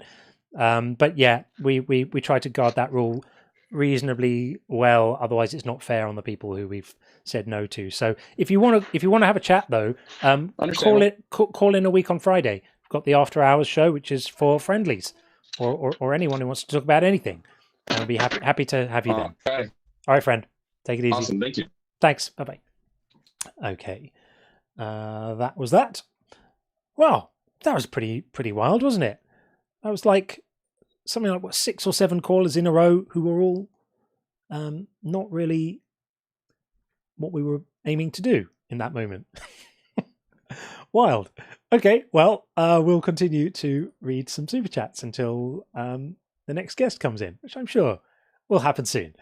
Ectofool, thank you for the super chat. I think a lot of Christians are wrong about their own empathy, and they would be kind to others without God, but maybe not red pill. Well said. It's bizarre, isn't it? That was pretty horrible. To be so kind of dispassionate about it as well. Yucky stuff, but great super chat. I love your comment. Brilliant. And Anony said, 1 Thessalonians 5:18, give thanks in all circumstances, for this is the will of God in Christ Jesus for you, for the whiny ones. Fair enough. Yeah, for the whiny ones, you got to like it too. Lap it up, basically. In all circumstances, this is it. When stuff's not going well, give thanks. And H Escaper, thank you so much for the super chat and support. And Philo has gifted an Unconvinced membership, which would long ago have been given to someone. So thank you so much, Philo. That's super kind. Really appreciate it. Philo also said, if you can't be a decent, kind person without the fear of eternal punishment, you're already and always will be a fucking schmuck. Yep, this was while we were speaking to Gene, but I'm not sure if it was about Gene. I think it was more likely about the person before. I completely agree.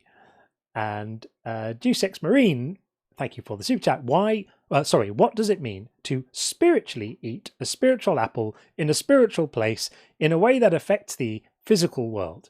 It's just gibberish to excuse the absurdity of the story, yet keep believing it. That's exactly what it is. Nothing more than that. And Karis says, in regards to Gene's bank robbery argument, is he saying that the people he was stealing from would also go to prison If so, we need to start building some more prisons, man. Yeah, I think it was a bit of a confused analogy. He was trying to make the case that when people do wrong, it does affect people around them. And therefore, God having consequences for sin that affect other people is just a version of that. But it doesn't work, because we can say that it's regretful when someone robs a bank, that it affects other people, that other people might get traumatized or hurt or upset or whatever it might be, or suffer a material loss. We can see that as a bad thing.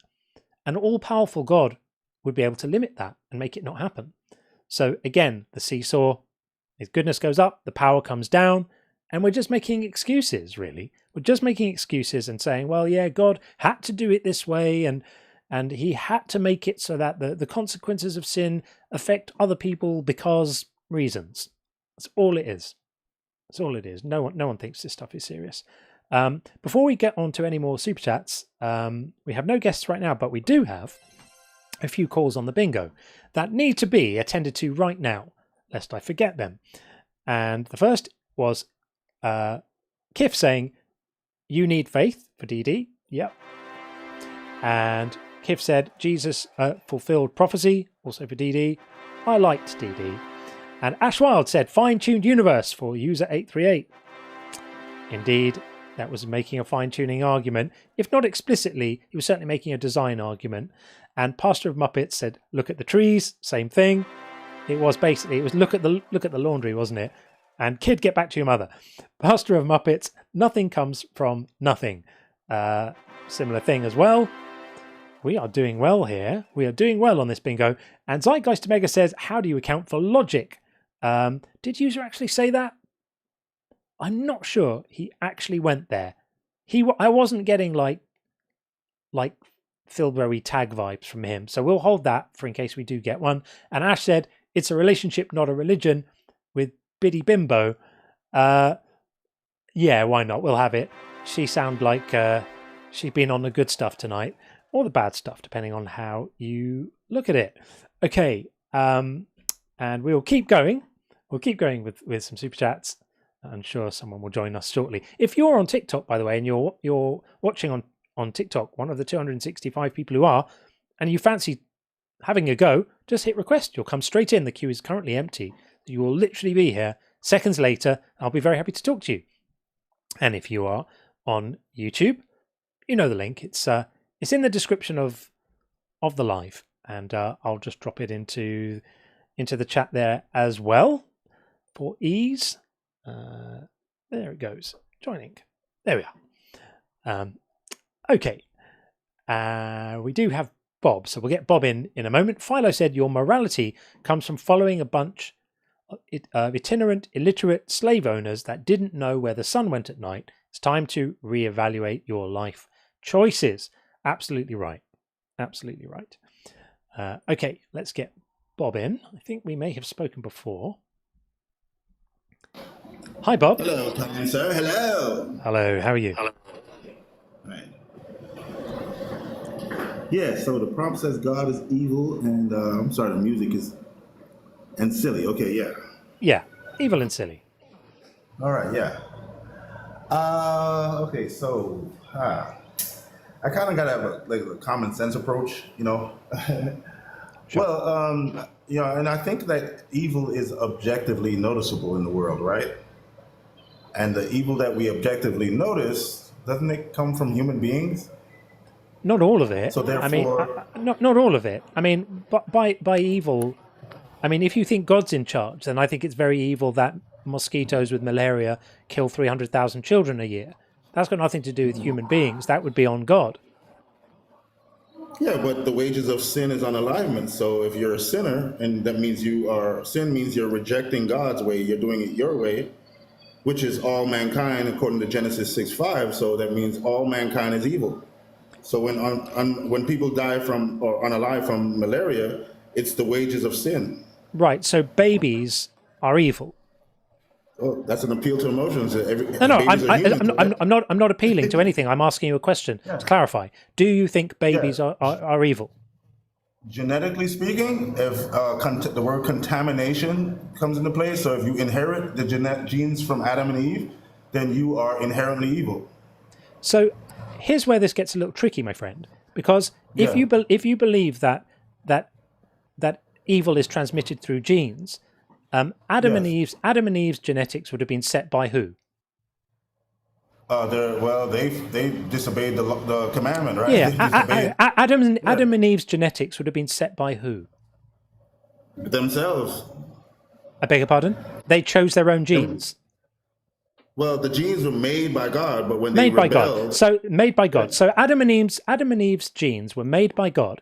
Are you aware of the fact that your actions during your life, generally speaking, don't change your genes? how do we know that? How far do you know about genes?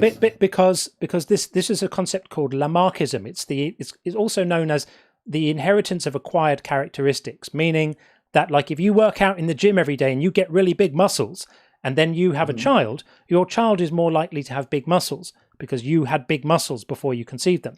This is false. This is a long ago debunked theory in biology, which we now know isn't true.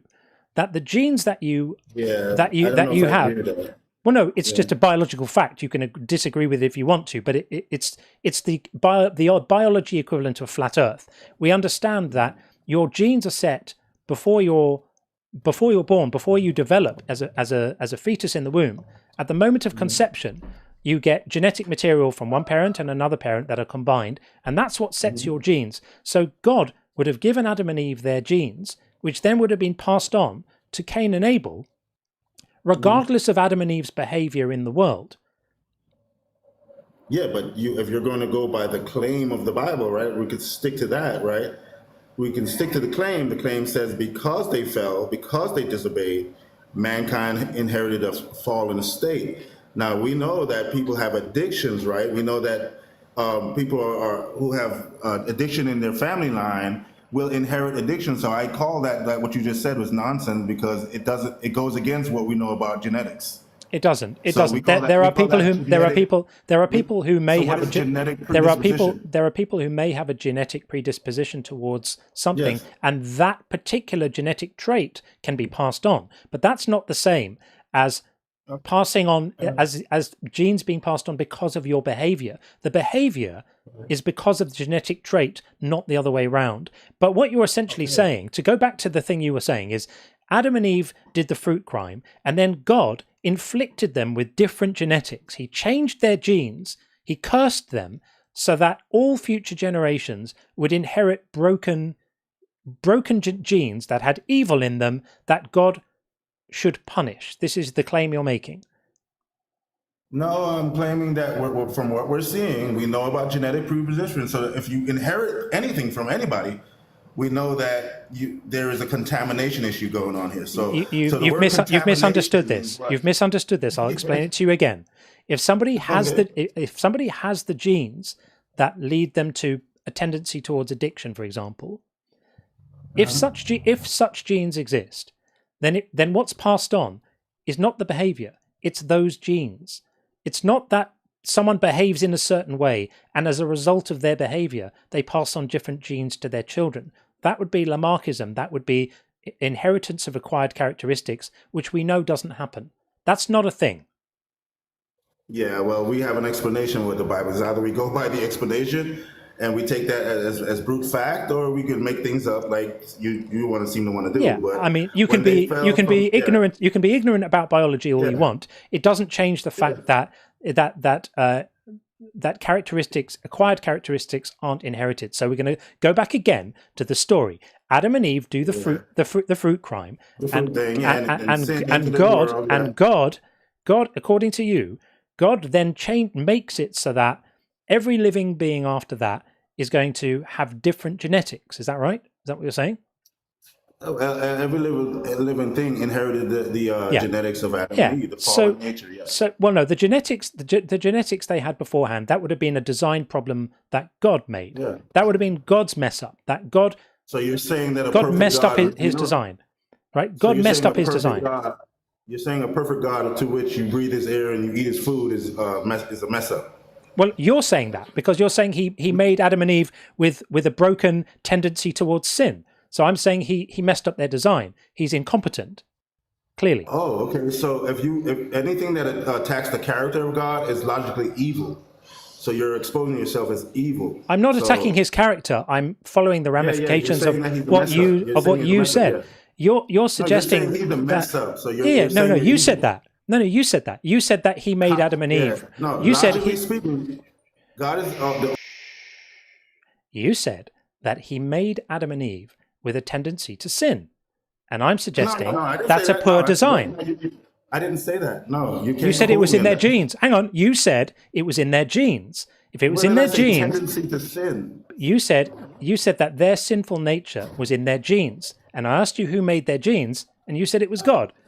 Ergo, God made them with the genetic proclivity towards sin. It was a bad design. Okay.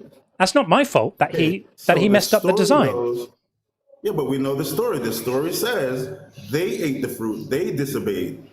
So we see that they did something outside of what they were designed to do. Oh, so they didn't have a genetic tendency to sin then? Well, no, the genetic tendency to sin is because of their fallen, and we inherited that. So you're all over the place here. You're all over the place here. No, I'm one place. It's just don't want to understand the simple Bible terms. No. Anything that opposes God logically must be evil. So why should I not believe that atheism is evil?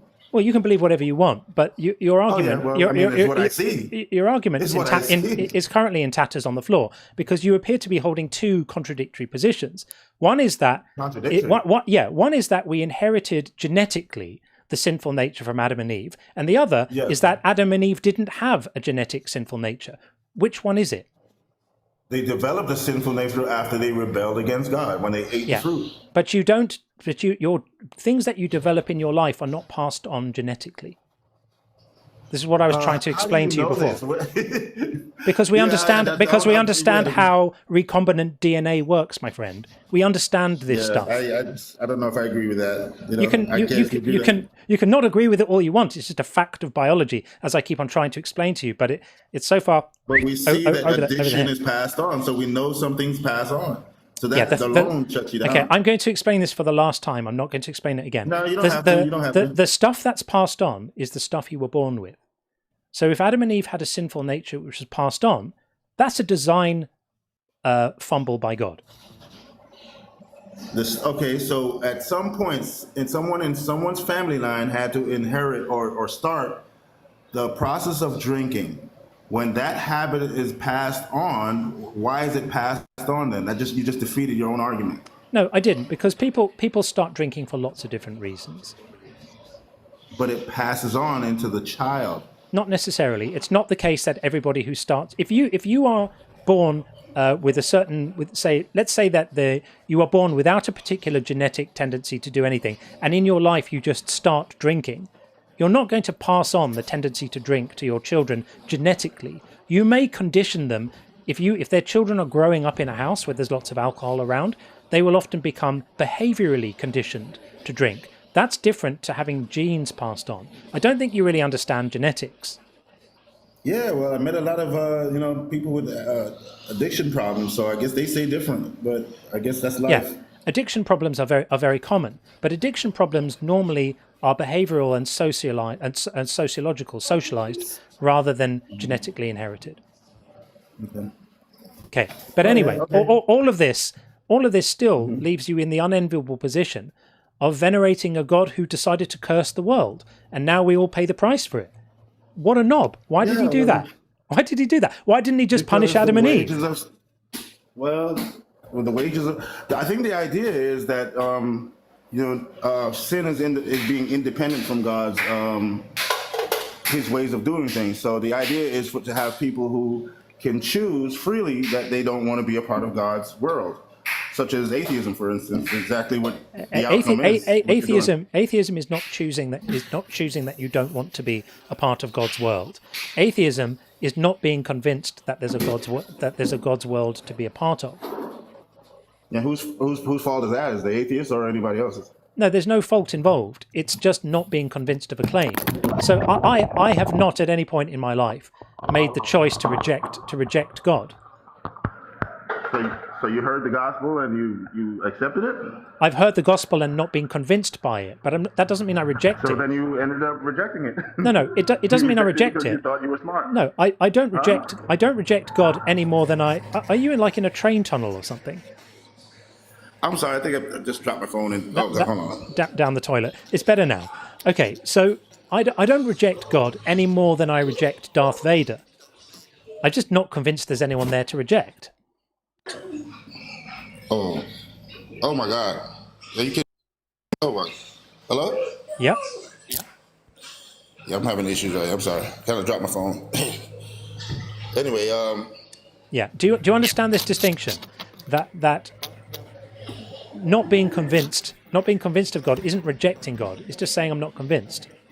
Yeah, but not being convinced is a personal issue, personal incredulity fallacy. It's not a personal incredulity fallacy. If you're not being convinced, it's your personal issue. It doesn't mean that God doesn't exist. No, that's personal incredulity. I would never make the. Hang on. God, Stop. This is getting terribly bad. I would never in a million years suggest that my inability to imagine God would mean there is no God. First of all, I'm not claiming that there is no God. There may well be a God. Right? It would indeed be. It would. Hang on. It would. Yes, I could be wrong. It would indeed be an argument from personal incredulity if I said I can't imagine how there could be a God, therefore God can't exist. That would be a fallacious argument. However, it's not one I'm making. It's not an argument I'm making, so there's no need to respond to it. You're saying I cannot be convinced because you haven't received your own brand of evidence. Right. Therefore, you're basically admitting that you can't imagine God. That's personal incredulity. Any way you go around it. No, it's not. And this is a tragic misunderstanding. I'll try to explain it again. So I'm not, listen carefully. I'm not making the claim that God doesn't exist. Do you track this? Yeah, I track that, yes. Good. Okay, so I'm not making that claim. I'm saying, at this point, I'm not convinced of the existence of a God. All right, so a God may or may not exist. But all right, so if you're not point, convinced, I'm not whose fault is it? You take responsibility for you not being convinced, right? No, I'm not convinced because I've not been convinced by any evidence, and that's not a choice I'm making. It's just the same reason why you're not convinced that Santa exists, because you've not been convinced that Santa exists. You haven't decided to not be convinced, you just aren't convinced.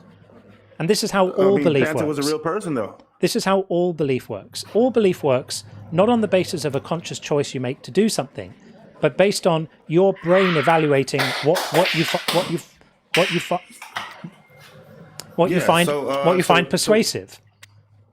All right. So how do you explain that some people are convinced? What process do you think that they would have to go through to be convinced? Yeah, it's an excellent question. So all brains go through the same process. When we collide with information, we consider it in a certain way, and there are networks across the brain that evaluate new information as to whether we find it convincing or not, primarily in two ways: emotionally convincing and logically convincing.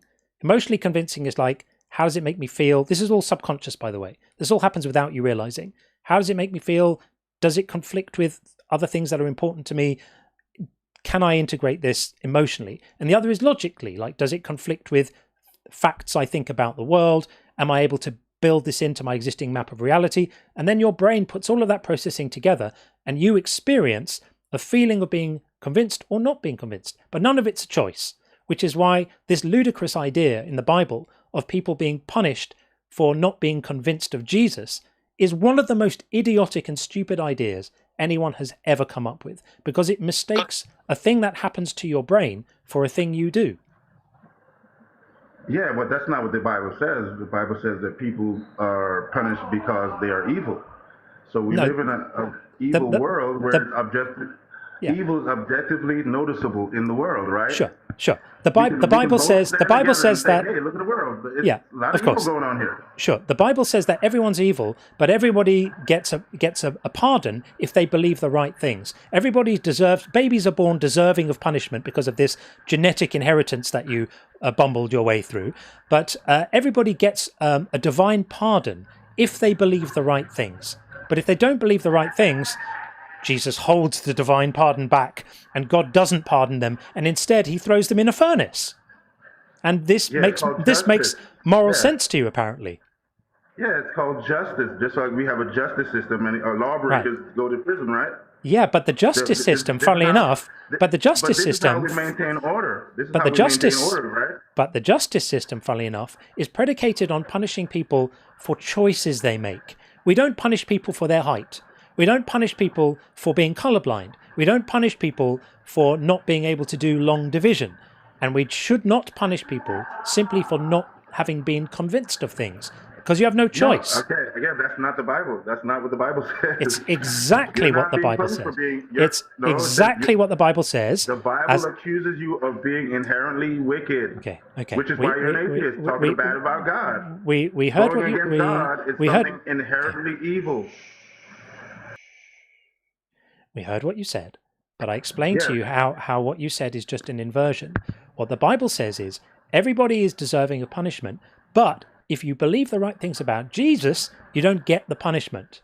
There's a divine pardon handed out to everyone, as long as they're convinced of the right things. And if you're not convinced of the right things, you don't get the divine pardon. Therefore, people are being punished by withdrawal of the divine pardon for not being convinced. That's what it boils down to. Are you able to justify that morally? I think that's the take on it, yeah. Are you the able take to? on it is that mankind is already evil. You're in the position of we've evil. heard that bit. Let me grant you. So, Let me grant. Hang so on. You're being punished for being wicked, not because. Okay. I'm going to grant you, for the sake of the argument, just for now. I'm taking this back in a minute, but just for now, I'm going to grant you that we're all evil. Evil babies. All babies are evil. All kids are evil. The toddlers in the nursery, they're all evil. Everyone is evil. Wow. Everybody, Wow.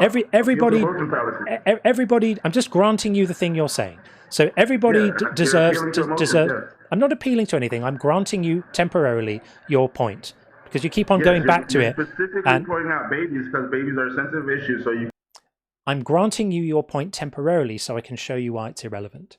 So let's say we grant you your point that all people, men, women, old, young, children, babies, all of us are evil, and then we're going to look at what God's plan is for what we do about that evil, right? How is it dealt with? And the way it's dealt with is he had himself nailed to a tree briefly, and now anybody who's sufficiently grateful for this gets a divine pardon, and they don't get punished.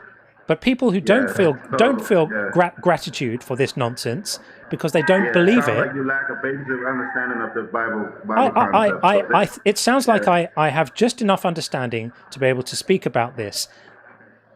Well, okay. So what is the Bible? The Bible says that because God is a just God, right? He can pardon your evilness, right? Exactly. So he has to what? He had to have himself nailed to a piece of wood.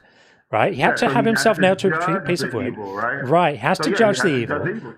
Exactly. Yeah, so and what did he do? He took it out on himself. Yes, delightful. He's got a masochistic streak which we can all be impressed by. Now, having done that ludicrous act, he then, as I said before a number of times, offers everybody a free pardon. Correct?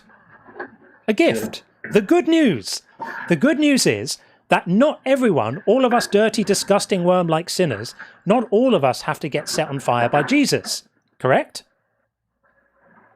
Yeah. We have.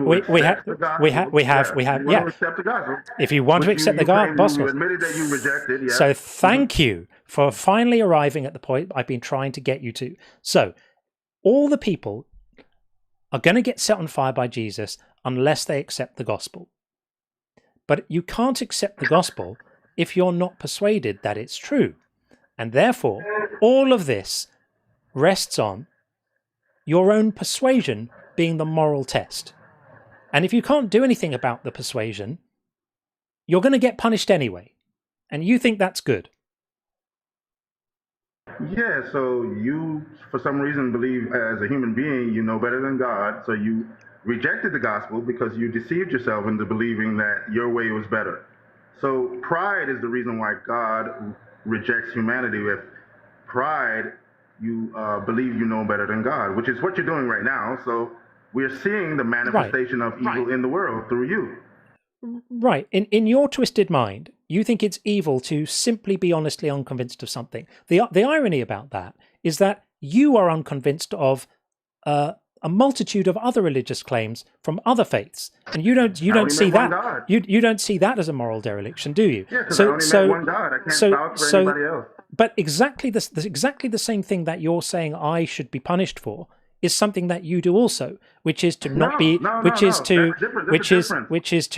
convinced by the claims of Islam, to not be convinced by the claims of Mormonism, to not be convinced by the claims of Hinduism, all of these other religions.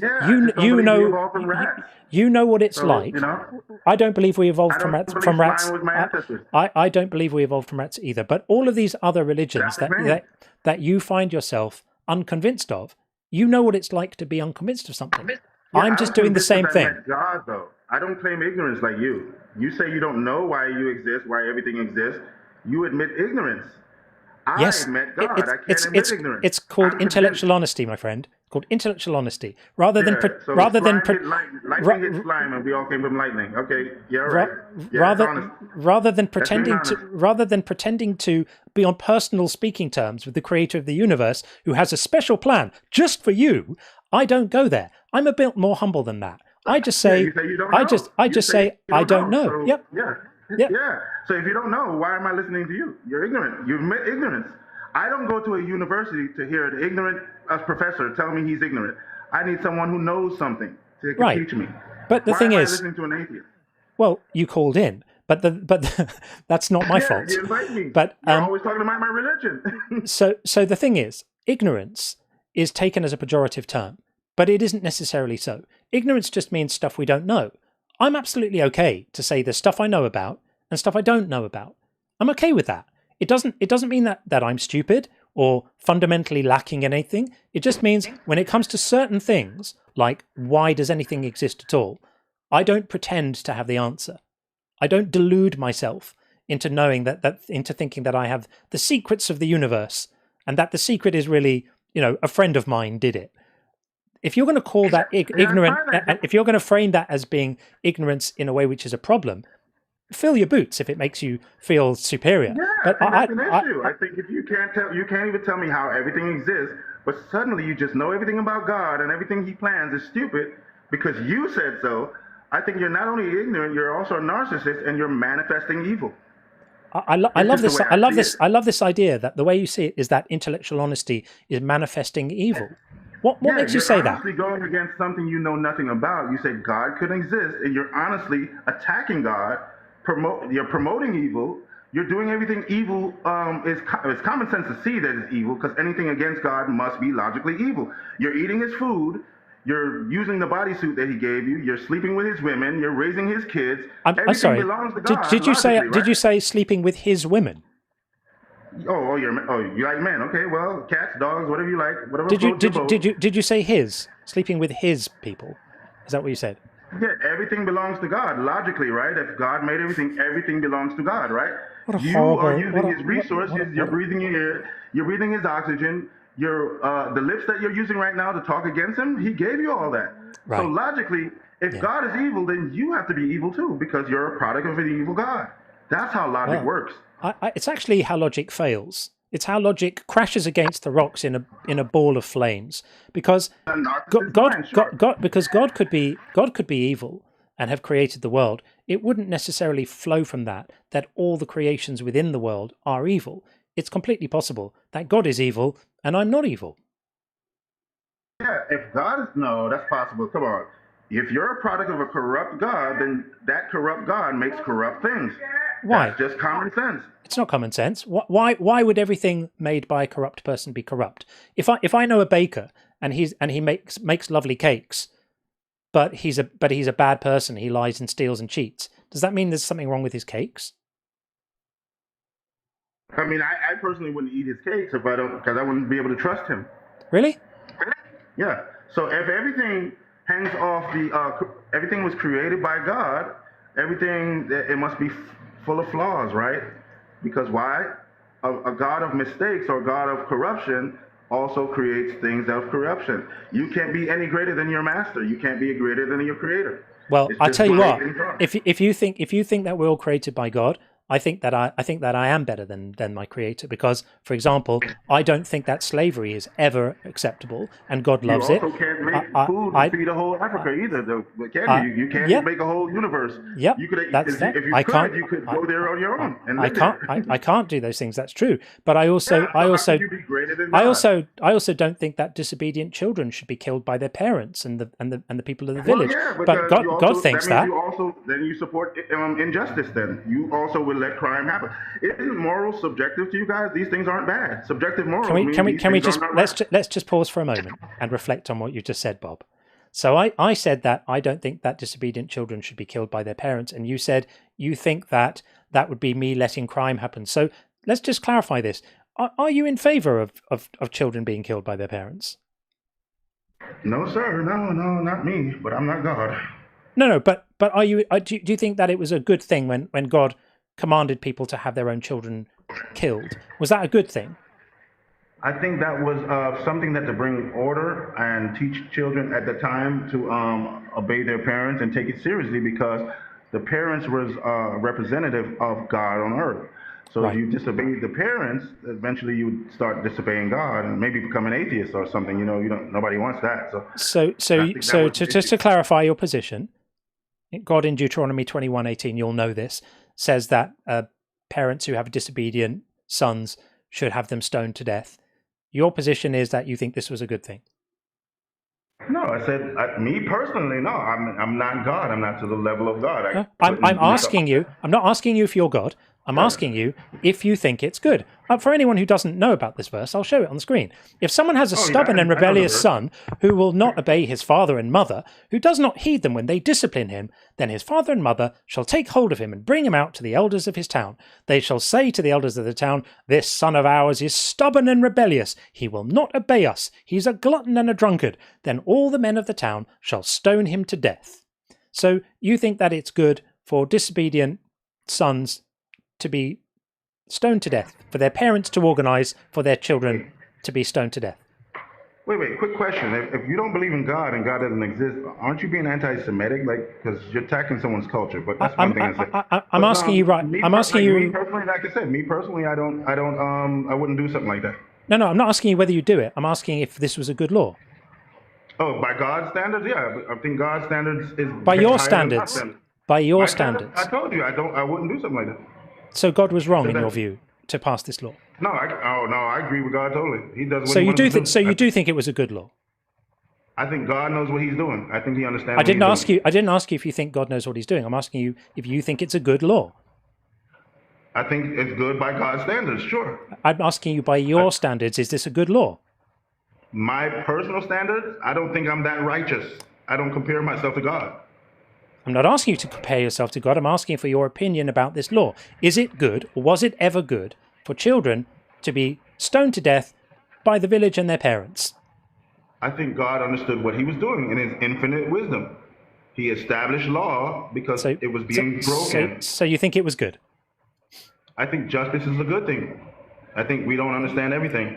I agree that justice is a good thing. I don't think that telling parents to have their children killed is justice. I think it's completely depraved. And I think you are depraved too. Wait. We got to slow down. Wait. Don't you believe that morals are subjective?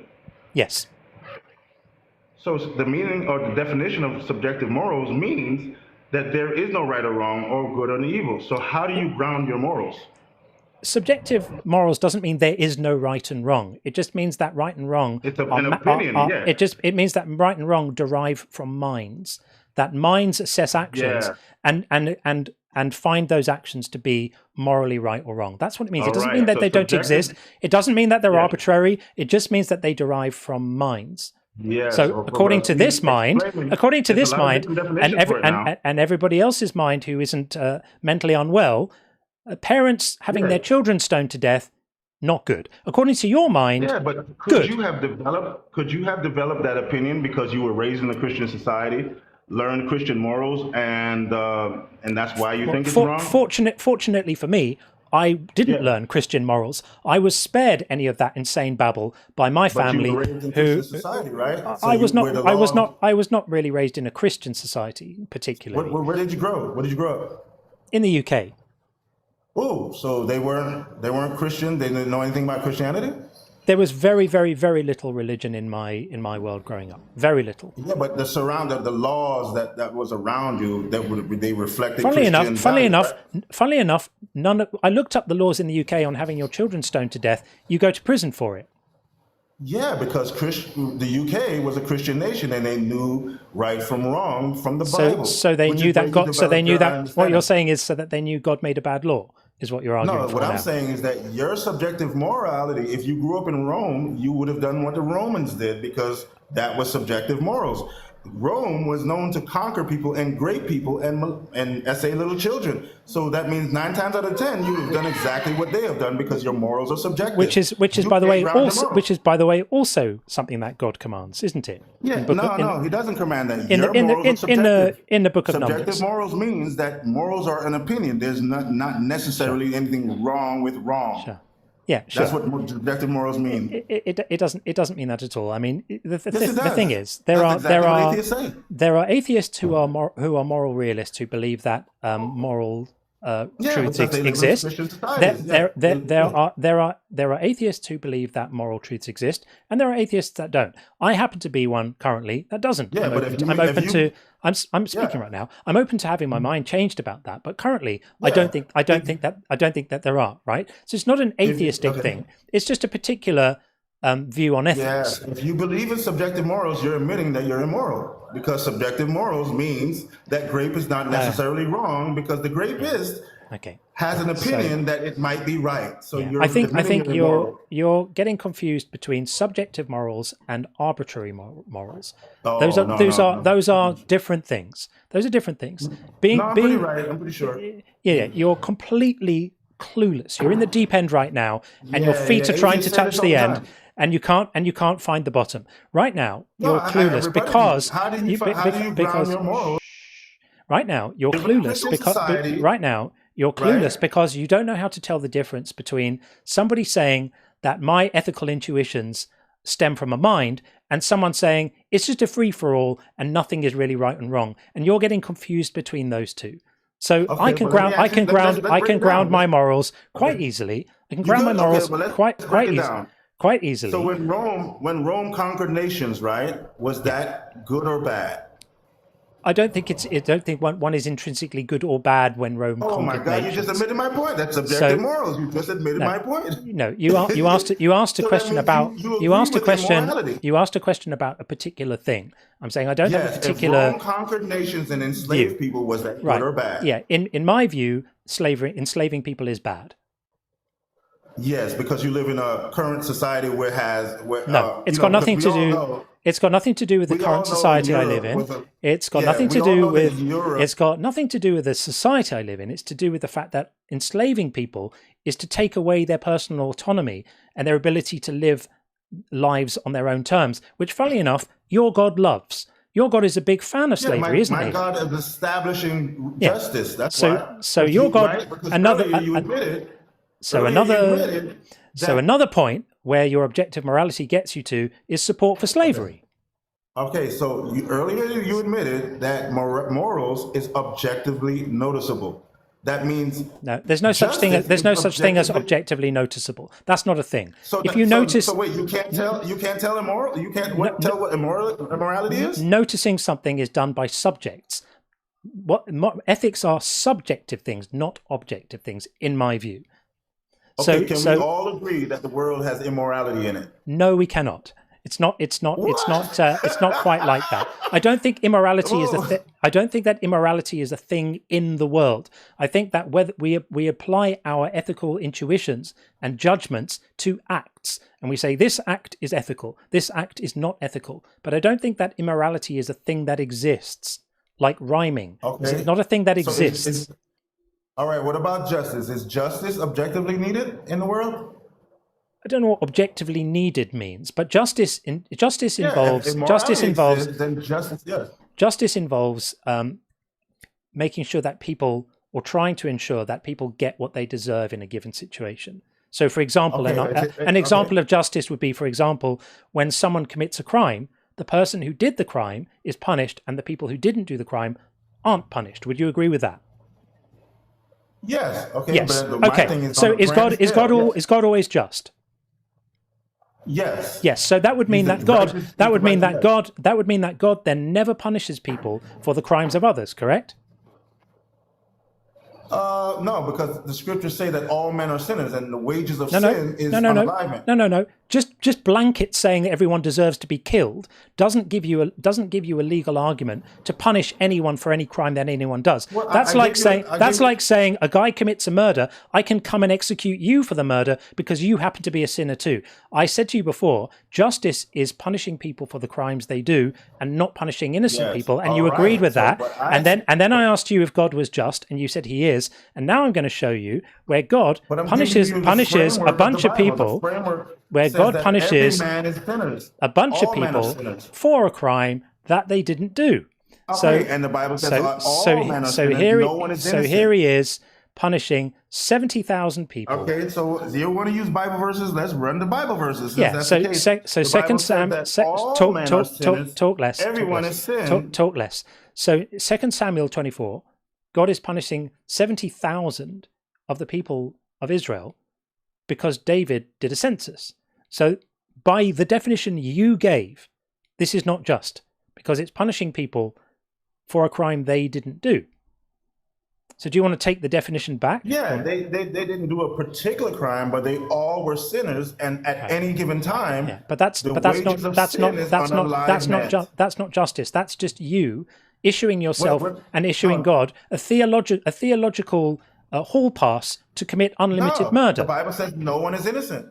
So how, even if they unalive, they still weren't innocent. But they're innocent of that crime, my friend. That's what but justice they should means. be unalive anyway. No one is supposed to be alive. Okay, so let's stop and pause on this because we've now reached the zenith. We've reached the zenith, and we've been on the call too long anyway. So as we end the call, we're going to reflect on the fact that the thing you've just said is every single person in the world is a sinner. Every single sinner deserves to be killed. So your idea is that God thinks that every single living person deserves to be punished and killed. And you wonder why I call him evil. Absolutely astonishing. That's the way we got to. I know we let that drag on a little bit. But the point that he allowed the situation to get to, the conversation, is every single person in the world should be subject to capital punishment. And yet he thinks God is good. Unbelievable. Right, we're going to get Wojo in next. What an absolutely crazy fanatic. I have spoken to Bob before, and he was just as unhinged last time, I remember. And a tragic misunderstanding of logic and dialectics. But hey, we won't hold that against him too much. Maybe just a bit. Okay. Wojo, we'll get you in just a moment. We're just going to read a couple of super chats and quickly check the bingo. Bingo says, let's see what we've got on here. Ash Wild said, how do you account for logic? From Bob. And Ash Wild said, everyone knows God exists. And Ash Wild said, God, Ash is on fire again. Ash said, you can't prove God doesn't exist. He went there. He actually went there. Bingo line. And Pastor of Muppets called Crash Out. No, he didn't crash out. I just got to the end of the call and that was it. We'll know a crash out if we hear one. And Pastor said performative laughing. He did do a bit of that. We'll give you that. Excellent work. Excellent work. People, we are nearly there. We've only got 2 left. I used to be an atheist and crash out. We're going to smash this one. I can feel it. This is awesome. Okay. A couple of super chats and we'll get Wojo in. Penelope, great to see you, said, I truly admire your and Sean's dedication to reasoning with people. I sometimes get physically nauseous listening to callers. The brainwashing is so obvious. Hugs to you both. Thank you, Penelope. Hugs back to you. I love doing this. This is my happy place. I just absolutely love doing this. So it doesn't trouble me at all. And the crazier they get, the happier I feel because it just makes me laugh. So there we are. And Philo said, remember when Satan drowned the entire world? Yeah, me neither. Exactly. That's sadly when we were speaking to Dee Dee. And Ontological Shock said, welcome back from your vacation, John. Good to see you and Sean back at it. Hope you're both doing well. Thank you very much. I'm doing really well. I'm super happy to be home. Had a fantastic trip away, but very, very happy to be back.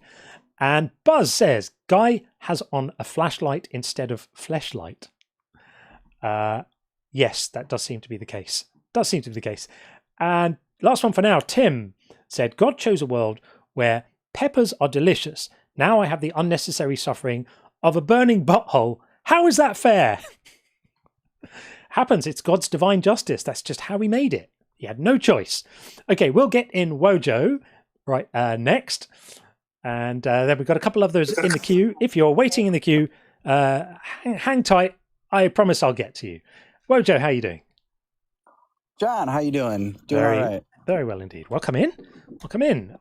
Thank you for waiting. Floor is yours. Sure.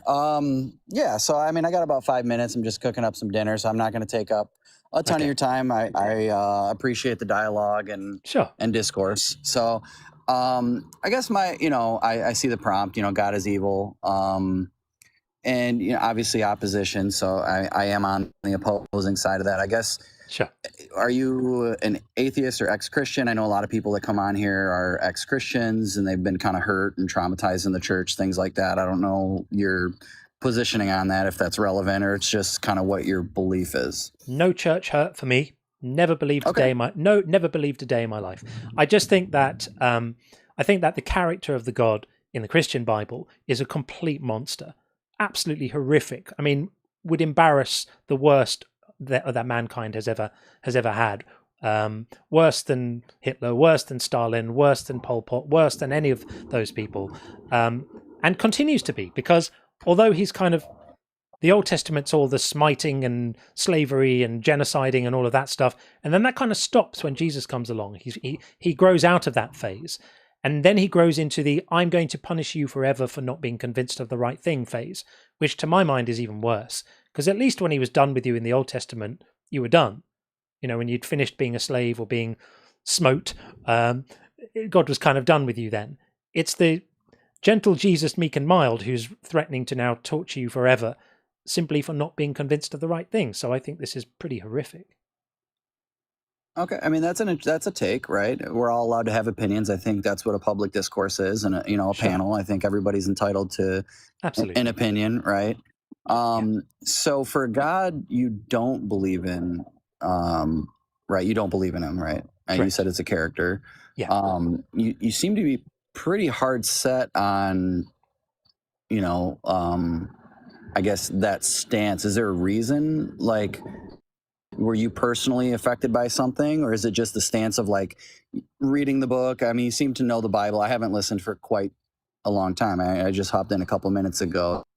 So, usually when people are up in the panels and stuff, they have Bible verses and, ammunition locked and loaded, to kind of dispute or satisfy their claim.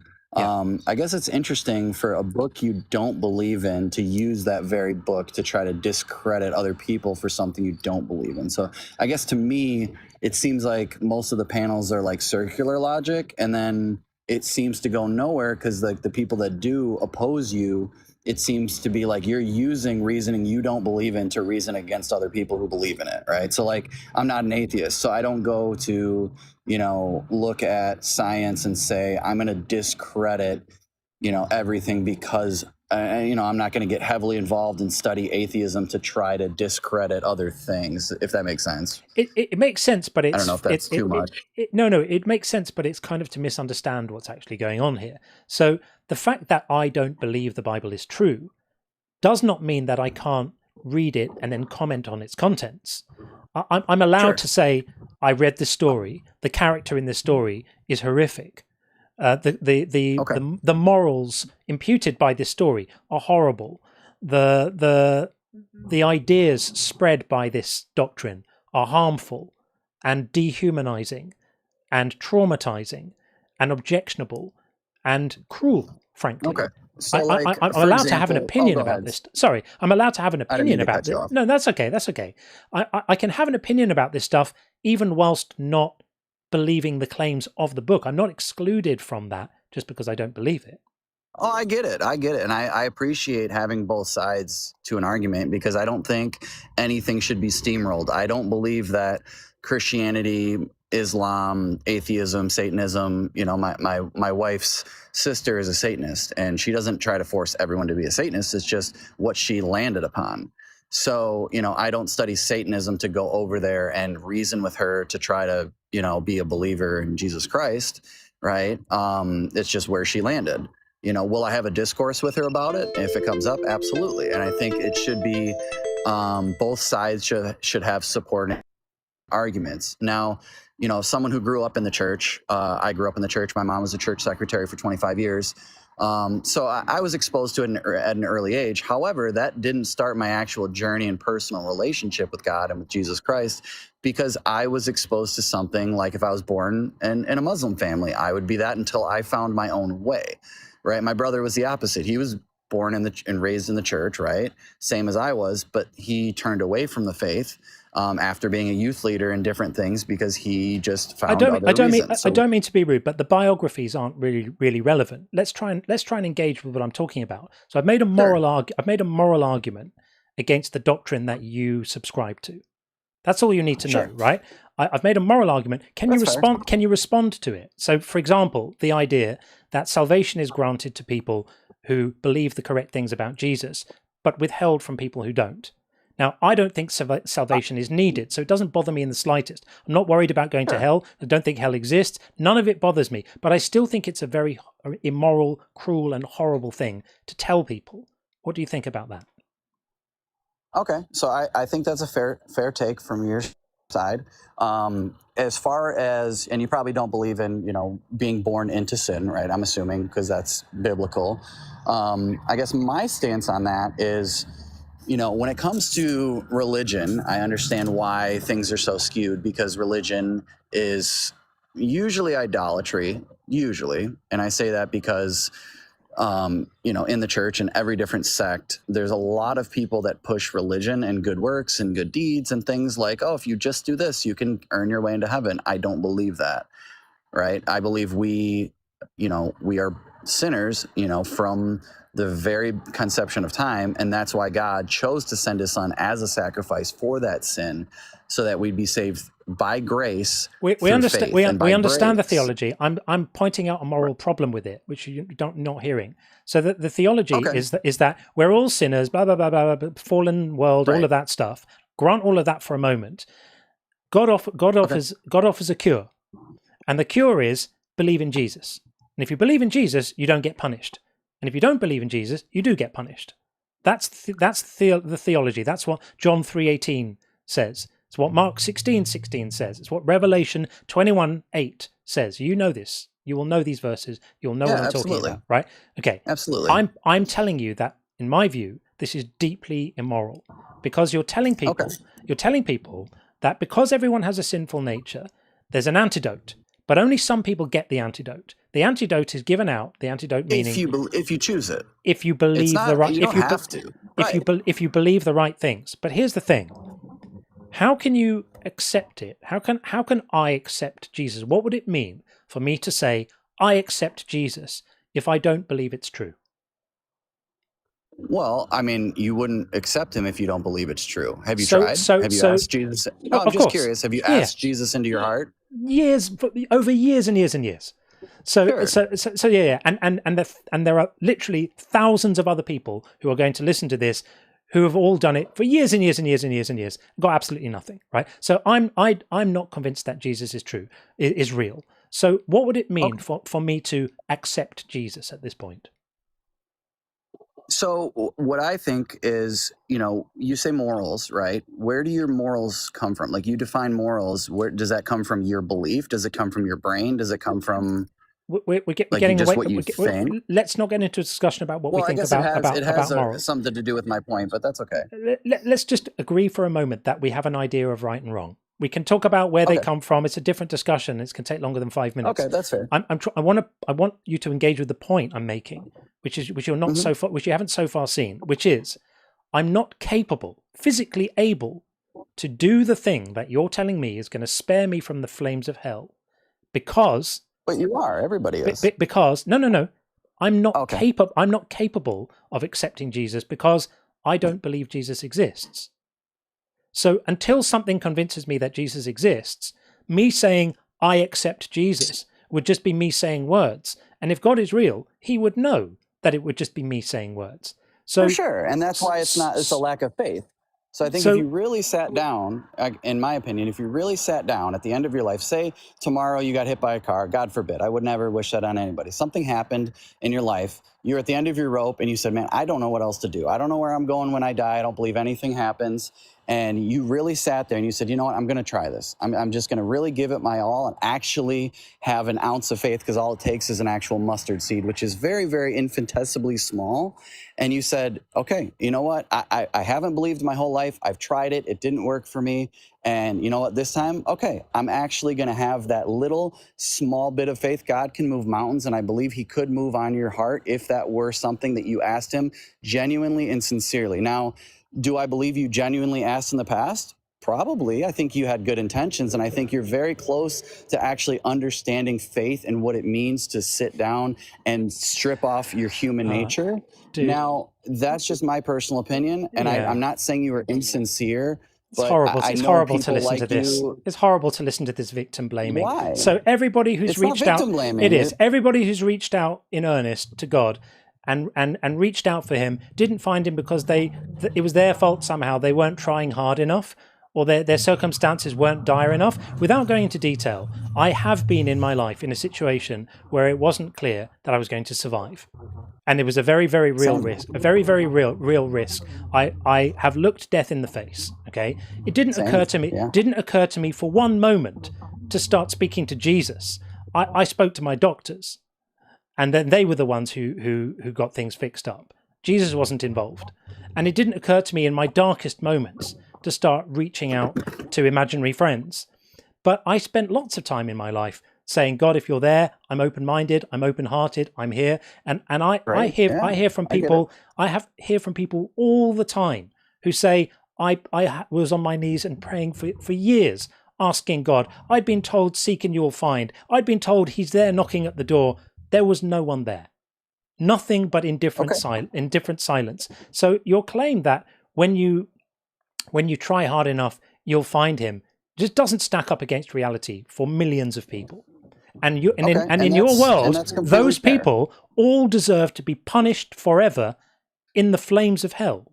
And that's the point I'm making. Hell is not flames. I believe it's an eternal separation from God. So when you do pass away, which we all will, everybody in this panel will pass away, it is separation from God. And so at the end of your life, no matter what you believe, in the Bible, every knee will bow and every tongue will confess. And I think that's something that people have to take seriously, because we are finite beings. And so when we try to ration with our own brains, do you believe that there's something greater than yourself, or do you believe you are the greatest creation and you just magically happen to be on this earth from circumstance? Depends what you mean by something greater than myself. But let me just stick on this point you just made about hell not being flames and just being a separation. So, I mean, in Matthew 13, when Jesus says the Son of Man will send his angels and will collect out of his kingdom all causes of sin and all evildoers, and they will throw them into the furnace of fire, where there will be weeping and gnashing of teeth. Is that describing just a mere separation from God? It's an allegory.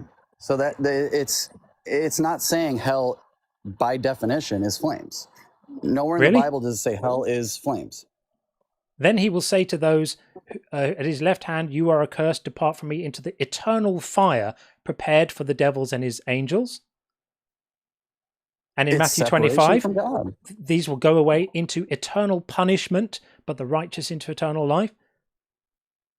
Yeah, eternal punishment. Absolutely. Punishment is separation from God. If you choose to mock God or blaspheme or turn away from him. Well, even if we completely ignore Jesus's words and pretend that they don't actually mean what they mean, which is ludicrous, but even if we do that, it's still the case that what he's describing is an unfavorable outcome. Loading in the queue, I'll get to you next. Bear with, we'll be with you in a moment. He's describing an unfavorable outcome for people based on what they found convincing.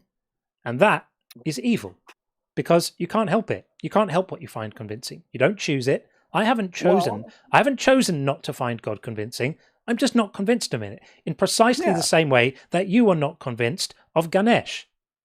Sure. I guess one question, if Jesus came to you right now In person. Okay. Let's say he came down from heaven, showed himself to you. Would you still not believe? I guess that's my question, is what would it take for you to actually believe? Because most people, Of they course, want tangible, if but they God want made tangible things. if God made himself known to me in some way, maybe he sent an apologist who had a really amazing argument I'd never heard. Of course, and it changed my mind. Maybe I had some personal experience that got arranged, or maybe he pitched up one day and introduced himself. Whatever it is, he's capable of doing it, and he hasn't done it.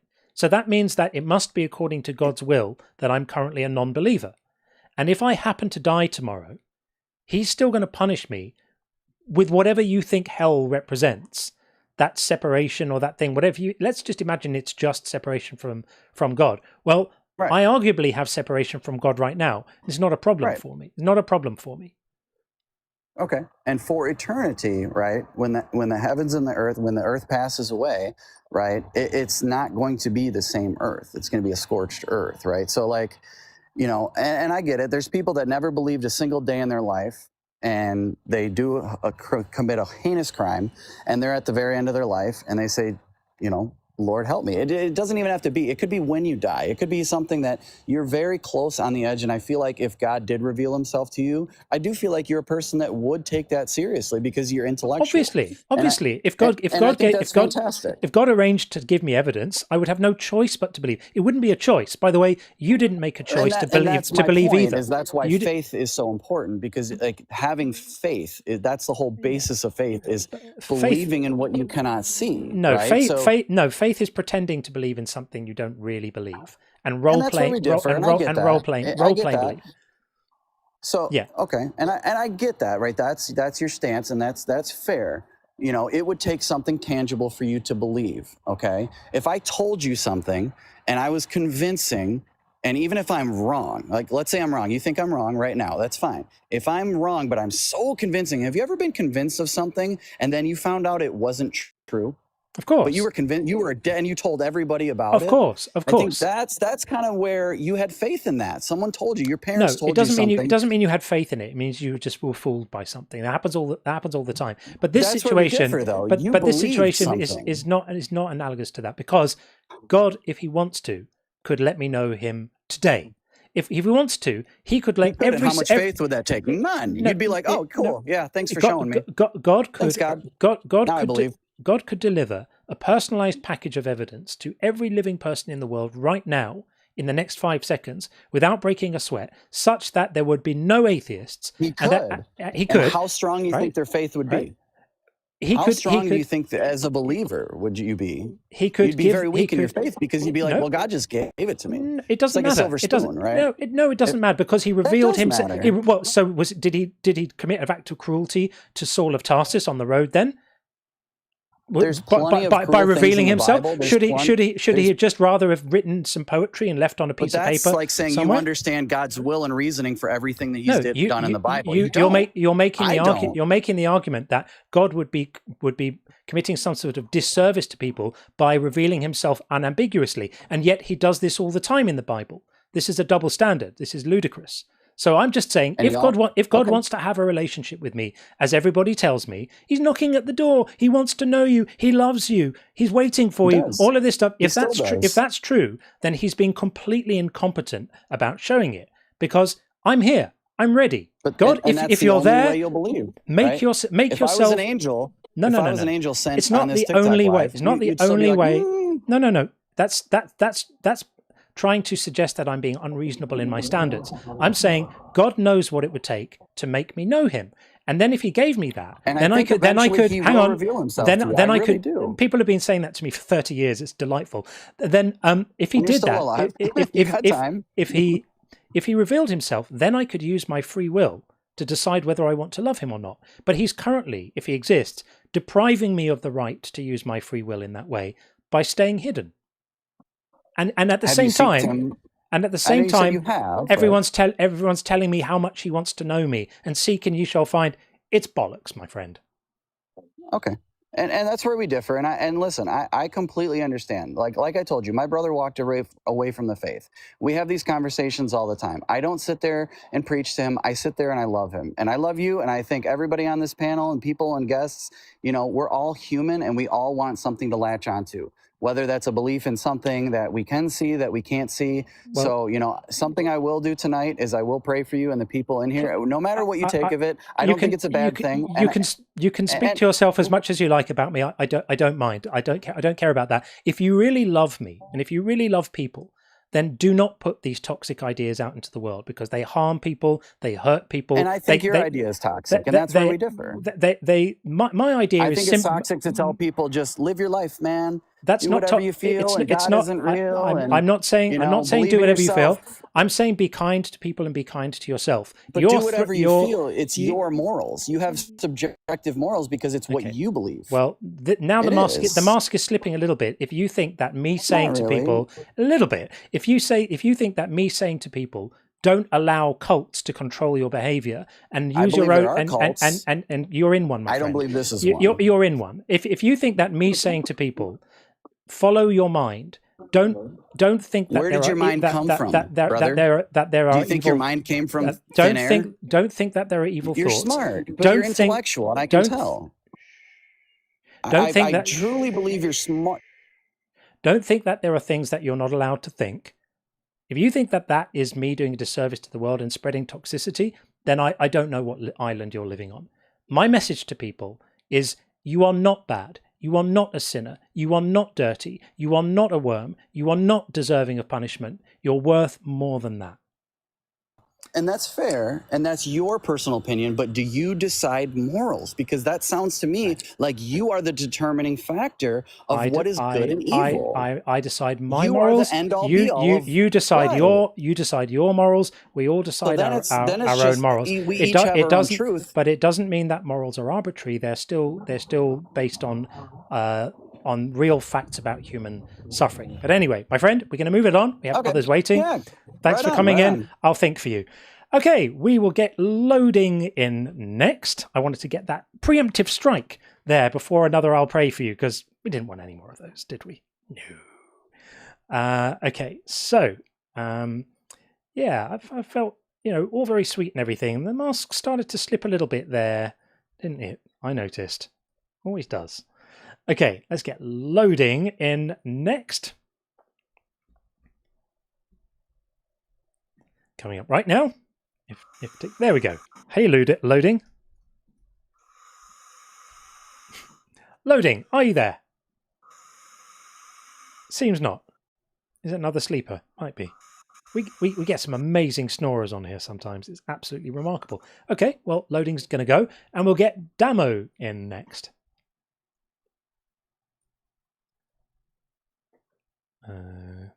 There we go. Hey, Damo.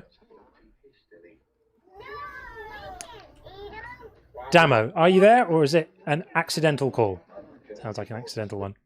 We've had more than our fair share of those tonight, haven't we? Wild. Okay, well, call queue currently empty. I will read super chats. Like that. Buzz, I'm not sure what you attached to this one. It might have been an emoji or something, but I think maybe emojis don't render properly. But thank you for the super chat anyway, Buzz. I'm not sure what that was, but thank you. And T says, the merch store link is in the Discord, or you can message me on TikTok for the link. Picture me this too. Oh, thank you so much, T. I really appreciate it. I think that people will like the merch store. I spent a long time working on it, and a lot of love went into the products on there. So I hope that you will investigate it, and if you like it, get a mug or something. It could be good. Okay, we're going to go to none in just a moment. But T, thank you for sharing that. So the link is on the Discord, and I will make sure that there are prominent links. It's basically under all my videos now that I put out. I've all got a merch store link under them, and I will put one in the comments of this live afterwards as well, or in the description, or both. Okay, let's get in none. In right now. Hello, hello. Hi, Nun. Can you How hear are me? you? Yes. Hello. I'm Hello. 22 years old. My name's Talha. Hi. Welcome in. Get your name up on the board. There we are. What would you like to say about God is evil and silly? So the statement and the claim is that God is evil and silly, and I'm on the opposition team. So I'd first start off with define evil in the own terms, because the way I define evil is that it's not set by the standards of society. Evil is set by the standard other than society. That's my definition of evil. What's your definition of evil? I think that evil is not a thing that exists. It's an adjective that we use to it's an adjective that we use to apply to acts of which we strongly disapprove. So when we disapprove, okay, so for example, war, would you approve war or would you disapprove the act of war when societies go to war? So I don't have a blanket rule like that. I think there are some wars that are justified and other wars that clearly aren't. So I love the word you use, justified. So when you use the word justified, what standard are you using and applying? I think every situation has its own parameters. So I would say, for example, in the case of war, a war is justified if it's defensive. A war is justified if it looks like there may be greater suffering if you don't do the war, would be a good measure for me as to whether it's justified. Something like that. So the justification would be to decrease the amount of suffering. Is that correct? Yeah, I think for me, all ethics are based on aiming for minimizing suffering. Because without suffering, without the potential for suffering, I don't think we have ethics. If you're on a desert island on your own, I don't think it's possible for you to do something wrong. You can't harm another person. So we're saying that unnecessary suffering should be prevented, but we also want to understand that character development is a thing, is that not? Like all novels I've ever read, character development has always been a thing.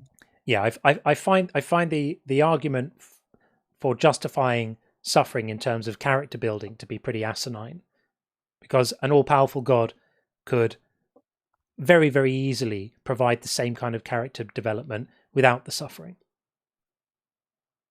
So when we're claiming and when we're stating a fact that unnecessary suffering is wrong, is that seen as a opinion or is that seen as fact, like 1 + 1 = 2? I don't think that any moral statements are facts, so it's an opinion. So my question to you then is, like I live in Virginia right now, right? And today, so just 2 years ago, I kid you not, weed was illegal. I don't know, like 5 years ago or something like that. And then now 5 years later, it's legal. And then I don't know what's going to happen in the future.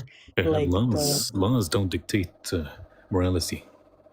I know laws don't dictate morality, but I'm just saying an example of... Then mentioning laws is pointless. Okay, so I'm not going to mention any laws. I'm just going to say that if you have a society that decides 5-10 years, we're going to have this standard, and then the next 10 years, we're going to have this standard, and then the next 10 years after, they're going to decide, oh, you know what, we're going to go back to the standard we had. I don't think What religion are you? Before I answer that, I want to continue with the example. I think I know what you are, but the example that you applied, or that you mentioned, applies to your religion. Actually, okay, so explain how it applies to my religion, because I think you know what a religion I am. If you're Abrahamic, the Abrahamic God changes his standard every few centuries. Yep. I disagree. The standard has never been changed because the earlier books were edited. So the earlier books were edited. So in your Quran, when it says that something is allowed, then it goes ahead and says it is not allowed 10 years later. That is not changing the standard. Just because the book is forgotten and someone created it is not forgotten. It is not forgotten. In your Quran, it allows you, before it prevents you from drinking alcohol, it allowed you to drink alcohol. Then it told you cannot drink alcohol before praying. Then it told you cannot drink alcohol, period. So it changed the standard. Oops. And so do you know baby steps to eventually... Sure, the same. We can apply the same thing to society. We're taking baby steps to get to the best version of standards. So now what? So that's not changing standards because we started from slow. Sure, I can say that. I can say the exact same thing about what you just said about us changing standards. We're taking baby steps. Because the way for example, an analogy would be no one's gonna put a 5-year-old on a bicycle right away. They're gonna start with training wheels first. I'm saying, I can say the same exact thing about our standards, which you have said are changing. Now what? That's what I disagree on, because the whole point of Abrahamic religion is to agree on one set of standards, assuming that Except you don't. If you're Muslim, you have dozens of schools of thought, 4 major ones, and a lot of them disagree with each other. And you have a saying that says that their disagreement is mercy because you can get to choose which one of them to follow. That's interpretation is something totally different. Exactly. And not just interpretation. For things that God has not decided, the scholars have decided for you if they're allowed or not allowed, and scholars disagree. So, again, you have within the same framework, you have people who agree and disagree upon moral standards. Like, for example, a Shafi'i tells you can marry your daughter from zina. If you've had a daughter from adultery, you can marry her. The other schools of thought say that you cannot. That is a big disagreement. Wait, which school of thought says you can? A Shafi'i says, again, if you have a daughter from adultery, then she's not legally your daughter and you can marry her. And the other schools of thought disagree with him. There is a big disagreement on a moral fact. So interpretation is something completely different than for so he's interpreting something. Could you show me where in the Quran it talks about marrying your own daughter and which he interpreted? So you're telling me there's a verse in the Quran that says you can marry your daughter? I don't believe that. No, I didn't say that, but you're not listening. You said it's interpretation. I told you no, it is not interpretation. It is your scholars deciding what is allowed and not allowed based upon things the God has not said. Which again means that within your moral framework, you have people who agree and disagree with each other. And again, you can simply just pick and choose who to follow. It's not that we can pick and choose to follow. You can. This is literally why we have the same. This is why we have. We're not talking about the prayers. We're talking about the things God has not said. So if you don't have a direct verse in the Quran that says so and so and so, then you can pick and choose between the scholars, which is why we have the saying that their disagreement is mercy, because you can get to choose whichever makes sense to you. That's not the what. So what? Can you please pull up the hadith or like what exact verse you're referring to? About like what? That you just saying like what? Where did you? Which was it? What the verse number? The line number or something? Can you give me the line number, verse number? About what? That you're just claiming that marrying daughters or something like that, but you can literally just simply look up a Shafi'i's opinion upon marrying daughters from zina. Okay, that's one sheikh out of billions of sheikh. Billions? No, it is 1 out of 4. The 4 Imam. Okay, then give me the verse. Then it is not a verse. If it's a guy's opinion, it is not a verse. So do you not even know that the Quran is the words of God? When the standard, we look at the standard, not one person. This is one of 4 schools of thought. So a quarter of your schools of thought in Sunni Islam are telling you can do that, and the other 3 quarters are telling you can't. But you won't provide me the verse number and the hadith. You won't do that. It is not about providing a verse number and a hadith. You're not listening to what I said. About that. Oh, really? So you think scholars? You think scholars are in the Quran? So the scholars' words are in the Quran. No, I'm not saying the scholars' words. Then why are you asking me to provide you the scholars' words in the Quran? Then why should I rely on the scholar and not the Quran? What you makes no sense. Oh, really? Could you show me in the Quran where it says you can't do that? Go ahead. You're telling me to rely over the sheikh. What I said is, if you don't have a direct verse in the Quran or in the hadith that says you can't do something or you can do something, then you go to the scholars and they tell you if you can or you can't. So when you go to the Quran, could you show me where it says you cannot marry your daughter from zina? It would never say you can marry your Exactly. daughter. So how would you know? Because I read the Quran and it doesn't say that. No. How would you know how would you know it's not allowed if it doesn't say so? Because it never mentions anything about marrying. Really? It says incest is wrong. Clearly, it says incest is wrong. Yes, but the hadith is that not clear enough? Yeah, sure. The hadith follows up and says that Al-walad lil-firash, meaning that if a woman who's married has intercourse with another man and then they have a child, the child is attributed to the husband, not to the father. Meaning that the child is not their daughter. The whole idea of so when in the Quran, okay, so in the Quran it literally says the words of God cannot be changed. But then then people are like, oh, but the Quran. Could you repeat what I said? Because I don't think you listened.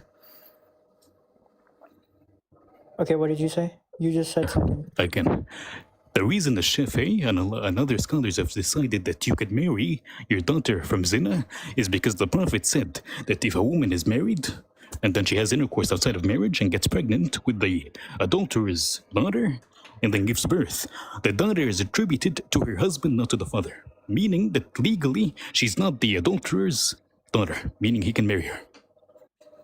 And what verse? Al-walad lil-firash. It is a very famous hadith. I can give you the reference. How do I spell the name of it? Can you put it in the chat? Okay, al-waladu lil-firash. Okay, I'll look that up later. Not because otherwise I wouldn't. You do realize that some hadiths are reliable and others aren't, and this is we're not Habib. allowed This is in Bukhari and in Muslim. Don't talk to me about reliable. Bukhari 6818. It tells you al-walad lil-firash wal-'ayr al-hajar. Okay, back to the speaker. I still don't think it's a real reliable hadith, but I'm gonna look into it anyways. But it kind of burns down this idea, doesn't it, that you were trying to sell us on before, that this morality has to come from this objective source that you're pointing at. And that's before we even really start getting into some of what this objective morality gets you to in terms of my whole question about subjective morality is a very big question, because it's like. Can you hear me now? I can hear you now. Yeah. What I was saying is, go ahead. My whole question about subjective morality is a very big question, because the whole thing about subjectivity is that it's very malleable, it's very flexible, it's very non-standardized. It's like one day you can decide apples today, tomorrow oranges, apples tomorrow. That's But not what see, that's the subjective means. corruption. Subjective doesn't mean changing, and objective doesn't mean non-changing. Subjective and objective just mean derived from a mind or not. So the newsflash for you is you believe in subjective morality too. You just haven't realized it yet. Now you subjectively choose which religious tradition to be part of, and within that That's religious not- tradition, See, the whole belief system is to agree on. The whole point of Abrahamic religion is to believe in one God, and the Sure. Ten Commandments literally don't Sure, murder. but you subjectively, but you subjectively believe other things. Like, for example, I'll give you an example that was a big point of contention between scholars 1,000 years ago, in which you have chosen one scholar's opinion over the other. We're not listening to astray scholars that have gone astray. We're only listening. You think a Shafi'i is astray? Like And one of the four biggest schools of thought is gone astray. and I'm your gonna have to look this up, 'cause I the don't idea know. about who's gone astray is itself a subjective judgment. So every time you try to show how when an not atheist- subjective you're being, you are being subjective, and then it An gets even atheist worse. can never- It gets even worse, my friend, because even once you get back to God Himself, God's morality is also subjective. It's just whatever God wants. Does God choose what's right and wrong? Does God dictate what's right and wrong? Decides for humans what's right and wrong. Yeah. Yes, Yeah. So right and wrong comes from the mind of God, correct? God decides what's right That's and wrong. for literally humans. what subjective means. From the subject. In this case, the subject is God. So what you think is objective morality is not. It's just more subjective morality. It's just the one it's the subjective morality that you subjectively like. That's all it is. So don't kid yourself or anyone else into thinking that your moral framework is any less subjective. I don't think you understand what the word objective morality means. I don't think you understand, because you seem to think that it's to do with how likely it is for it to change. It's nothing to do with that. It's whether it derives from a mind or not. And you've already admitted that your moral preferences derive from the mind of God, therefore subjective. And even on the point of changing, they objective still change. because they derive from the mind. So I have a question for you. So when an atheist claims murder is wrong, what's the logic behind that? Because I can't find any logic behind that. What is the logic behind yours? God The said so. standards are not set by me. That's the whole point. I don't Sure. set the standards. What if I don't want to listen to your God? Now what? Okay, you can go worship a 2-foot No. I'm asking you. statue and No. you'll I'm go asking to you. hell I'm and asking get- you. Habibi, I'm asking you. Could you show me logically why I should follow your God? So it's not my God. It's not about whose God. It's everyone's God. There's Answer only the one question. Why God. should I follow everybody's God? Now, why should I do that? I mean, to be honest, like to be really, really, really frank with you, to be really honest, I don't really care if people follow God or not. 'Cause That's I not just the believe in question. hellfire. No. That question wasn't what you I don't think. really care if you the, go to the- hell. the I don't question care. wasn't. The question wasn't about how much you care about what people do. The question Ems is asking you is, why is it moral for a person to do what a God wants? Why is that moral? Well, to be honest with you, it's your afterlife, and I don't give a shit about your No. afterlife. I only give a shit You're about my answering a afterlife. question no one's asked. Let's try it again. Why is it moral for a person to follow the dictates of a God? Why would anyone follow them? Because they're scared of the afterlife. But what if and I'm they not? love Now God, what? and What if I'm because not? Now and what? because they love the Creator. Okay, I'm not because scared they of the love God. afterlife. Well, I'm not scared of the afterlife, and I don't love the Creator. Now, why should I follow him? But don't follow him. Deny God. Exactly. Go ahead. Which means That's free there is no will. logical reason for That's me free will. to- That's not logic. That's just free will. No, you God said, gave everyone free Habibi, will. listen. If they you want to said- use the free No, will God, and save themselves, they're going to go ahead your and do God did that. not give anybody free will.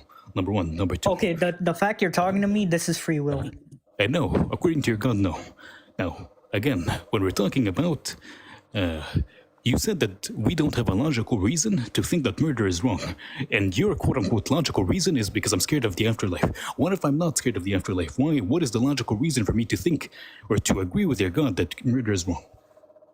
Okay, so murder is not wrong for you. Go ahead. I mean, that's the whole point. No, that's the whole problem. you're with missing- you're- atheism, that murder is you're- not wrong. That's nice the whole logic. point of.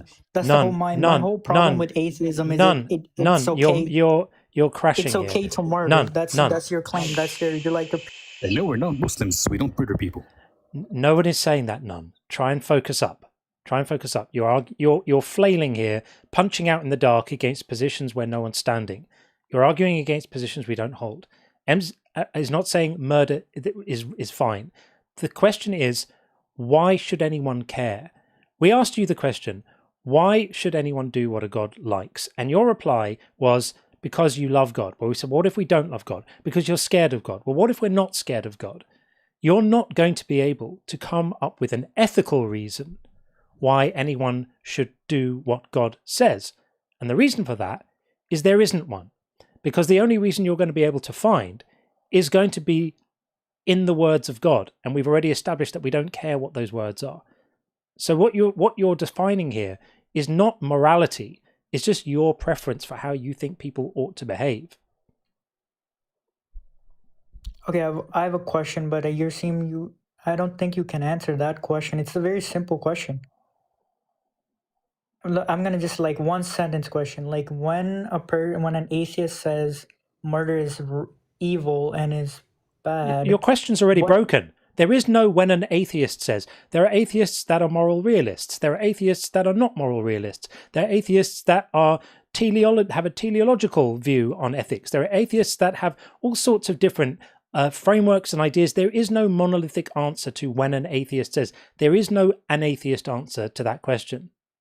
It shows a deep misunderstanding on your part that you would even phrase a question with, what does an atheist say when? You have no clue about this area. Do you understand that there's a whole area in philosophy called metaethics? It's got nothing to do with whether you're an atheist or not.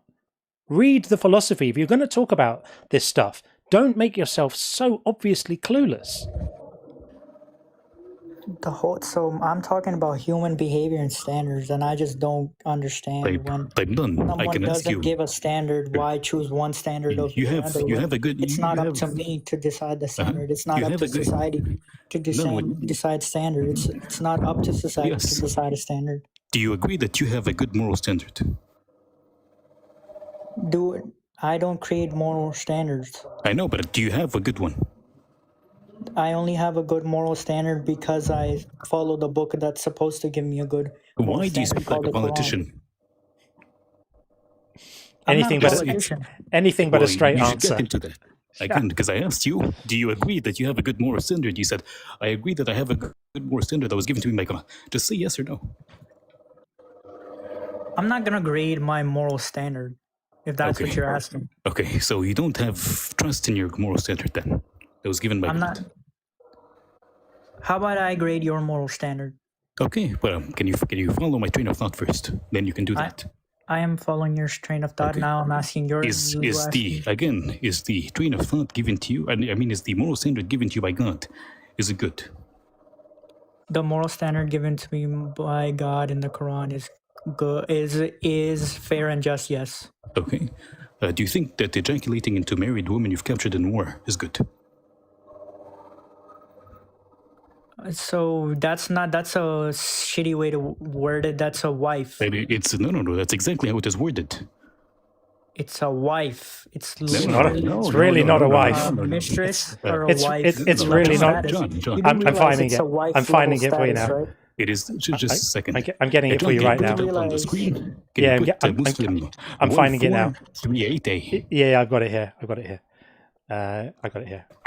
Specifically, the one that I'm mentioning. So it is Muslim 1438A. I got it. Wait, you hold on a second. You cannot. The whole thing is you can't grade my moral standard because your No, I'm not grading it. I'm not grading it. You can't say anything about this. You can't comment on this because you don't have a moral standard. I'm asking you. Do you think it is okay to ejaculate into married women you've captured in war? Yes. Yes. Wow. There's your objective morality, folks. The thing is, there's no double standard here because you can't grade my moral compass because you have no standard. That's the whole issue. The issue is you don't have a framework. Atheism doesn't provide a framework. Funnily enough, we do have a framework. Shall we demonstrate the framework for you? Ems, do you think it's ever morally acceptable to ejaculate into a married woman you've captured in war? No. Wasn't difficult at all. Shall we ask the chat?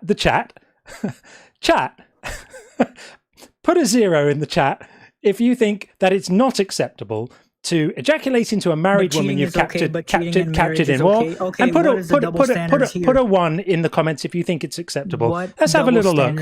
Oh look! I don't think there's too many ones here. So you appear to be none. The only person in the room advocating for raping war captives. That's not rape. That's called cheating in marriage. There's two different things. This is not marriage, Habib. It's not marriage. Cheating in marriage, but so your double standard is you'll allow cheating in marriage in the 21st century, but you won't allow cheating in the 7th century. What kind of? I'll show you how it's not. It's not cheating. Cheating. I still think it is fucked up. Number one, number two. No, you cannot say the whole. No, wait. You're not going to overspeak me. You can't say cheating is wrong.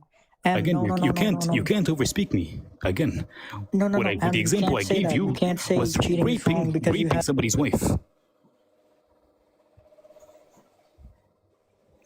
The example I gave you was not cheating; it was raping somebody's wife. Yeah, and I've put the Quran verse on the screen that permits you to do it. By the way, shall I read it for you? For those who don't know, O Prophet, indeed we have made lawful to you. This is the verse about who you can have sex with. Your wives, to whom you have given their due compensation, and those your right hand possesses from what Allah has returned to you of captives, and the daughters of your paternal uncles, etc., etc. So this is literally saying that if you capture women in war, you can have sex with them.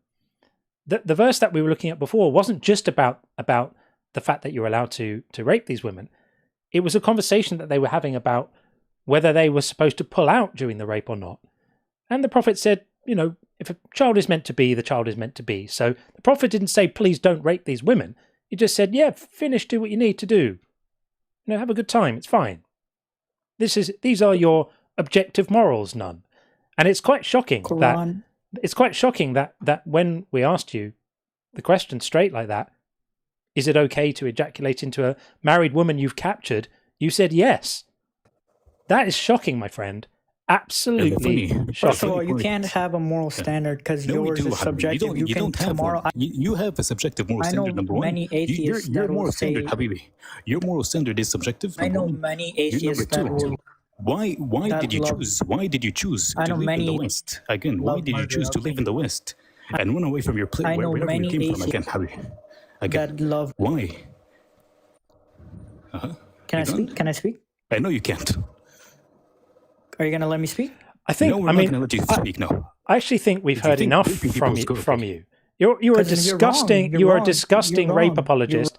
You're a disgusting rape apologist. You're disgusting. You are a disgusting rape apologist, and you should be completely ashamed of yourself. You endorse coming on the internet in front of 1,500 people, telling them that you think it's okay to rape war captives and inseminate them. I think that's absolutely disgusting.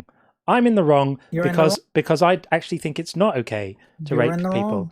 Well, that's going to be the last words you say, because only so much rape apology we can deal with on this channel.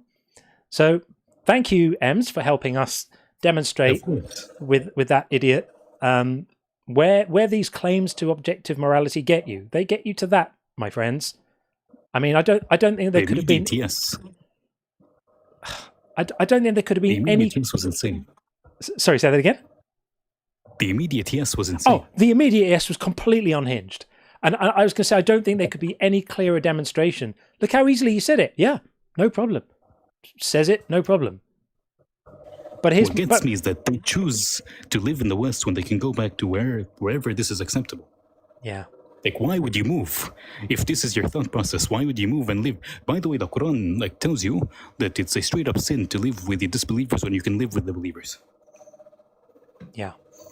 And the scholars say it is a sin to get naturalized in a country that is not Muslim.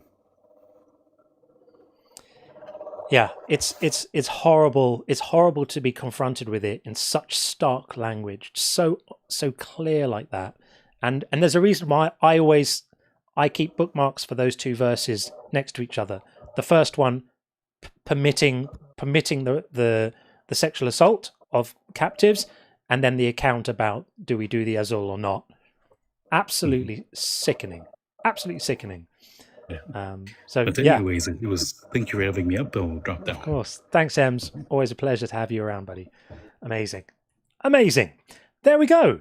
I hope that Nun's mother is very proud of his defense of raping war captives. I'm sure she feels very proud of her son. Right. Wild. Absolutely wild. Oh, dear, oh, dear, oh, dear. Bethos said, I've heard there was a secret live. The singer logged on and I counted to 5, but you didn't really care for Adele, do you? Or diddle, diddle, dill. Leonard Cohen, in fact. Thank you, Bethos. And Zencat, thank you for the super chat. God sending his only son seems like nepotism. Not sure how other gods feel about that. Thank you, John and Sean. Much love and respect. Love and respect back. Thank you so much. Appreciate it. And Buzz said, Jeebus left his cock print in the shroud. Oh dear. Possibly so. I haven't heard it phrased quite that way before, but yeah, I guess that could be the case. By the way, we did have a couple of guests in the queue on TikTok who then dropped down. If you're still listening, feel free to come on back up. The queue is empty at the moment, so if you want to come in, you won't have to wait anymore. And El Bonio, thank you for the super chat, said, allegedly, we are made in God's image. Does that mean he can also choke to death on a Snickers bar? Not particularly intelligent design. I agree. The design is completely crazy, right? God decided to put our breathing pipe right next to our eating pipe. Not a good idea. Okay, let's get Cool Beans in next. I just farted on my pussy hole. I queefed. I'm delighted. Is that the extent of your You wanna input, get fucked? or was there You wanna anything get else you fucked? wanted to say? I will fuck you. I will fart on you and shit on you while we fucking do fucking. Is that it? I'm gonna kiss you. Pathetic. Okay, and if you're gonna troll, at least troll properly. Is that really the best you could come up with? You how long did you work on that script? That was shockingly poor. Look, guys, I expect a higher level of trolling. If you're gonna come in and troll, I'm gonna fart on you is not it. That's pathetic. Up your trolling game. If you're gonna troll, do it properly. That was really, really lame. Buzz said, "You're a fucking legend just for having worked with Beck and May. I love both of them, although Beck's porn step was out there. May's voice is gold." Yeah, Imelda May, if anyone hasn't checked out Imelda May, she's the most incredible singer from Ireland. She's a brilliant songwriter as well. One of the best singers, I would say, around at the moment. She's absolutely astonishing. And it's a travesty that she's not more of a global superstar. I think she should be. But yeah, and Jeff Beck, of course, was Jeff Beck. Amazing. Thanks, Buzz. Buzz also said, if you guys don't know, Jeff Beck, Imelda May, please look up their live performance of either Walking in the Sand or Please Mr. Jailer. Yeah, they are amazing. Both of them. Well, he was, and she still is. And Buzz says, sorry to disappear, had to go listen to Beck and May. It's the theme for tonight. A good thing to listen to. Buzz likes his guitarists, and I fully approve. And Gam3 Guru said, do not forget Ezekiel 18:20. Children are not to be punished for the sins of their parents. Quite right. Quite right. And Karis said, thank you for the super chat, Karis. As we know, all stories are real. That's the reason none of us should eat apples. Damn witches try to poison us. Yes, there seems to be no shortage of gullibility in these calls and in these callers. And Buzz said, thank you for the super chat, Buzz. This is for the audience. I wish you all the best of weeks, months. Having been in dark places before, if anyone ever needs to call and vent or whatever, please feel free to reach out via Discord. Love you all. I am here. Buzz, that means a lot because I know what kind of human being you are. I can completely vouch for Buzz. He is an awesome, awesome person. You are a real favorite, Buzz. Thank you. And this community is massively, massively richer for having you in it. So yeah, look Buzz up on Discord, not just to vent if you have problems, but just to say hi, because he is super awesome. And Charissa Wieland has sent out 20. That's absolutely massive. 20 Unconvinced gift memberships. Thank you so much. That is absolutely amazing. Thank you so much. Super, super generous. I really appreciate the support. I really do. And Tim said, I can judge God. He's a D. I'm an as, and that's why he keeps effing me. I'm missing something on the as, but yeah, we can all judge God. And this whole idea of you can't judge God is completely asinine. Of course you can. Of course you can. How dare anyone say that you're not entitled to have an opinion about whether you think somebody's actions are ethical or not? What a ludicrous, preposterous thing to say. I actually do have a chapter in my book called Can We Judge God? And spoiler, we can. It's easy. Do it every day. And John O'Neill, great to see you, John. Thank you for the super chat. The opinions that are held with passion are always those for which no good ground exists. Indeed, the passion is the measure of the holder's lack of rational conviction. Bertrand Russell. Well, I love me a bit of Russell, and I had forgotten that quote. In fact, when I say forgotten it, I may not have read it. It's not from Why I'm Not a Christian, is it? I don't think it is. I do remember reading that a few years ago, and I don't remember this quote. But it's a good quote. I guess you can hold an opinion with passion and still have grounds. But I think what he's saying here is just reason is a better way to be led than purely strength of feeling. And there's a lot to be said for that. Thanks, John. And Ichigen says, I don't know how you do this. Well, thank you so much. I do it because I love doing it. Absolutely love it. It's my job now to do it. I'm super proud to be able to say that this is now my job. I love it. And when people ask me what I do, I say I argue with crazy people on the internet. That's my job. Dream. Absolutely brilliant. Thank you. And Philo says, somebody needs to check the crawl spaces in Bob's house. Yeah, Bob is a hot mess. And I remember him being a hot mess last time we spoke too. Confidently ignorant, I would say, of that chap. The gap between how smart he thinks he is and how smart he is. Big.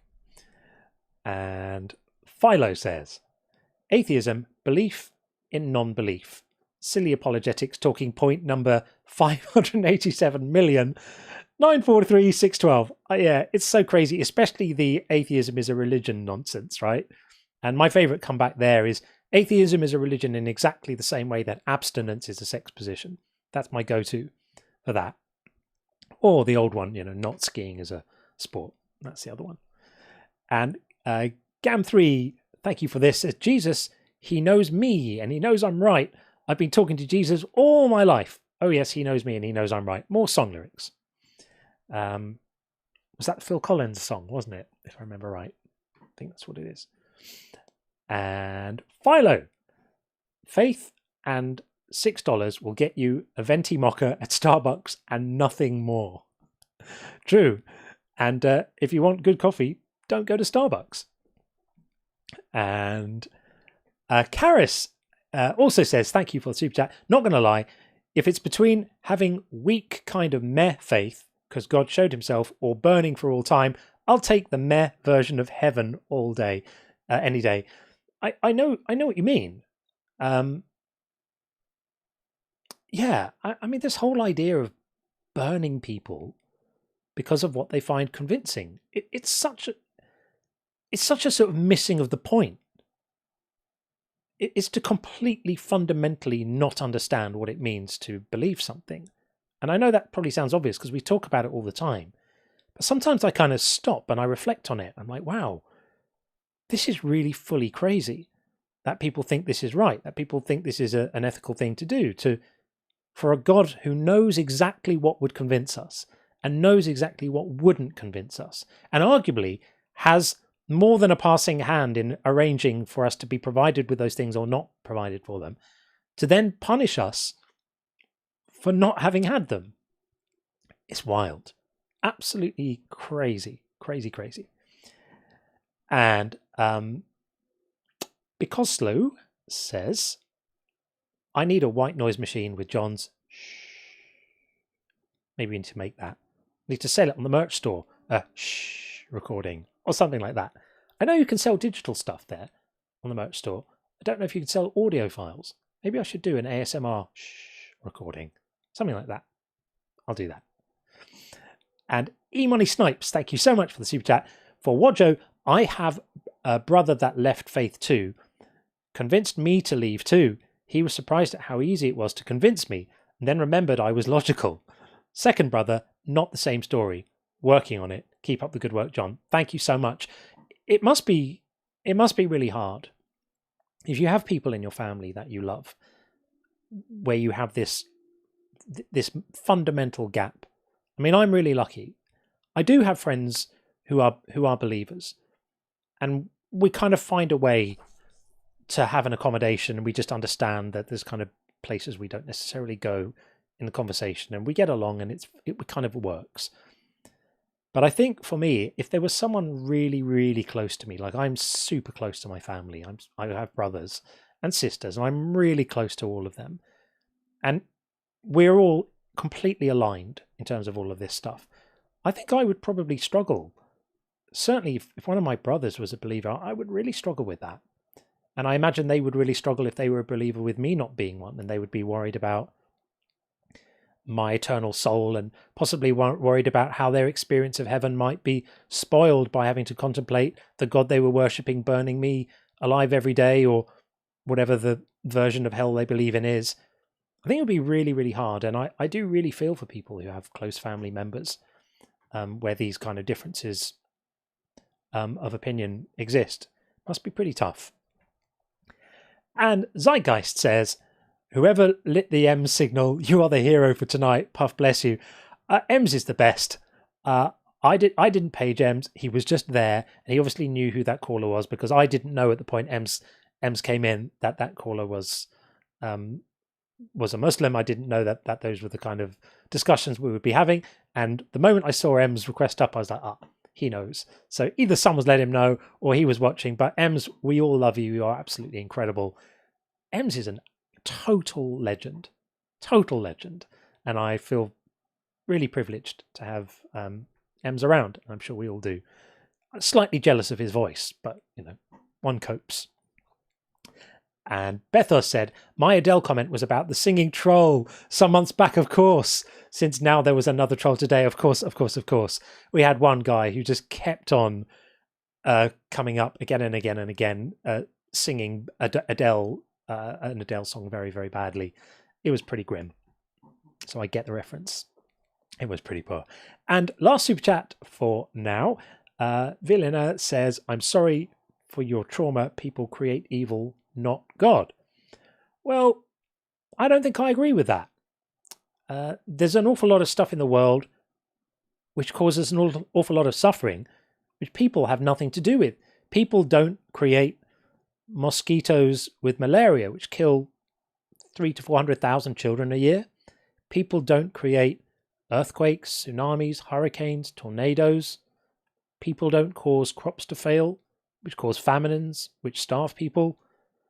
People don't cause babies to be born with horrific illnesses that cause them to suffer and die. A lot of this stuff you can't blame on people. Yes, people do bad things and hurt each other and cause suffering as well. But God could even stop that if he wanted to, and he wouldn't have to interfere with anybody's free will. Every time you hear about a child who was assaulted in some way by an adult, think to yourself, could God have stopped this attack taking place in a way that didn't interfere with anybody's free will? And the answer is obviously yes. He could have given the guy a flat tire. He could have stopped his alarm going off that morning. He could have made the train arrive a minute late so that their paths never crossed. Whatever it might be, it's trivially easy to imagine how an all-powerful God, a God powerful enough to have created the whole universe, could easily look at these acts of human cruelty and stop them happening. But he doesn't. Probably because either he wants them or he's not there. Those are the only options. So pick your poison, I guess.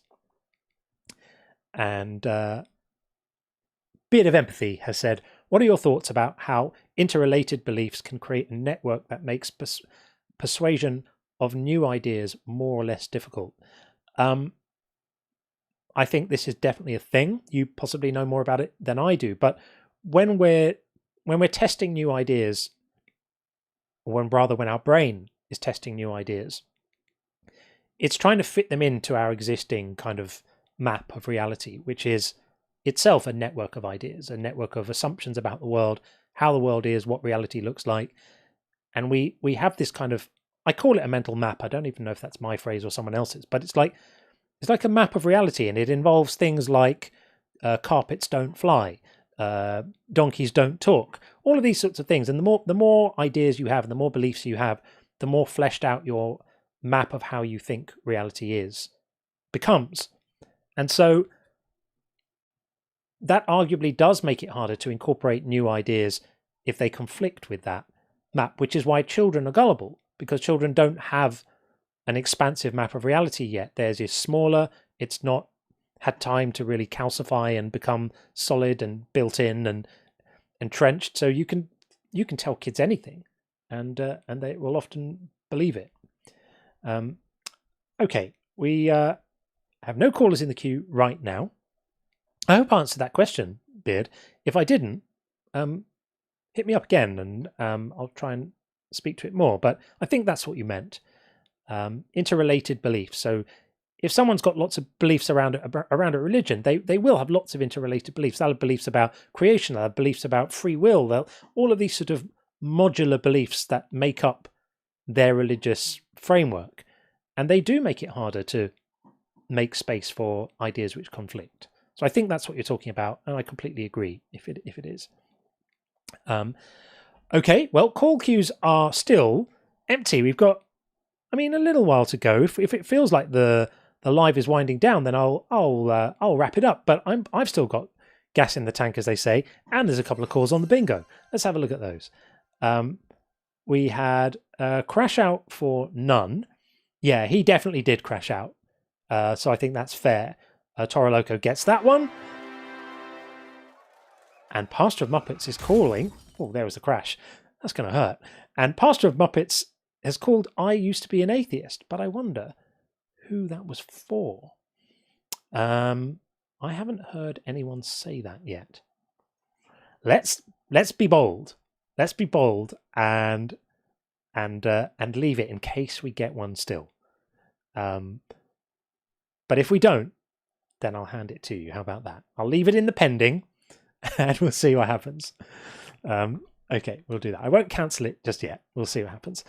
Right, let's have a look. I have got some other things to share with you while we wait for other callers, because the call queues are still empty. If you would like to come in, you know what to do. If you're on TikTok, just hit request, and you'll be in straight away. And if you are on YouTube, then follow the call link, which I am putting in the chat right now. And there it goes. Join link. There we are. Right, so I have some comments to show you. Some comments from under the videos. Okay, so the first one I want to show you is this fellow. Here we go. So this is from John T. Z for Z, or Z for Z, depending on where you're from. John says, question, a good God could not send anyone to hell for non-belief. Answer, correct. Once again, John the sophist, that would be me, demonstrates he hasn't a clue about basic Christian theology. God sends the fallen angels to hell as they demanded. They believe the gospel of Jesus is real, but would rather go to hell than submit to his plan for humans. Now for another yes or no question to John, who is suffering from a God complex. John, are you more righteous than Jesus? Yes or no? So a couple of things to say about this.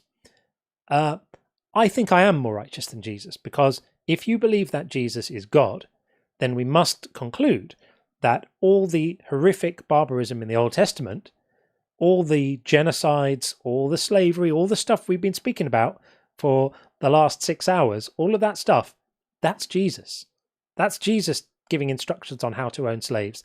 That's Jesus giving instructions for ethnic cleansing and genocide, instructions for weaponized rape, all of these things, for war brides, for ridiculous virginity tests. All of this stuff is all Jesus. And I wouldn't do those things because I recognize that they cause suffering on a huge scale. Huge. And that's before we get to drowning the world, as Sean says, drowning all the kittens. So yeah, I'm not down for any of that stuff. And because of that, I think I am more righteous than Jesus. The other thing to speak about is, John, I have to thank you.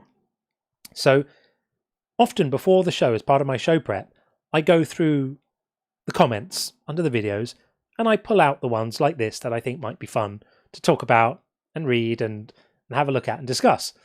And when I was going through the comments today, I think in the end, it was 19 comments from John under my videos. Completely obsessed. Totally obsessed. I mean, rent-free inside his head doesn't come close.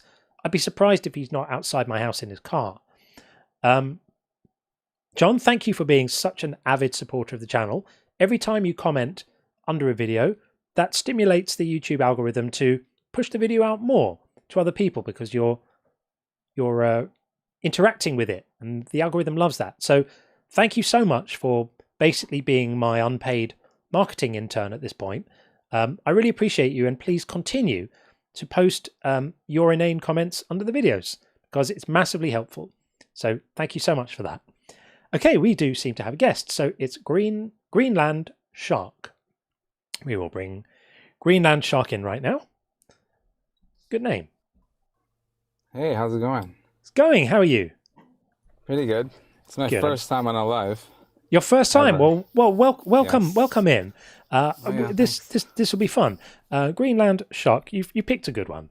Let me get your name up on the screen so we can all see who we are talking to. There we go. Yeah, right. So my claim, as you can see above my head, is God is evil and silly. Yes. Why would you think God is evil? Like, why would you label God, first of all? Because we don't really have any knowledge of God. Like, nobody knows what God is, right? I guess Are that's we in true. agreement of that? Yeah. Well, yes, we are in agreement of that.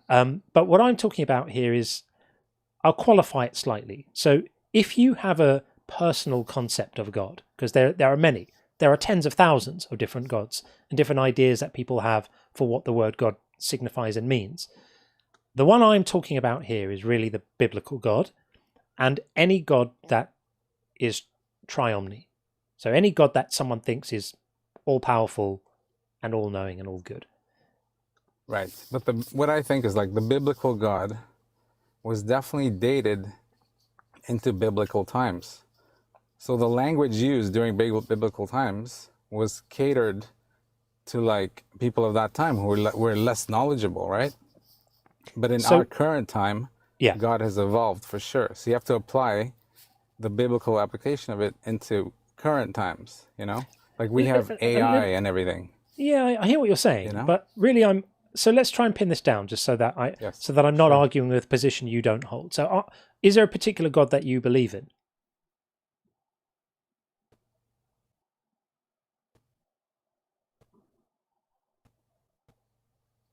Are you still there? So that God doesn't really, it appealed to me.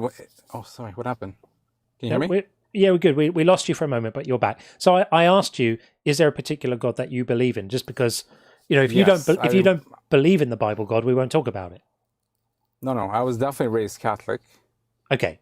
So my whole life I believed in that. I didn't really believe. I always rejected it from when I was a kid because it didn't make sense to me in the sense of, like, why do we go to church and they repeat the same thing every Sunday?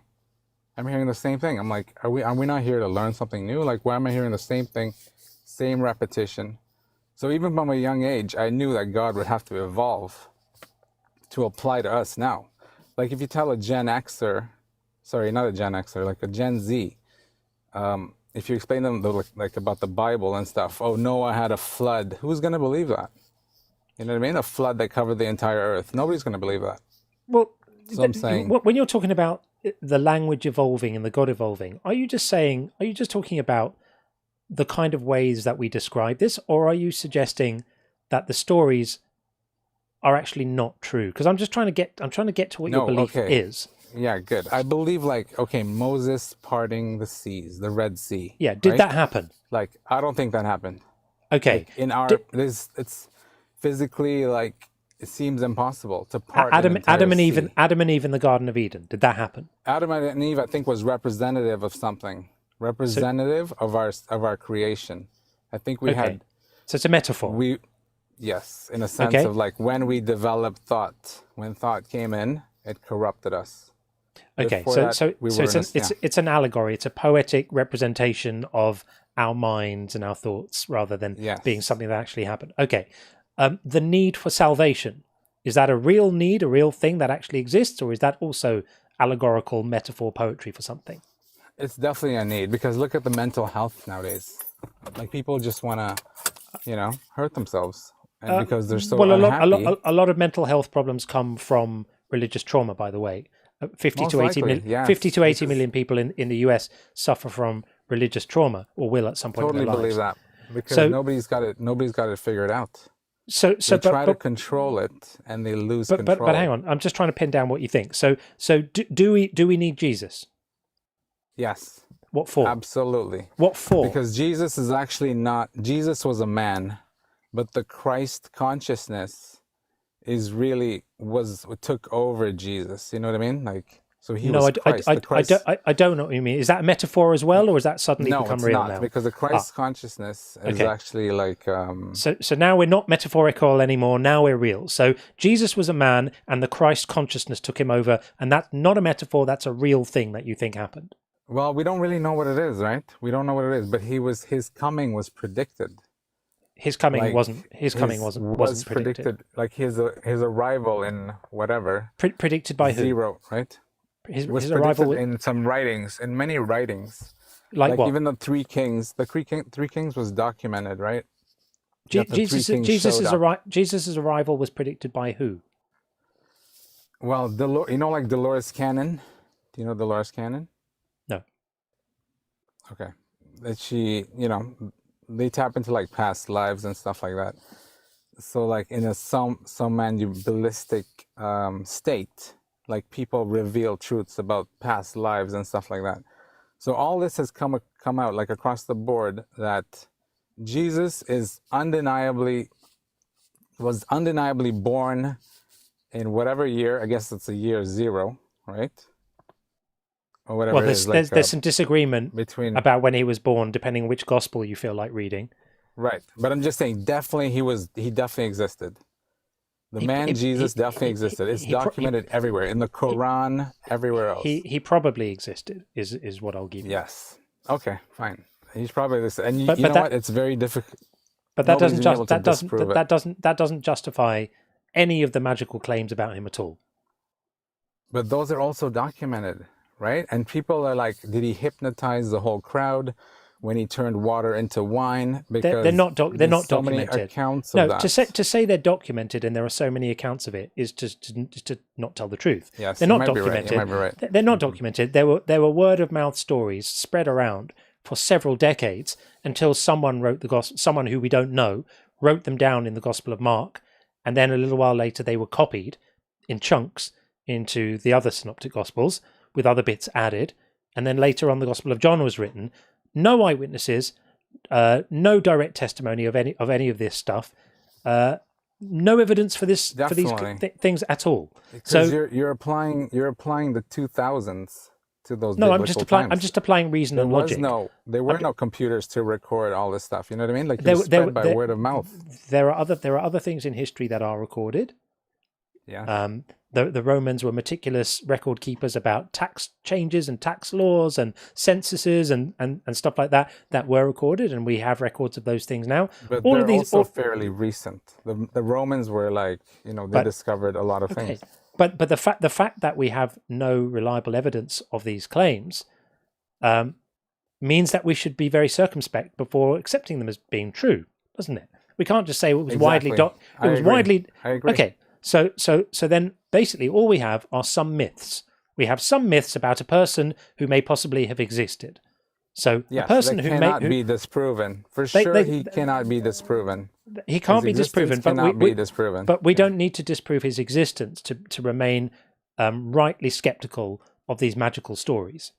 There are lots of things that can't be disproven. Skeptical, right? Like, why be skeptical when the wisdom within it is undeniable? Like if you read a parable, what wisdom? Like the parables. That's what I love about the Bible. The only thing I like about the Bible are the parables. I mean, you can enjoy the parables, and you can enjoy the poetry. Mm-hmm. You can also, some of the parables are horrible. The parable in Luke about the king saying, if someone says not that I'm the king, bring him and slay him before me. That's not a very nice parable. Jesus telling people you can only be my disciples if you hate your family is not a very nice thing to say. There's lots of stuff to dislike too. It could also be misinterpreted, but it could be misinterpreted, or it could be that hate your family. Hate your family could be like, listen, if you want to have a wife and kids and live that kind of life, you're not going to be able to be a disciple. A disciple's got to follow Jesus wherever he's going. Like you can't have kids at home that you need to support. Meanwhile, you're out walking the deserts with Jesus. Right? It says, whoever comes to me and does not hate their father and mother, wife and children, brothers and sisters, and even life itself cannot be my disciple. I don't think that's a wonderful teaching.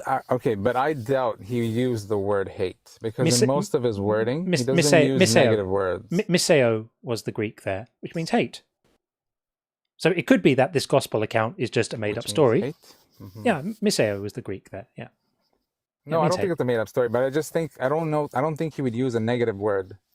Well, he apparently did. Is powerful. Well, he apparently did. Yeah, but maybe the context was taken out of, right? And he was human. Remember, he was human because when he was on the cross. I'm just quoting what the gospel says he said. So you either don't think the gospel recorded his words correctly, or you do think the gospel recorded his words correctly. No, I do not think. I think because it was edited in, I forget what year it was. Maybe you're more familiar. In the 1300s, the entire Bibles were edited. The Bibles have been edited many times. They've been edited many times. They've been, and in the 4th century, the Council of Nicaea voting on which books to keep in, and this is a collection of mythological writings, and exactly. One of the biggest things that was erased was Jesus said, "The kingdom of God is within you." Right. Well, I think that's me. I think that's like that. The church. Yeah, of course they did. Wanted. But they I think wanted, hey, no, come to us, come to the church. That's the only way you can find salvation. Sure, but I don't think we need the kingdom of God. I think we'd do far better to dispense with silly notions. The kingdom of God. Another word for kingdom of exactly. Kingdom of God is a silly notion because it applies to biblical times. What would we call it now? We would call it enlightenment. We would call it awakening, right? We would call it deliverance. I think that this type you wouldn't be calling it kingdom of God. Yeah, let's go to the kingdom of God. Like it applies to 2000 Greenland. I think this type of very sort of modern New Age individualistic kind of interpretation is kind of fun, but also it's not labeled though. It's not labeled. That's it's not labeled, and it's also like an eel slipping out your hands every time you try to pin down a concept. It slips out and becomes something else. I mean, try to capture I haven't been able to capture the truth. Like, there's no one that knows what the truth is.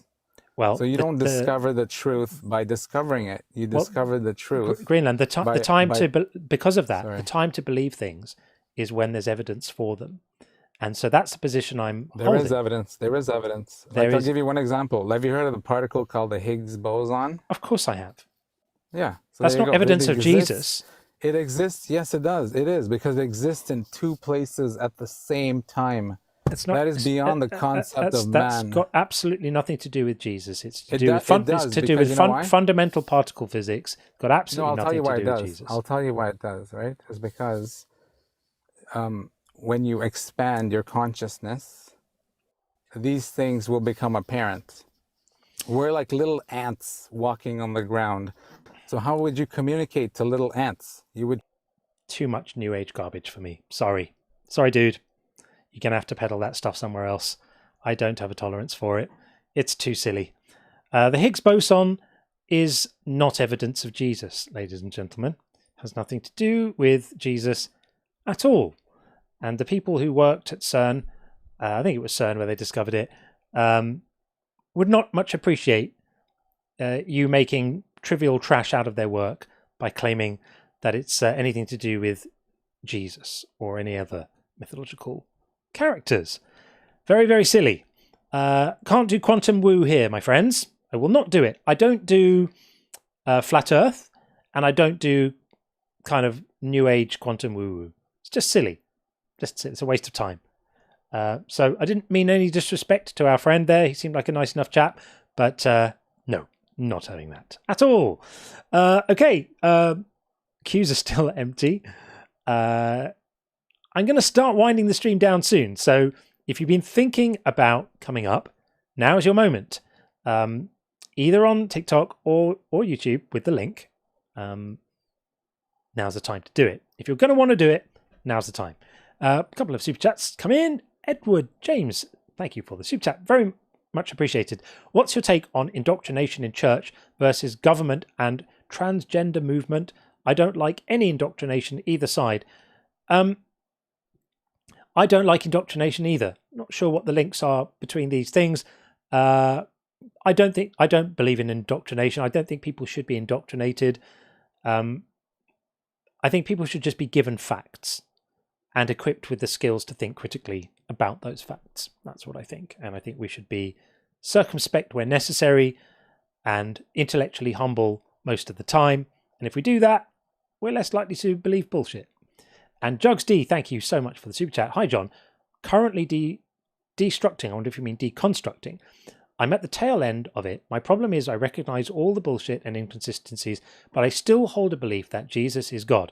Is there a way to help become convinced that he isn't? Yes, there is a way, which is the person to really listen to about this. If you really want to be convinced that Jesus is nothing to do with God, listen to Deconstruction Zone, because Justin is really across this. But broadly speaking, the whole idea of Jesus being God rests on the notion that the Old Testament, the Hebrew Bible, makes promises and prophecies about a Messiah who is to come. And then Jesus comes along and completely fails to satisfy the requirements of that Messiah figure. So, for example, the Old Testament says that the Messiah will be from the seed of David, and Jesus is not from the seed of David. It says that the Messiah will rule as a king in Israel. Jesus never ruled as a king in Israel, and a number of other things. All of these things that the Messiah is going to do, and Jesus doesn't fulfill a single one of those prophecies. Not one, not a single one. And then when you look at Jesus and you look at the New Testament writers who are writing about the events of Jesus' life and saying, here he fulfilled as was said in the book of Ezekiel, or whatever it might be, Isaiah. And then you go back and you look at the verses that are apparently being fulfilled by these prophecies, and none of them are. They're all misunderstandings, or they're grabbing a phrase out and trying to suggest that it means the thing that they're referring to, and it never does. So he fails to fulfill any of the prophecies, and all the fulfillments that are attributed to him aren't actually prophecies, or they're written after the fact, or some other reason. So he's a fraud. He's not it. He ain't it. And then it gets even worse, because then you start looking at the promises he himself made to his disciples. He said to them in Matthew 16 and other places that within their lifetimes, the world was going to end. This was like one of these modern day end times preachers, these rapture people. He said to them, within your lifetimes, the world is going to end. The angels are going to come out of the sky. The sun and moon are going to lose their light. The stars are going to fall to the earth. All of this like apocalyptic visionary, right? The end of the world is going to happen. And all of humanity is going to be gathered together and divided into the good and the bad and judged according to that. This massive event. And he promised them. He said, some of you won't taste death before this happens. And he said, you won't have finished going through the towns of Israel before this happens. All his language was promising them that these events were imminent. And even when Paul came along and kind of took up the mantle and started to speak about this stuff, he used similar language. He said things like, don't bother to get married, don't bother to plan for the future, because there ain't going to be one.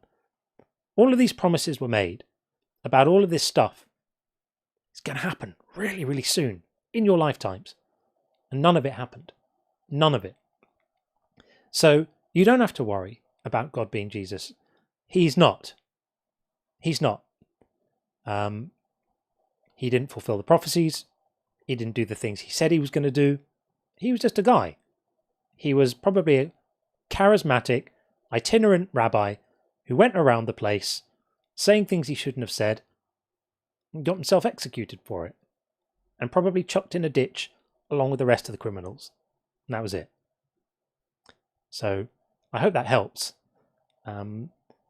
Definitely check out Justin if you haven't, Deconstruction Zone. He's really the go-to authority on this stuff. He speaks with such knowledge, and he will be able to, just a couple of hours spent on his stream and you'll get rid of this. This will be the last part of the puzzle for you.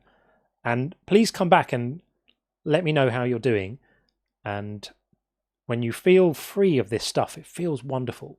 I say that not because I've done it, because I've never been a believer, but so many of the ex-believers that I speak to tell me that, yeah, it was a bit of a bumpy ride letting those beliefs go, but not having to continually negotiate with yourself about what you feel obligated to believe and not having to defend this horrible stuff is a wonderful thing.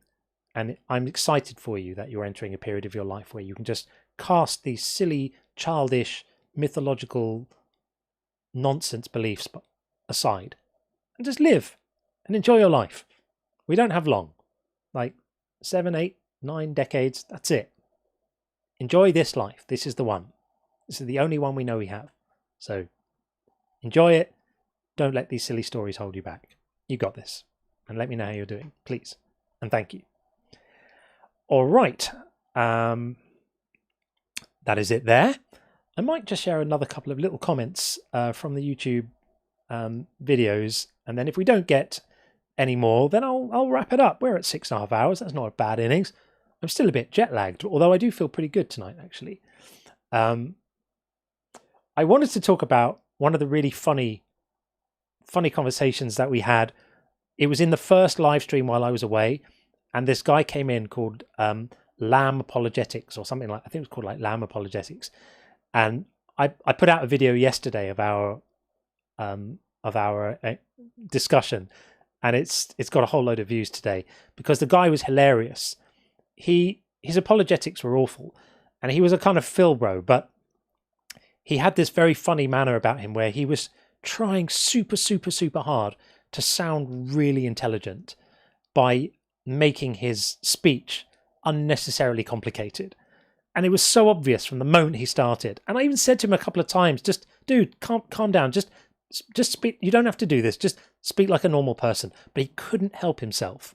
And the responses to him in the video have been absolutely hilarious. So funny. So there's just been a couple I wanted to share. So this one was great from Carl, who said, I want to watch this video again and copy down some of those sentences so I can use them the next time I want to avoid an honest conversation. Absolutely brilliant. And there's some other ones as well. Where is it? I think there might have been, let me find, there was another one.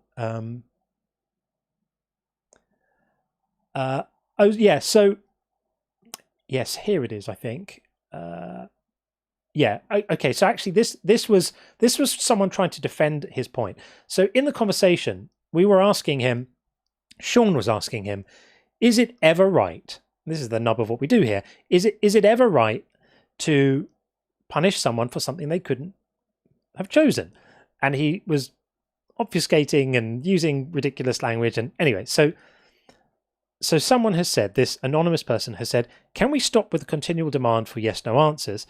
It's almost always point scoring, soundbite seeking, or control tactic used by both sides to stay on script. It really isn't. It's just trying to get to an issue, get to some clarity by trying to establish broad principles and then drill in from there. But anyway, so then he goes on, and yes, we absolutely do hold people accountable and punish them for things they didn't choose. An example punishment is vicarious liability. You're at work and the wind blows your fence down, letting your dog escape and attack a passerby. You did not choose any of this, but you will certainly be held accountable and punished. Well, first of all, would you? And secondly, if it's the case that you were negligent in maintaining your fence such that it could easily be blown down, then maybe there's an argument to be had there. But then that was something you could have chosen, right? You could have chosen to have a better fence. You could have chosen to make sure your dog is secured in the garden if it's there. You could have chosen to make sure you keep if you have a dangerous dog, that you train your dog better not to bite people. All of these things are things you could choose. So this was a rather silly response to that discussion, which I thought I would share. And then there was this one. Where's it gone? Yeah, so this was another one I wanted to bring up. So this was from Warren James, who said, I'm always with John. However, if someone is psychotic and doesn't believe it's wrong to kill black children, for example, should he not be punished? So this is touching on the idea that I say that people are not morally accountable for their beliefs. And I still maintain that that's the case. So in this example, obviously it's a horrific example, right?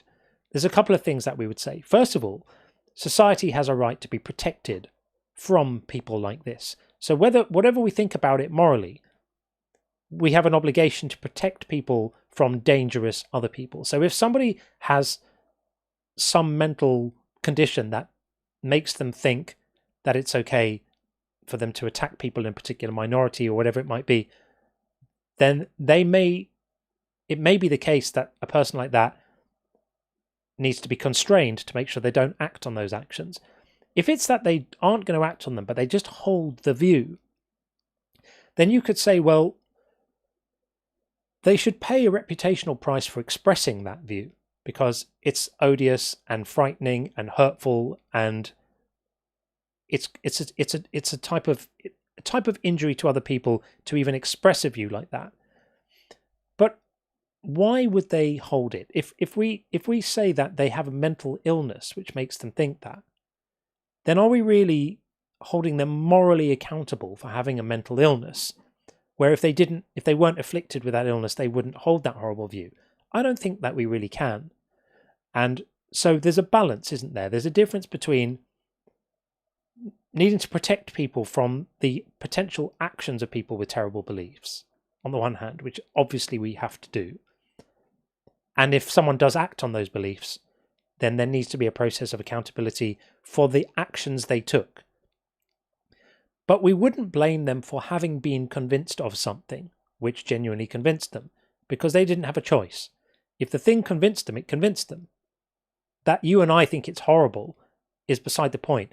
And we don't engage with those kind of moral situations in a deeper way by just lying to ourselves about the mechanics of how they arise. So I hope that addresses your thoughts there.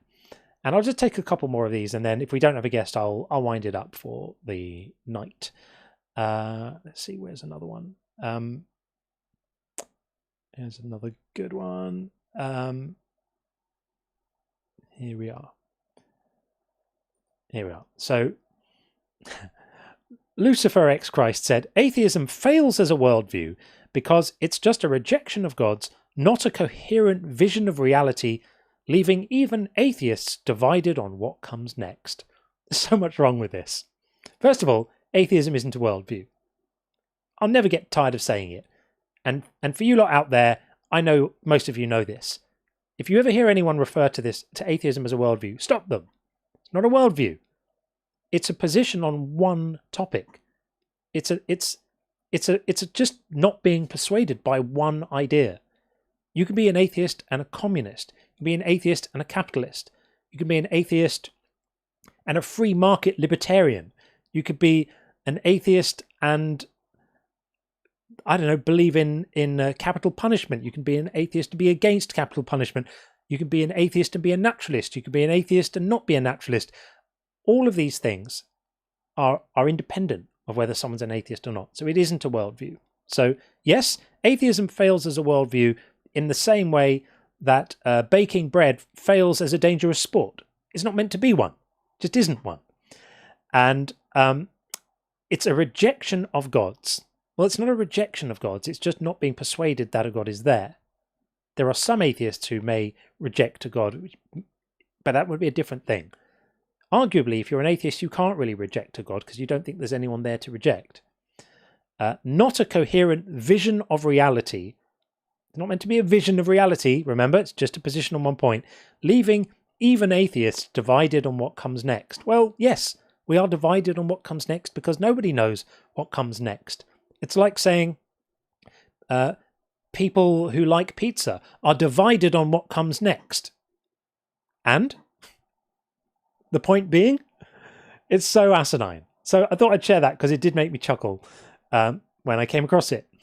All right, I think maybe we might call it. We might just call it. We've had the wonderful members of the Inner Circle flashing across the top of the screen, so I don't need to read any names out to you. There has been... The last thing that's left for me to do is to award this I used to be an atheist to Pastor of Muppets because I want to get a full board, and frankly, I'm going to do it because why not? Look at that, people. A full 5x5. We did it. And on the bingo, of course, it remains for me to show our winner, and our winner is Pastor of Muppets. And that awarding that one there just nudged them up one step above Ash. It's wonderful to have you back in the live again, Ashwild. You're always a complete badass at the bingo, but you were just pipped today by Pastor of Muppets. Ashwild in second place with 8. Joint third place for Gregors and Kif on 2, and Diagoras with 1 in 5th place. That is absolutely superb behavior, everyone. Brilliant stuff. And then the other thing we need to do before we do anything else is have a look at our leaderboard of conversations for today. So what did we have? The best conversation today, and rightfully so, was DD. I really liked DD. He said he's still a believer, but he was so thoughtful and so honest in the way he engaged. And I wish we could have more conversations like that. You know, the crash outs are fun. They are hilarious. I wouldn't want to be without them because they are really funny. But those kind of conversations with thoughtful, nice, intelligent people who listen, who respond, who really take stuff on board, I absolutely love conversations like that. So well earned for DD. That's a very well earned thing. And joint worst place goes to F. Dot and Biddy Bimbo. Yeah, I think that's probably fair. Although I have to say, I think for me the worst one was None. I think Nun's casual excusing of the rape of captured women in war is going to take some beating. I wish we could have minus numbers, but if you're still listening, Nun, you're a disgusting pig. Okay, I think that's going to be about it. I will be back with you on Saturday, same time, 5 p.m. Eastern and 10 p.m. UK, of course. With Sean, I would imagine. Oh, there's another super chat. I have to read this one out for you. Edward James says, Christian churches use fear, power, and control to run people. Hell yeah. Like the US government, that's why I think religion is created by humans. I completely agree. Couldn't agree more. So thank you for that. I think that's about it. I don't think I'm forgetting anything. I'm very happy to be back. And I will see you on Saturday at the usual time for lots more fun and games. I'll pick another prompt and we'll do all of this again. So be safe, everyone. Is there a raid? Anyone we need to raid? Who's on at the moment? Welcome back in, Lacadian. I meant to say, I hope your thing went well tonight. It was great to see you come back into the live earlier. Is anyone on that you guys can all go and raid? I'm not sure who else is on. Let's have a look if I can see who else is on. Not sure if I can. Let's have a look. I'm always so grateful when people come in from somewhere else. Let's have a look. I can't see who else is on right now. Yeah, okay, I'm going to have to pass on that. See if you can find someone. And if you can, then hang out and keep on hanging out. Oh, one last message. Gamer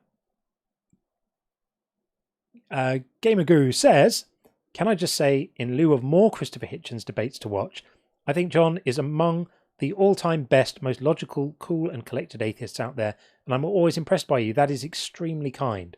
I would never, ever begin to imagine that I could fill anything like a toenail of Christopher Hitchens' shoes. That man was an intellectual giant, and I'm constantly disappointed in the knowledge that I will never know as much as he knew and never be as good a communicator as he was, and never, frankly, have the charisma he had. But I try, and I really appreciate that kind message. It really means a lot, and it means everything. So thank you so much for your kind support. All right, I'm going to let you go properly now. Thanks, everyone. Keep well.